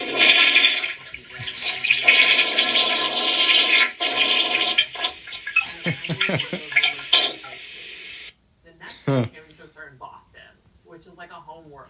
Like how I would feel like I'd be kicking myself if I didn't at least try to make a home world. But and of course, like, after that whole world, you do a big season. And so you just like, it's one of those things where like, step by step, you realize like, wait, I can't now. And I was really eager to make the home world. Oh, come on. And so that's when it started. I guess after the 2024 World Oh, man. I'm in this till Italy. Yeah, but remember the other day, a little, not a huge incident, but at the store at Aldi, I was just, shopping for my food or whatever. Maybe, I don't know. Sometimes I may go fast without even knowing. I don't know, sometimes what I think is normal speed is fast to other people, and what I think is slow to other people is, what I think is slow is normal pace to other people. But I was shopping and there was this dude, he's like, slow down. All rudely. I'm like, what? He's like, slow down. He was rude about it, and that kind of pissed me off. I'm like, alright, you don't gotta be rude. Sorry, you don't gotta be rude about it.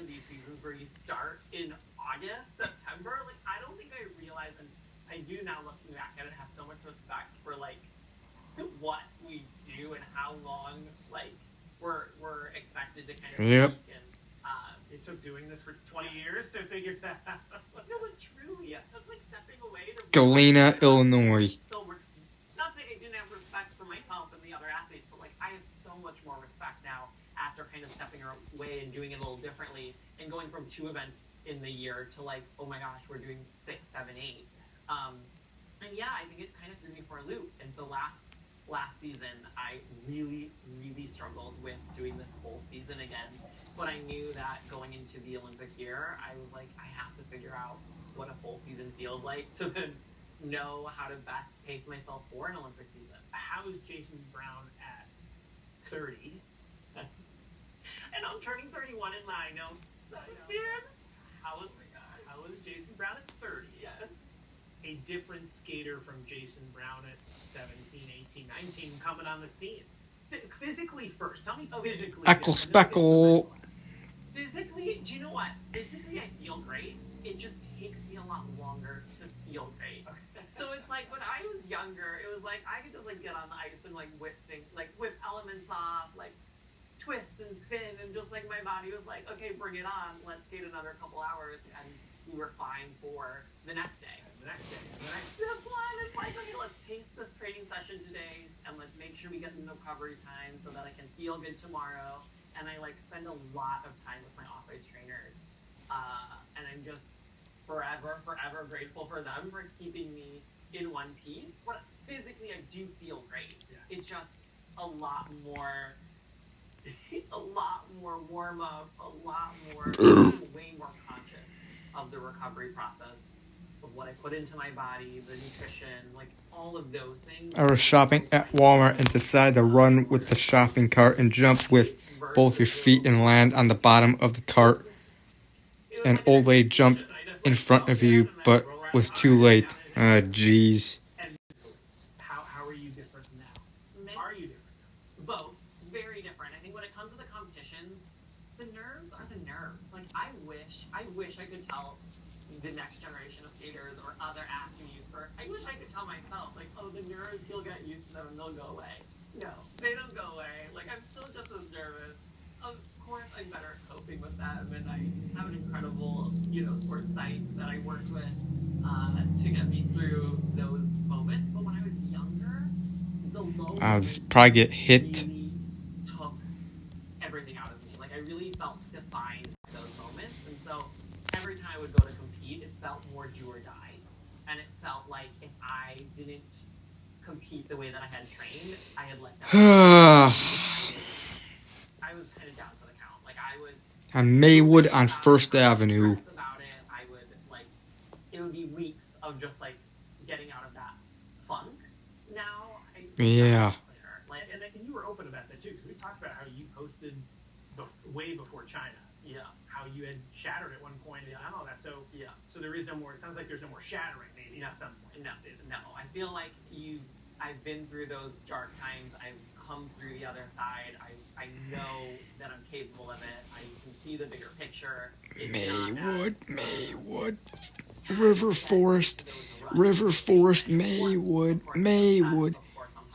Yep, I do. Old lady's bones are, yeah. Once you get older, your body gets weaker and more fragile. Yeah. Am I getting too old for this? All the oh my god, absolutely, all the time. And then, you mentioned earlier when we were talking about, kind of this last four seasons or this last quad and having those low moments. And so like last year when I was trying to do this full season for the first time, back after the 2022 season, it was really hard and I like really struggled with Yep, arthritis. what it takes is my body. This McDonald's looks just a little bit outdated. I like that McDonald's building design better than the modern ones. Yeah, so do I, kinda. To stay healthy. And so I think it's more about being open to being adaptive. I like how the River Forest area looks. I can't do it. And I think that comes with, a little bit of me saying, okay, I'm getting older. I can't train like I was when I was a 19-year-old. But that doesn't mean I'm not that strong. It doesn't mean I can't do what I want to do. Or I'm not capable of achieving certain things. It's just, it takes a little longer, and I have to be a little bit more diligent, and I have to go about things in a different way. You're still having success. Get pains where they never got before. Wow. Would be so weak from age, and then someone would run you over with a shopping cart they ran and jump in. Yeah. Adaptability. I think that type of word, I think I have to relearn and almost convince This had to have been a white hen at one point. And this looks exactly like Open Pantry, because Open Pantry was probably a white hen at one point.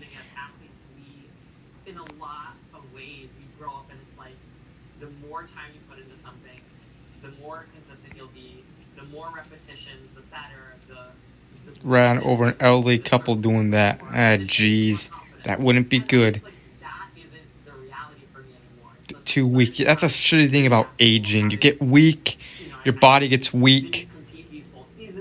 Yeah, Bertoli's Pizza.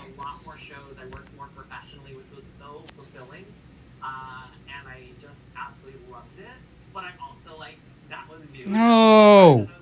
I didn't ask to go there. I wanted to go where I was already at. Google Maps. To be the best that I could be. So Jason, now that we're skating, out on your home ice, tell us what it's like to be back. I mean, it's the best. This is home. This is where it all began. This is where I learned how to skate. I feel like, who knows, in 25 years. There we go. We're back where I was. Okay. Whatever the weight limit is and how much I weigh. Let's look at some pictures of Bertoli's Pizza. You feel comfortable? You feel good? This is the home ice that you learned to skate on growing up. Yeah. What goes through your head when you come back in? So many memories. This is where it all began. This is where I fell in love with the sport. It's where I first saw figure skating in person. And I actually saw my first local ice show at this rink. They got submarine sandwiches there, as you see. I saw those kids skating to music and decked out in their costumes. Here are people making pizzas at Bertoli's Pizza. That's what made me fall in love with the sport, and I cannot believe over 25 years later, I'm still at it.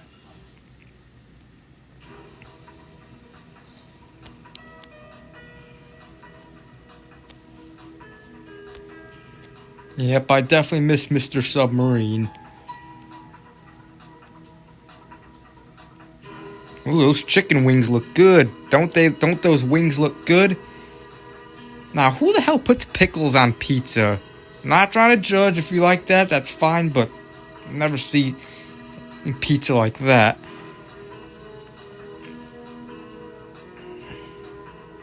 still need Speedway gas. Yeah, their pizza's good. Speedway's pizza.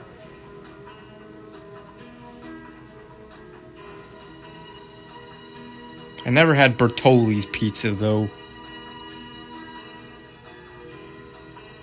They got deep dish and thin crust. Yeah, their nachos are delicious. I might go to the store tomorrow to BP, get some nacho chips and some cheese dip, some like Tostitos nacho cheese dip. Just eat some nachos.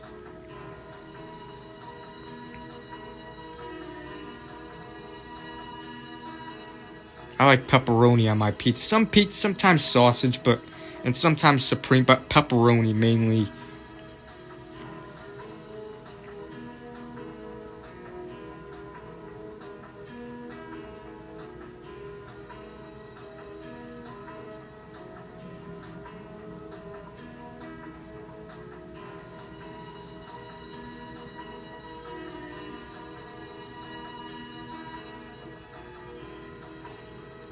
I were at the top of the road that was down a giant mountain, and I decided to sit in a shopping cart and ride down the entire road from top.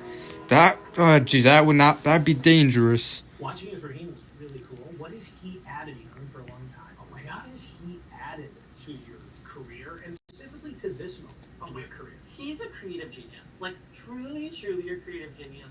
I have worked with Raheem since I was about 10. So it's been about, like, 20 years that he's created and helped choreograph almost every program that I've ever seen in, which is crazy to think about. And so when you talk about in this moment, he's been with me from the start, and he's pushed my limits artistically, and he knows what I'm capable of, so he like doesn't let anything slip, and his standards so high for me, and so I think that is really exciting. I'm hungry. I'm gonna eat some cheese after I finish the stream. I'll be ending it at 1, so yeah. To really push me. Yeah, exactly. To really push me, choreograph both of these programs that I'm doing this year. And I think especially when I'm doing programs that really capture my career. Yep. He's been with me almost from the start of that. So he was able to kind of pull all these different pieces and really work that.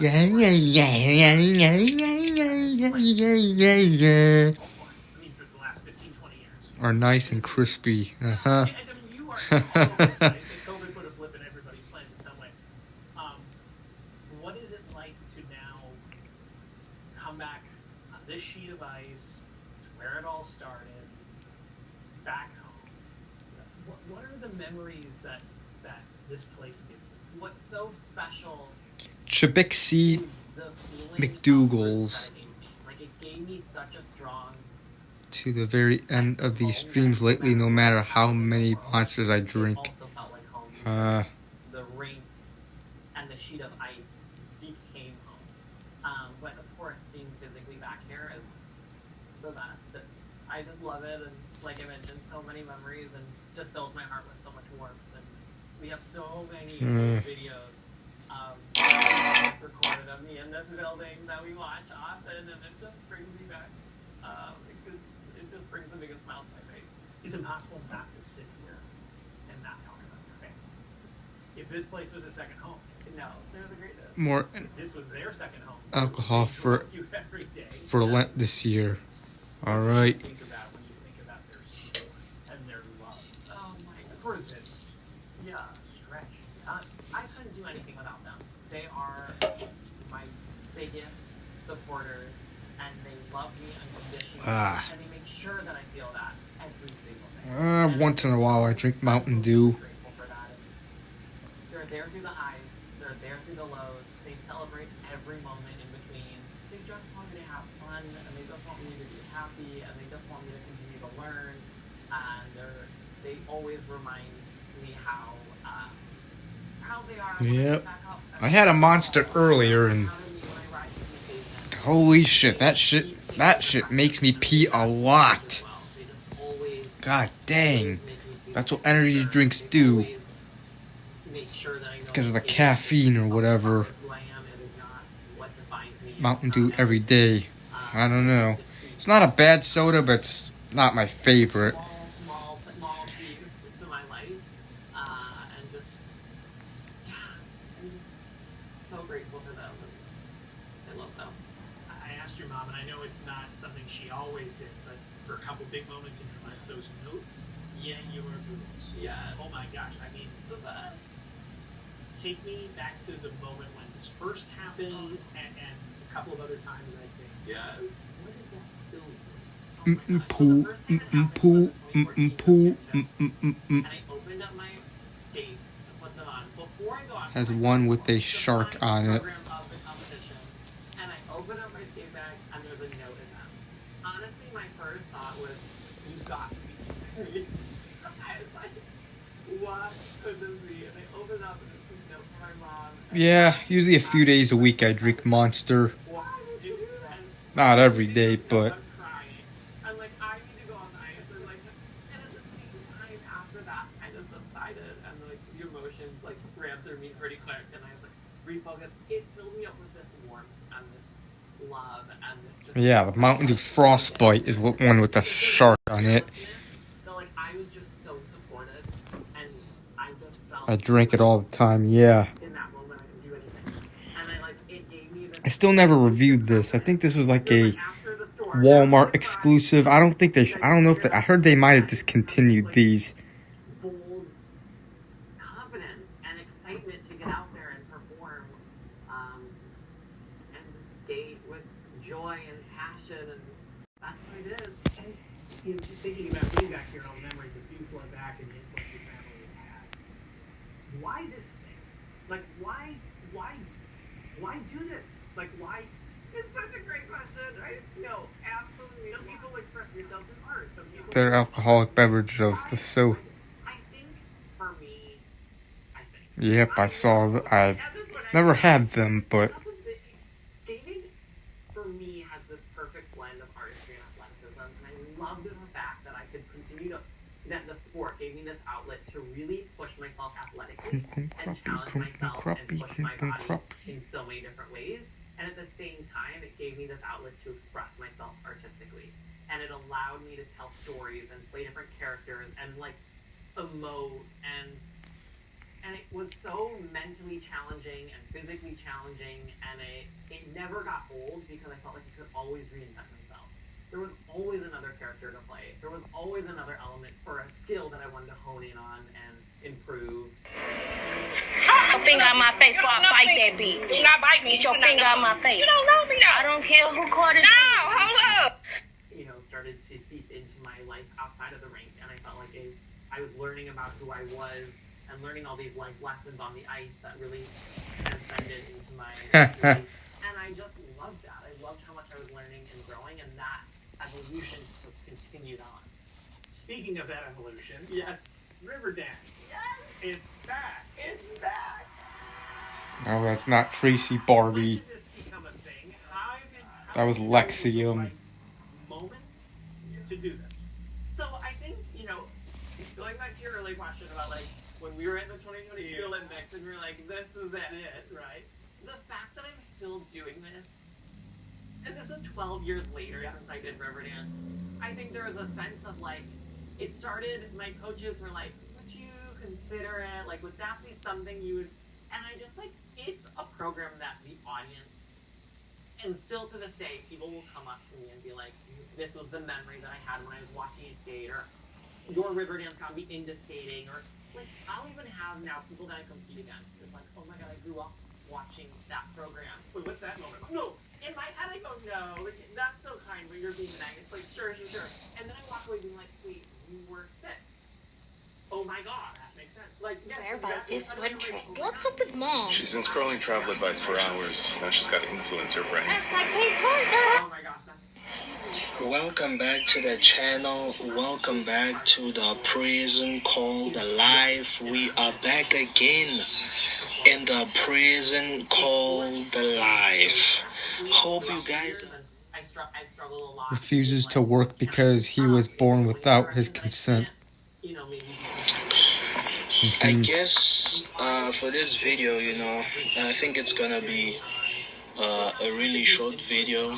I don't have much to say, but except to say that I think I'm finally at that place where, you know, like... Yep, he's pretty good. Prison Called Life. Something that's still so memorable for the audience, and I was like, gosh, like, it's in a lot of ways that's my way of thanking them for all their support for all the years. It's just like I cannot like truly thank them enough for just being there for me, and I was like, this is for you. Chicken nuggets and cheese. Do do do do do do do do do do do do.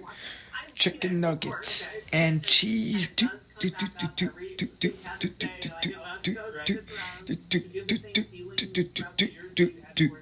Chicken nuggets and cheese. What's so funny? Well, here they're all so much fun. There's one I tell before. But I have to be honest, like that program. Yeah. Unfortunately, it doesn't go that way, which sucks. We're born without our consent, and yet we're born without our consent, and we have to do shit we don't want to do just to survive. Otherwise, we'll be homeless on the streets, which sucks. And when you're a kid, you're forced to go to school, whether you want to or not.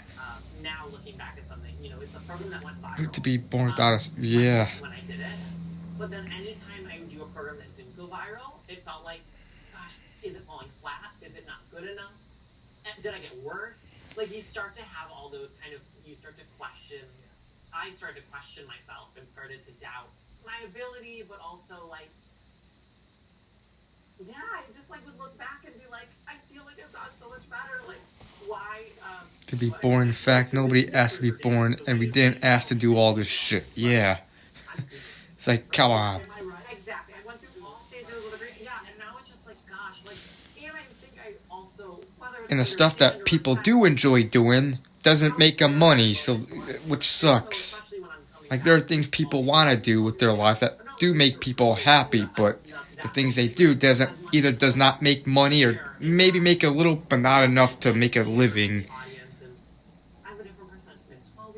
I hate being unemployed over a couple years, like, couldn't buy anything, yeah. Working sucks, but at the same time, being broke sucks too. Like, if you work, sure, you're making money, but you're doing shit you absolutely hate and don't like. But if you don't work, then you're not gonna get money, and which means you can't afford anything. You can't. It just sucks that we're forced to do stuff that we don't want to do, like work, school, chores, and stuff. Yeah. At least the basic necessities should be free, you know? There are stories that I'm just so excited to tell. You know, you have this Riverdance piece of my short program where I'm bringing it back. Why do we have to earn a living when we didn't ask to be here? Crap, I spit a little, sorry. New feeling when I get out there. And when I do the free program, it's a piece called Say Something. And it's very personal. And so it's almost like Shelter should be free, yep. And healthcare too, that should be free as well. My voice, advocating for myself, you know, through all the trials and tribulations, speaking up, respecting the process, and really believing in yourself through it all, and leaving nothing. When business slow, Hank's Pizza. Excel, how to help bring back the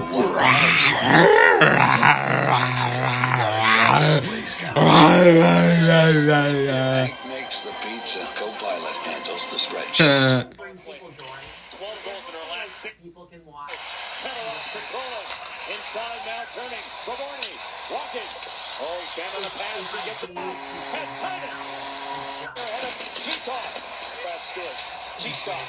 Pickpocketed by Alexander Speedtalk. He's got to get off the ice. There's a breakaway and a chance for Bavorni. The game's on the line. He scores! Blue Jackets win in overtime. Doovie Westcott. You gotta love hockey fans. And feel that passion and feel inspired. Look at Doovie Westcott. And maybe become lovers of the sport. He's still alive? Damn, Copper Cab is still alive. My king dances out of the way. Hey, some people say the same thing to me. You're still alive? Yeah. Oh, yeah. You took my night. Nice move. Your calendar's packed like sardine can. Juggling chance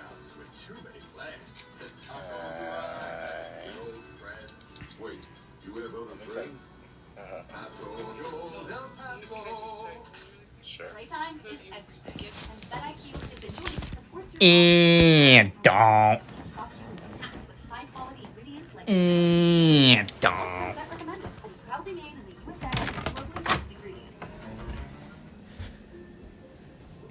Gonna walk around.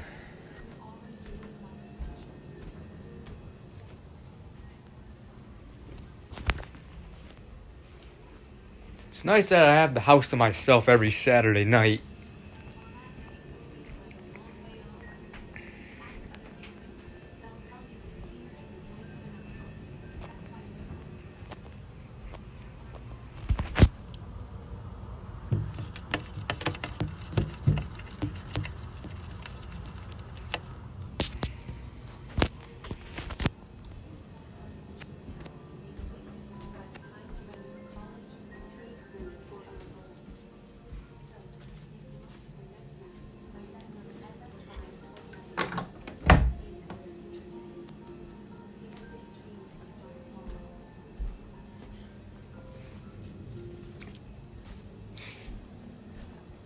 Cheese.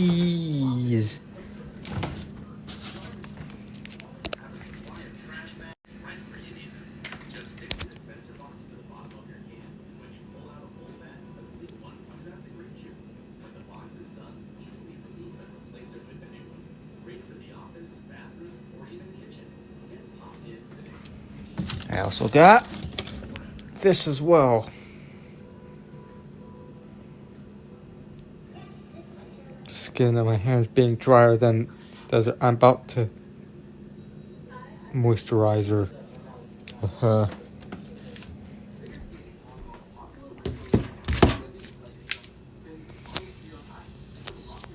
Cheddar versus mozzarella.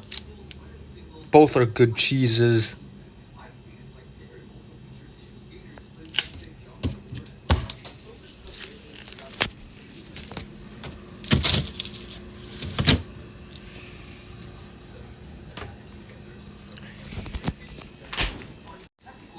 Cheddar. Yeah, that's an Aldi brand cheese.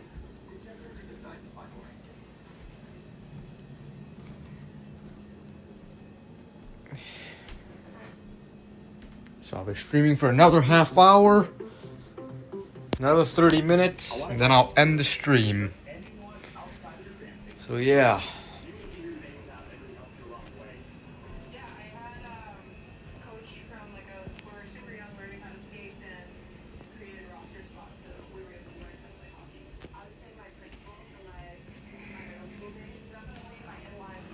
$1 a.m. recently, yeah.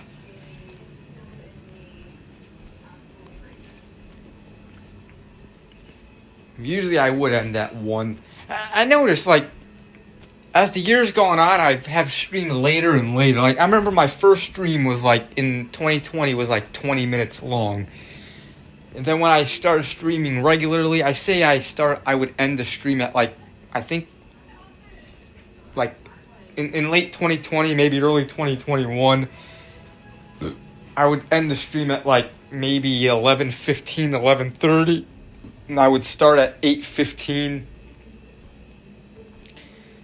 And then eventually I would just stream until midnight. And then midnight turned into 12:15, then 12:30, then 1. And then recently 1:30. But then recently I went back to just 1. And I say from when I started streaming regularly up until January of 2023 or 2024, I started streaming at like 8:15 p.m. Central, and then the public streams happened, which I would stream at 5:15 to 5:30. Then when the public streams ended, I moved up here. Decided to start my streams at 8, and for a while it was 8 o'clock, and then I don't know when I started streaming at 7:50, but now it's pretty much 7:50 when I start my streams. Yeah.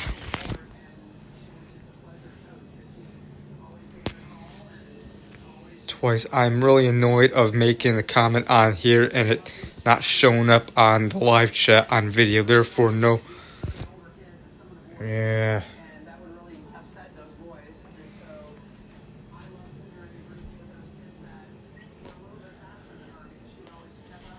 So it went from 8:15 to 8 o'clock to 7:50.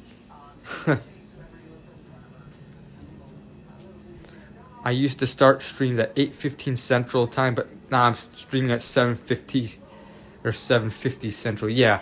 Again, I remember when I first moved here, I just decided to start at 8, and it was like that for a while. When did I forgot when I started streaming regularly at like 7:50 Central, but yeah.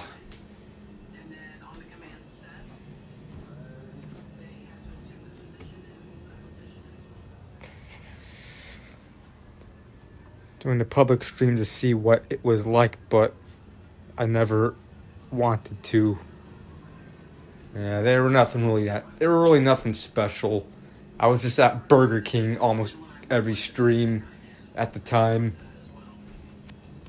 I'd usually get food. I would always get like whatever I got. Sometimes I get the double cheeseburgers and a couple double cheeseburgers and fries. Sometimes I would get a Whopper or double Whopper with fries. Sometimes maybe a original chicken sandwich, but all I pretty much did was the Google Maps segment most of the stream. I say maybe the first half hour was just me talking showing my face and just, eat while eating my food. Then most of the stream would be Google Maps, a little bit of reaction time, and then I would usually end outside at like Jewel Osco or whatever, outside of Jewel Osco. I couldn't do most of my segments that I do.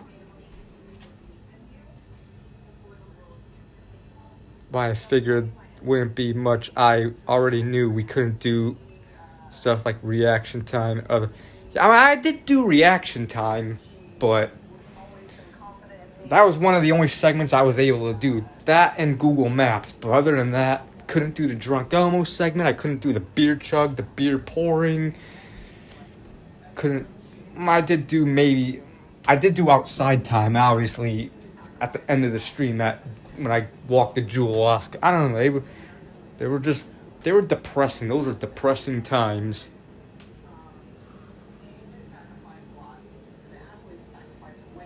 Yeah.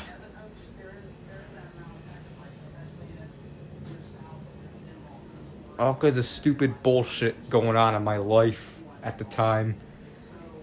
But where I couldn't use the internet at the house, but at least those days are over. Thankfully, those days are long gone. They're in the past and won't be happening again. Alright, see ya, Bricks Vids. I think she will. Yeah. Yeah.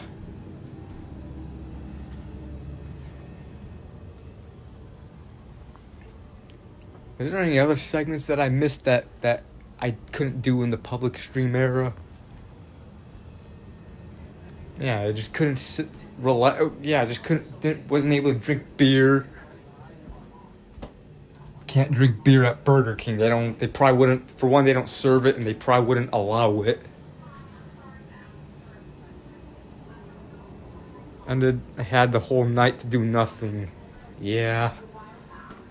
I remember I would start at anywhere from 5:15 to 5:30 p.m. Central, and I would usually end at 9 or in front of Jewel Osco, just outside of Jewel Osco.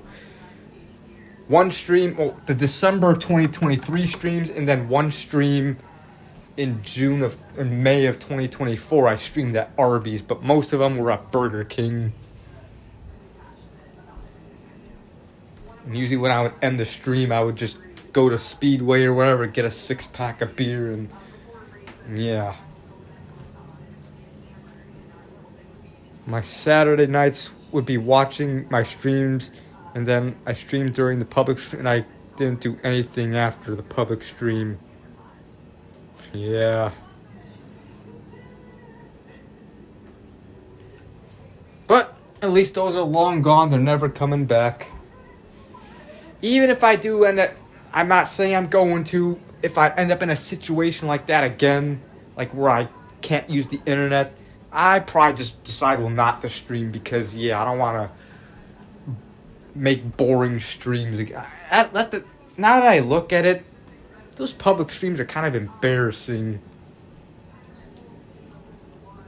Like, the employees probably saw me sitting there for like 3.5 hours, however long it was, and they're like, why is he... And they saw me with my laptop thinking, what am I doing? Some people may... Yeah, I was sad. Cringe and boring, yeah. Who knows, the employees probably thought I was like homeless or whatever. Because obviously people that hang out in businesses for long periods of time tend to be homeless, you know? I mean, I don't want people thinking that of me. It means so much to me that the kids that switched over from the inline, they still, respect their roots, and they still give me credit. Yeah, I remember few of the streams I streamed at Starbucks. I only did 2 streams. I stopped streaming at Starbucks because they were playing like copyrighted. Because one of my streams got blocked for copyright. The Burger King, they would play music too, but I never got any... I mean, obviously I'd get copyright notices on every one of them, but I never got an actual stream blocked, like the one at Starbucks. So that's why I decided to stop streaming at Starbucks. Yeah, next to Pizza Castle. Yeah. At that point, I would just not have streamed at all if I was you and be like, sorry, conditions at home render unable to stream, maybe. Yeah. Yeah, Burger King, yeah, they pretty much have the same play. And it's not just that burger, it's like, it seems like every single Burger King has the same playlist or whatever. Like, they play that song,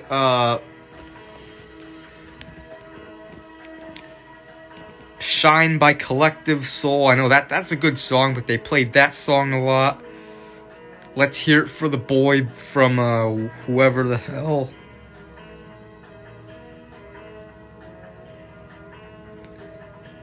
By Denise Williams. That was a song they played all the time. Should treat the public streams like the COVID lockdowns and mask mandates and social distancing. Yeah. I know they played the YMCA and Girls Just Want to Have Fun. That's a couple other songs they played at Burger King.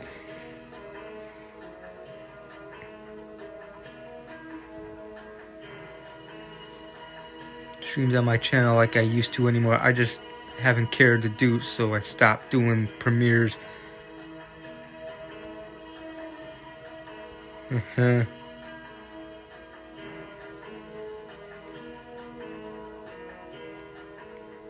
Man, 2 years ago around this time is when I was doing public streams. If we're saying, like, we know you have... I mean, just look at the thumbnails of my public streams. Just look at those. Sometimes you just need someone to help bring it out in you, right? We have full faith in all of you. 1, 2, 3, 1, 2, 3, 1! Hi, Liz. And I was Caroline Harvey's soccer coach. Early, but hello guys, it's Steve. It is Saturday late afternoon. And all I was doing was Google Maps. That'd be the entire stream, majority of the stream. Prime hydration drink for the McDonald's. Maybe positions that I probably wouldn't qualify. And then fuck off, fly. Then let's see me ending the stream. Speedway, and my mom told me they're hiring, so I'm gonna... No beer chug, pouring, no drink. Indeed. Yeah. Apply there. Or maybe go on their website and... maybe at first the public streams were fine, it was new, something different, but... Yeah. I remember my backpack had my lap. That's another reason why they probably thought I was homeless, because homeless people tend to wear backpacks with stuff in it. Crap, I have a little hole on the top of this backpack. I need to get a new backpack. I don't know. Alright. Yeah, these are depressing ass times. I'm gonna head to Speedway in a few minutes. Like after.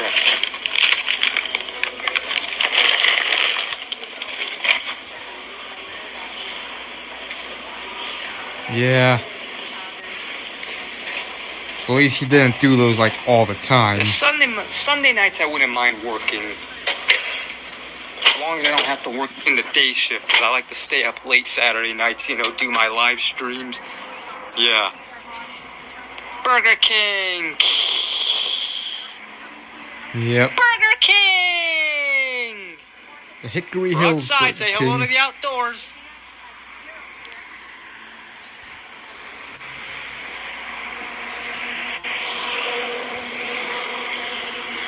Then I remember when I would always like go to Jewel Osco from Burger, the internet would always, the Wi-Fi would always cut out. Alright, we're gonna leave Burger King. The internet's gonna disconnect for a minute. We're gonna go by Jewel, so yeah. So I'll see you guys when the internet. Original Sprite. Let me know when we're back.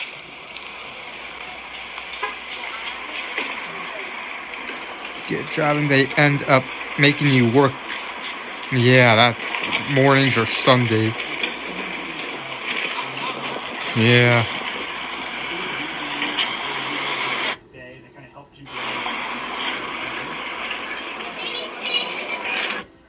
I would say my she was a her name is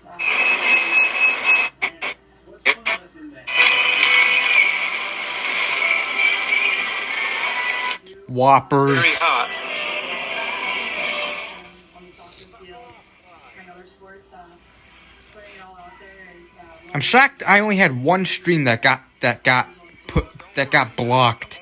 And that was only the Starbucks stream. I never gotten blocked at any of the Burger King. And Arby's never played music when I would stream there.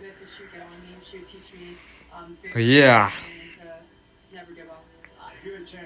Horrible times, but hey, that was the past.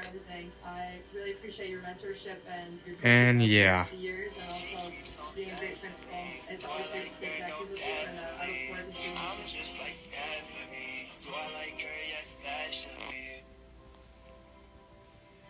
you. Yeah, very depressed. I reacted Jonathan Hills on that stream. But yeah, I do remember reacting to one of his streams during that one of the public streams. I do believe it was like his sleeping stream or whatever. You want to see them succeed, and for different people, that's different things. But knowing all the people that have been a part of her life,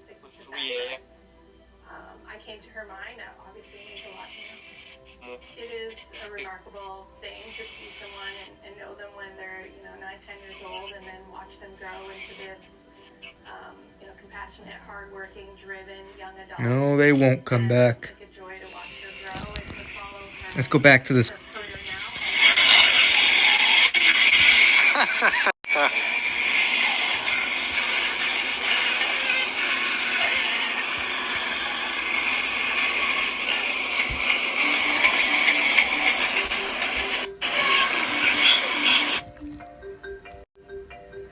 Jonathan Hills.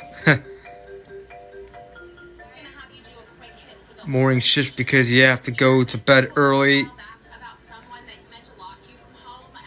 to stay up for, and I don't need to be going to bed at 9 o'clock. Yeah. That sucks when you have to work too early in the morning. It's one thing that sucked about school. You had to get up extremely early. Like in my case, some days I'd be at my mom's house, some days I'd be at my dad's. My bus stop was near my dad's house, so and some mornings my mom would work early, so what would happen would be usually days where my mom did not have to work. Now, I would have to wake up at 6 a.m., unfortunately. and the bus would get there at 7 a.m. So my mom would drive me to my bus stop. So I'd wake up at 6 just to get a little ready.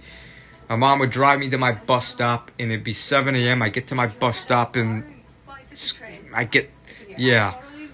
But days my mom would work, I would have to wake up at like 5:30 a.m. And then I would usually get to my dad's by like 6 a.m. I'd be at my dad's for like an hour. And then I'd go to my... I hated that. Thankfully, Wednesdays, every Wednesday we had this thing called late start. Where we'd start school an hour late.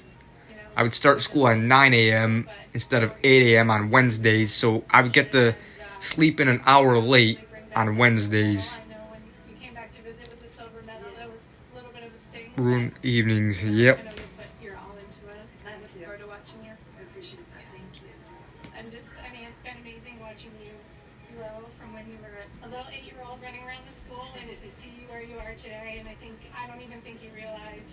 What an inspiration you are to all the young athletes, in particular young female athletes. So keep doing what you're doing, and you're a wonderful role model for all the girls growing up watching you play. Thank you, and thank you for being here. Of course, seriously, of course. Someone should be talking about Hillary Knight. As a kid, elementary school started at 8:35, and a cousin's elementary started at 9. I remember so jealous of her. U.S. and Canada game Olympics. Maybe. When is that? When will that be?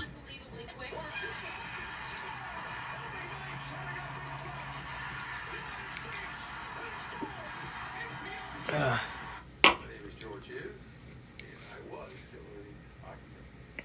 The first time that I saw Hillary on skate... 7:10 a.m. Central. Yeah, no. Probably not. I'm not waking up at 7 a.m. just to watch that. And in the wintertime, they converted 2 tennis courts. It's way too early. That's where most of the fun happened. Caffeine, Sprite, and Gold back and water. All winter. It was an environment where Green comes out. Am I going to try it and compare it to the original Sprite? I don't know. Go.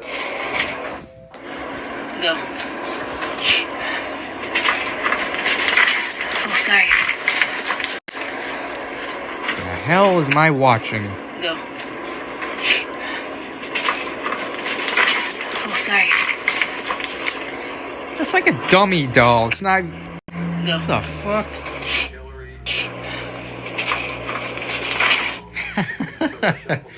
Alright, so 10 more minutes I'll be streaming for. Then I'll call it a stream. I get recommended some of the weirdest videos on Facebook, I swear.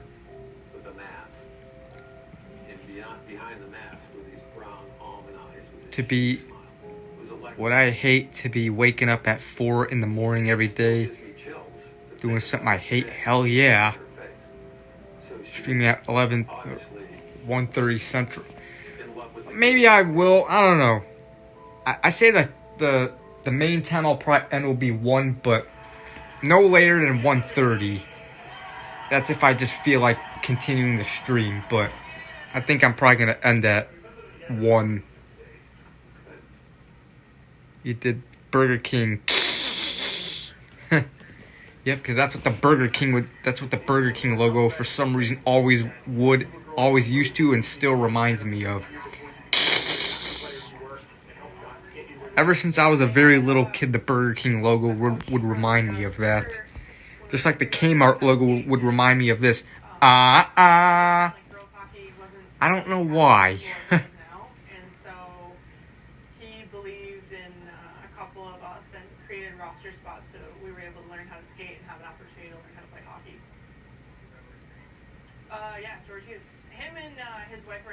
The early laugh. I don't know. It just randomly popped in my head for some reason.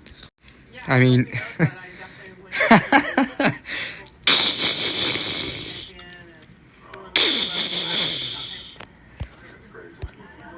it's just how my brain operates.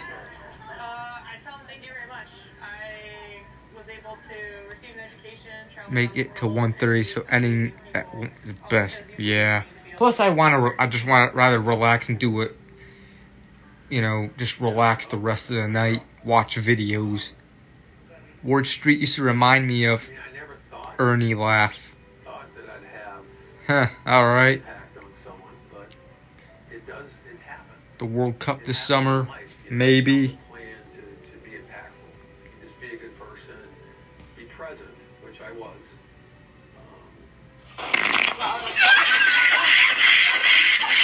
Boy, I grew up in a different time.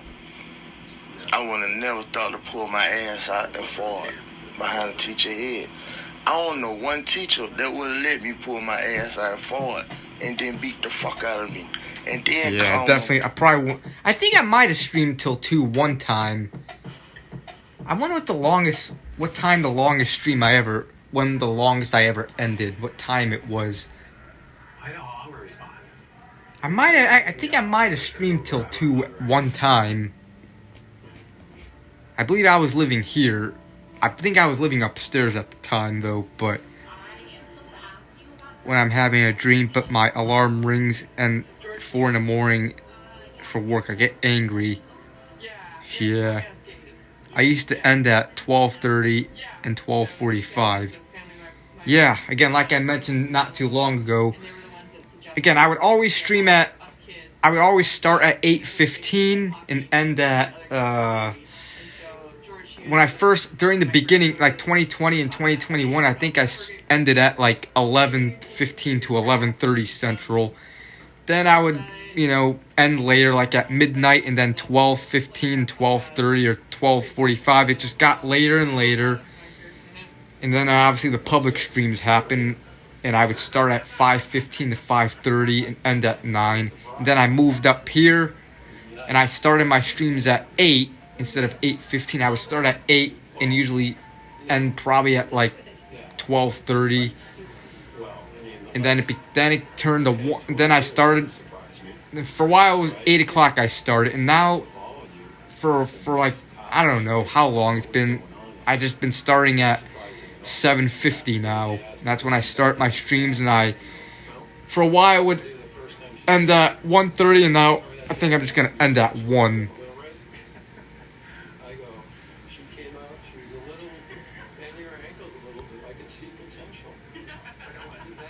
And that. The thing that I think back about is how you looked at that.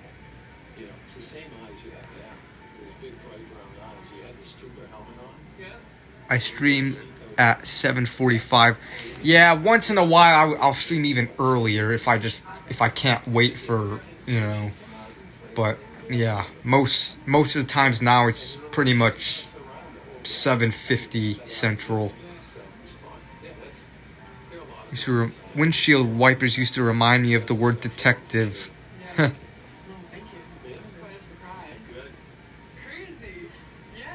Yeah.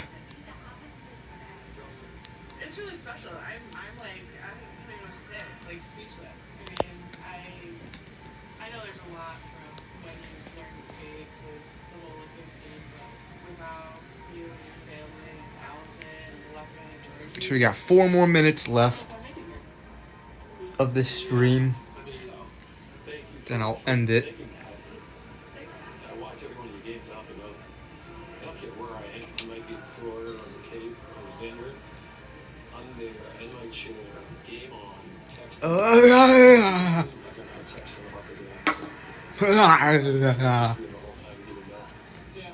Being born in 1811. That would suck because your entire life would suck. Would be boring. How did people live before technology?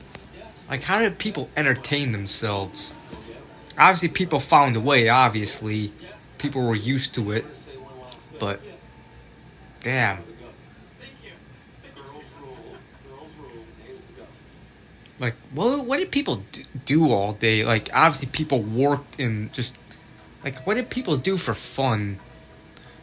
And also, cars didn't exist. In order to get people rode horses for transportation, to get from one place to another. And how did people even know their routes? Like, there was no maps. Like At least not Google Maps. Maybe paper maps still existed then. I don't know. Today is George Washington's birthday. Well, happy birthday to the first United States President, George Washington. People read books all day. Yeah, God, that's boring. I don't care for reading books. Unless it's a... You know, there are some books that I was interested in that I enjoyed. Like the book Ice Magic by Matt Christopher. It was about hockey. That was a book I liked. I enjoyed that book. And there were a couple other books that I liked reading, but most books I don't really care for. 294th birthday to George Washington. Yeah, I don't like William Shakespeare. That shit's boring. And it's hard to understand. Like, I'll show you the book. Gonna end the stream in a couple minutes, but...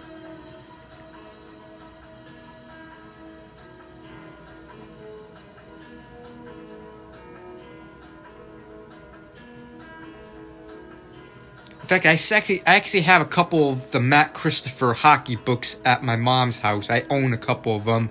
They're still... I wonder if my mom took those with her to her new house. Or if they threw those away.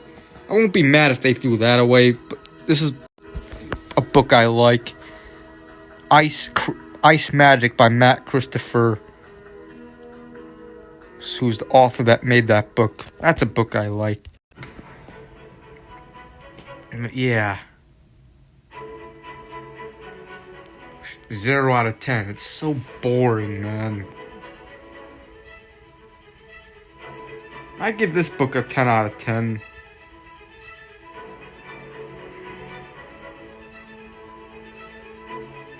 And there was another, another Matt Christopher hockey book. I forgot what that one was, but I also have have that book as well.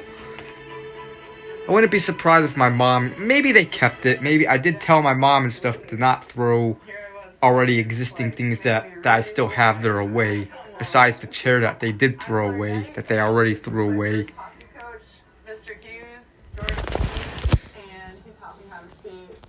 Yeah. At Media Day, 100 days out, which is pretty incredible. I'm thoroughly surprised and still a little bit in shock, which is awesome. But I know a lot of... Anyways, guys, it's 1 a.m., so I'm gonna end the stream here. So, hope you guys enjoyed this stream. And yeah, and I'll see you guys next Saturday on the 28th, the final day of February. Excuse me, I burped. So see you, Wheat Greatness, Tan Man, Daniel Plotagon, Desmond Pineda, a little bit goofy, Hudson Graham, random videos. I'm probably gonna cut some of this. I'm gonna cut the cheese and eat it. I'm gonna cut some sharp cheddar. I'm gonna cut the cheese.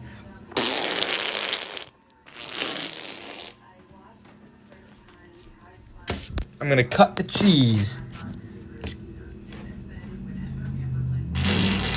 Who cut the cheese? Who cut the cheese? I asked you, please, did you cut the cheese? Who cut the cheese?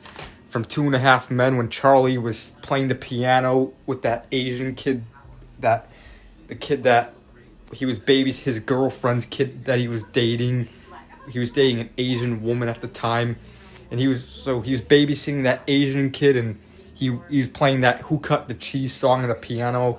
That's a good 2.5 Men episode. But yeah, anyways, yeah, bye guys, see ya. Yep, cheddar cheese. See Adrian M. Random if I said bye. Royal Bloomin', a little bit goofy. And yeah. So see you guys next Saturday. Have a good one. And yeah, I'm gonna relax the rest of the night, drink some beer, eat some cheese, watch TV and YouTube videos, and yeah. Goodbye, guys. Ending the stream in 5, 4. See a real fan one. 5, 4, 3, 2, 1. Adios.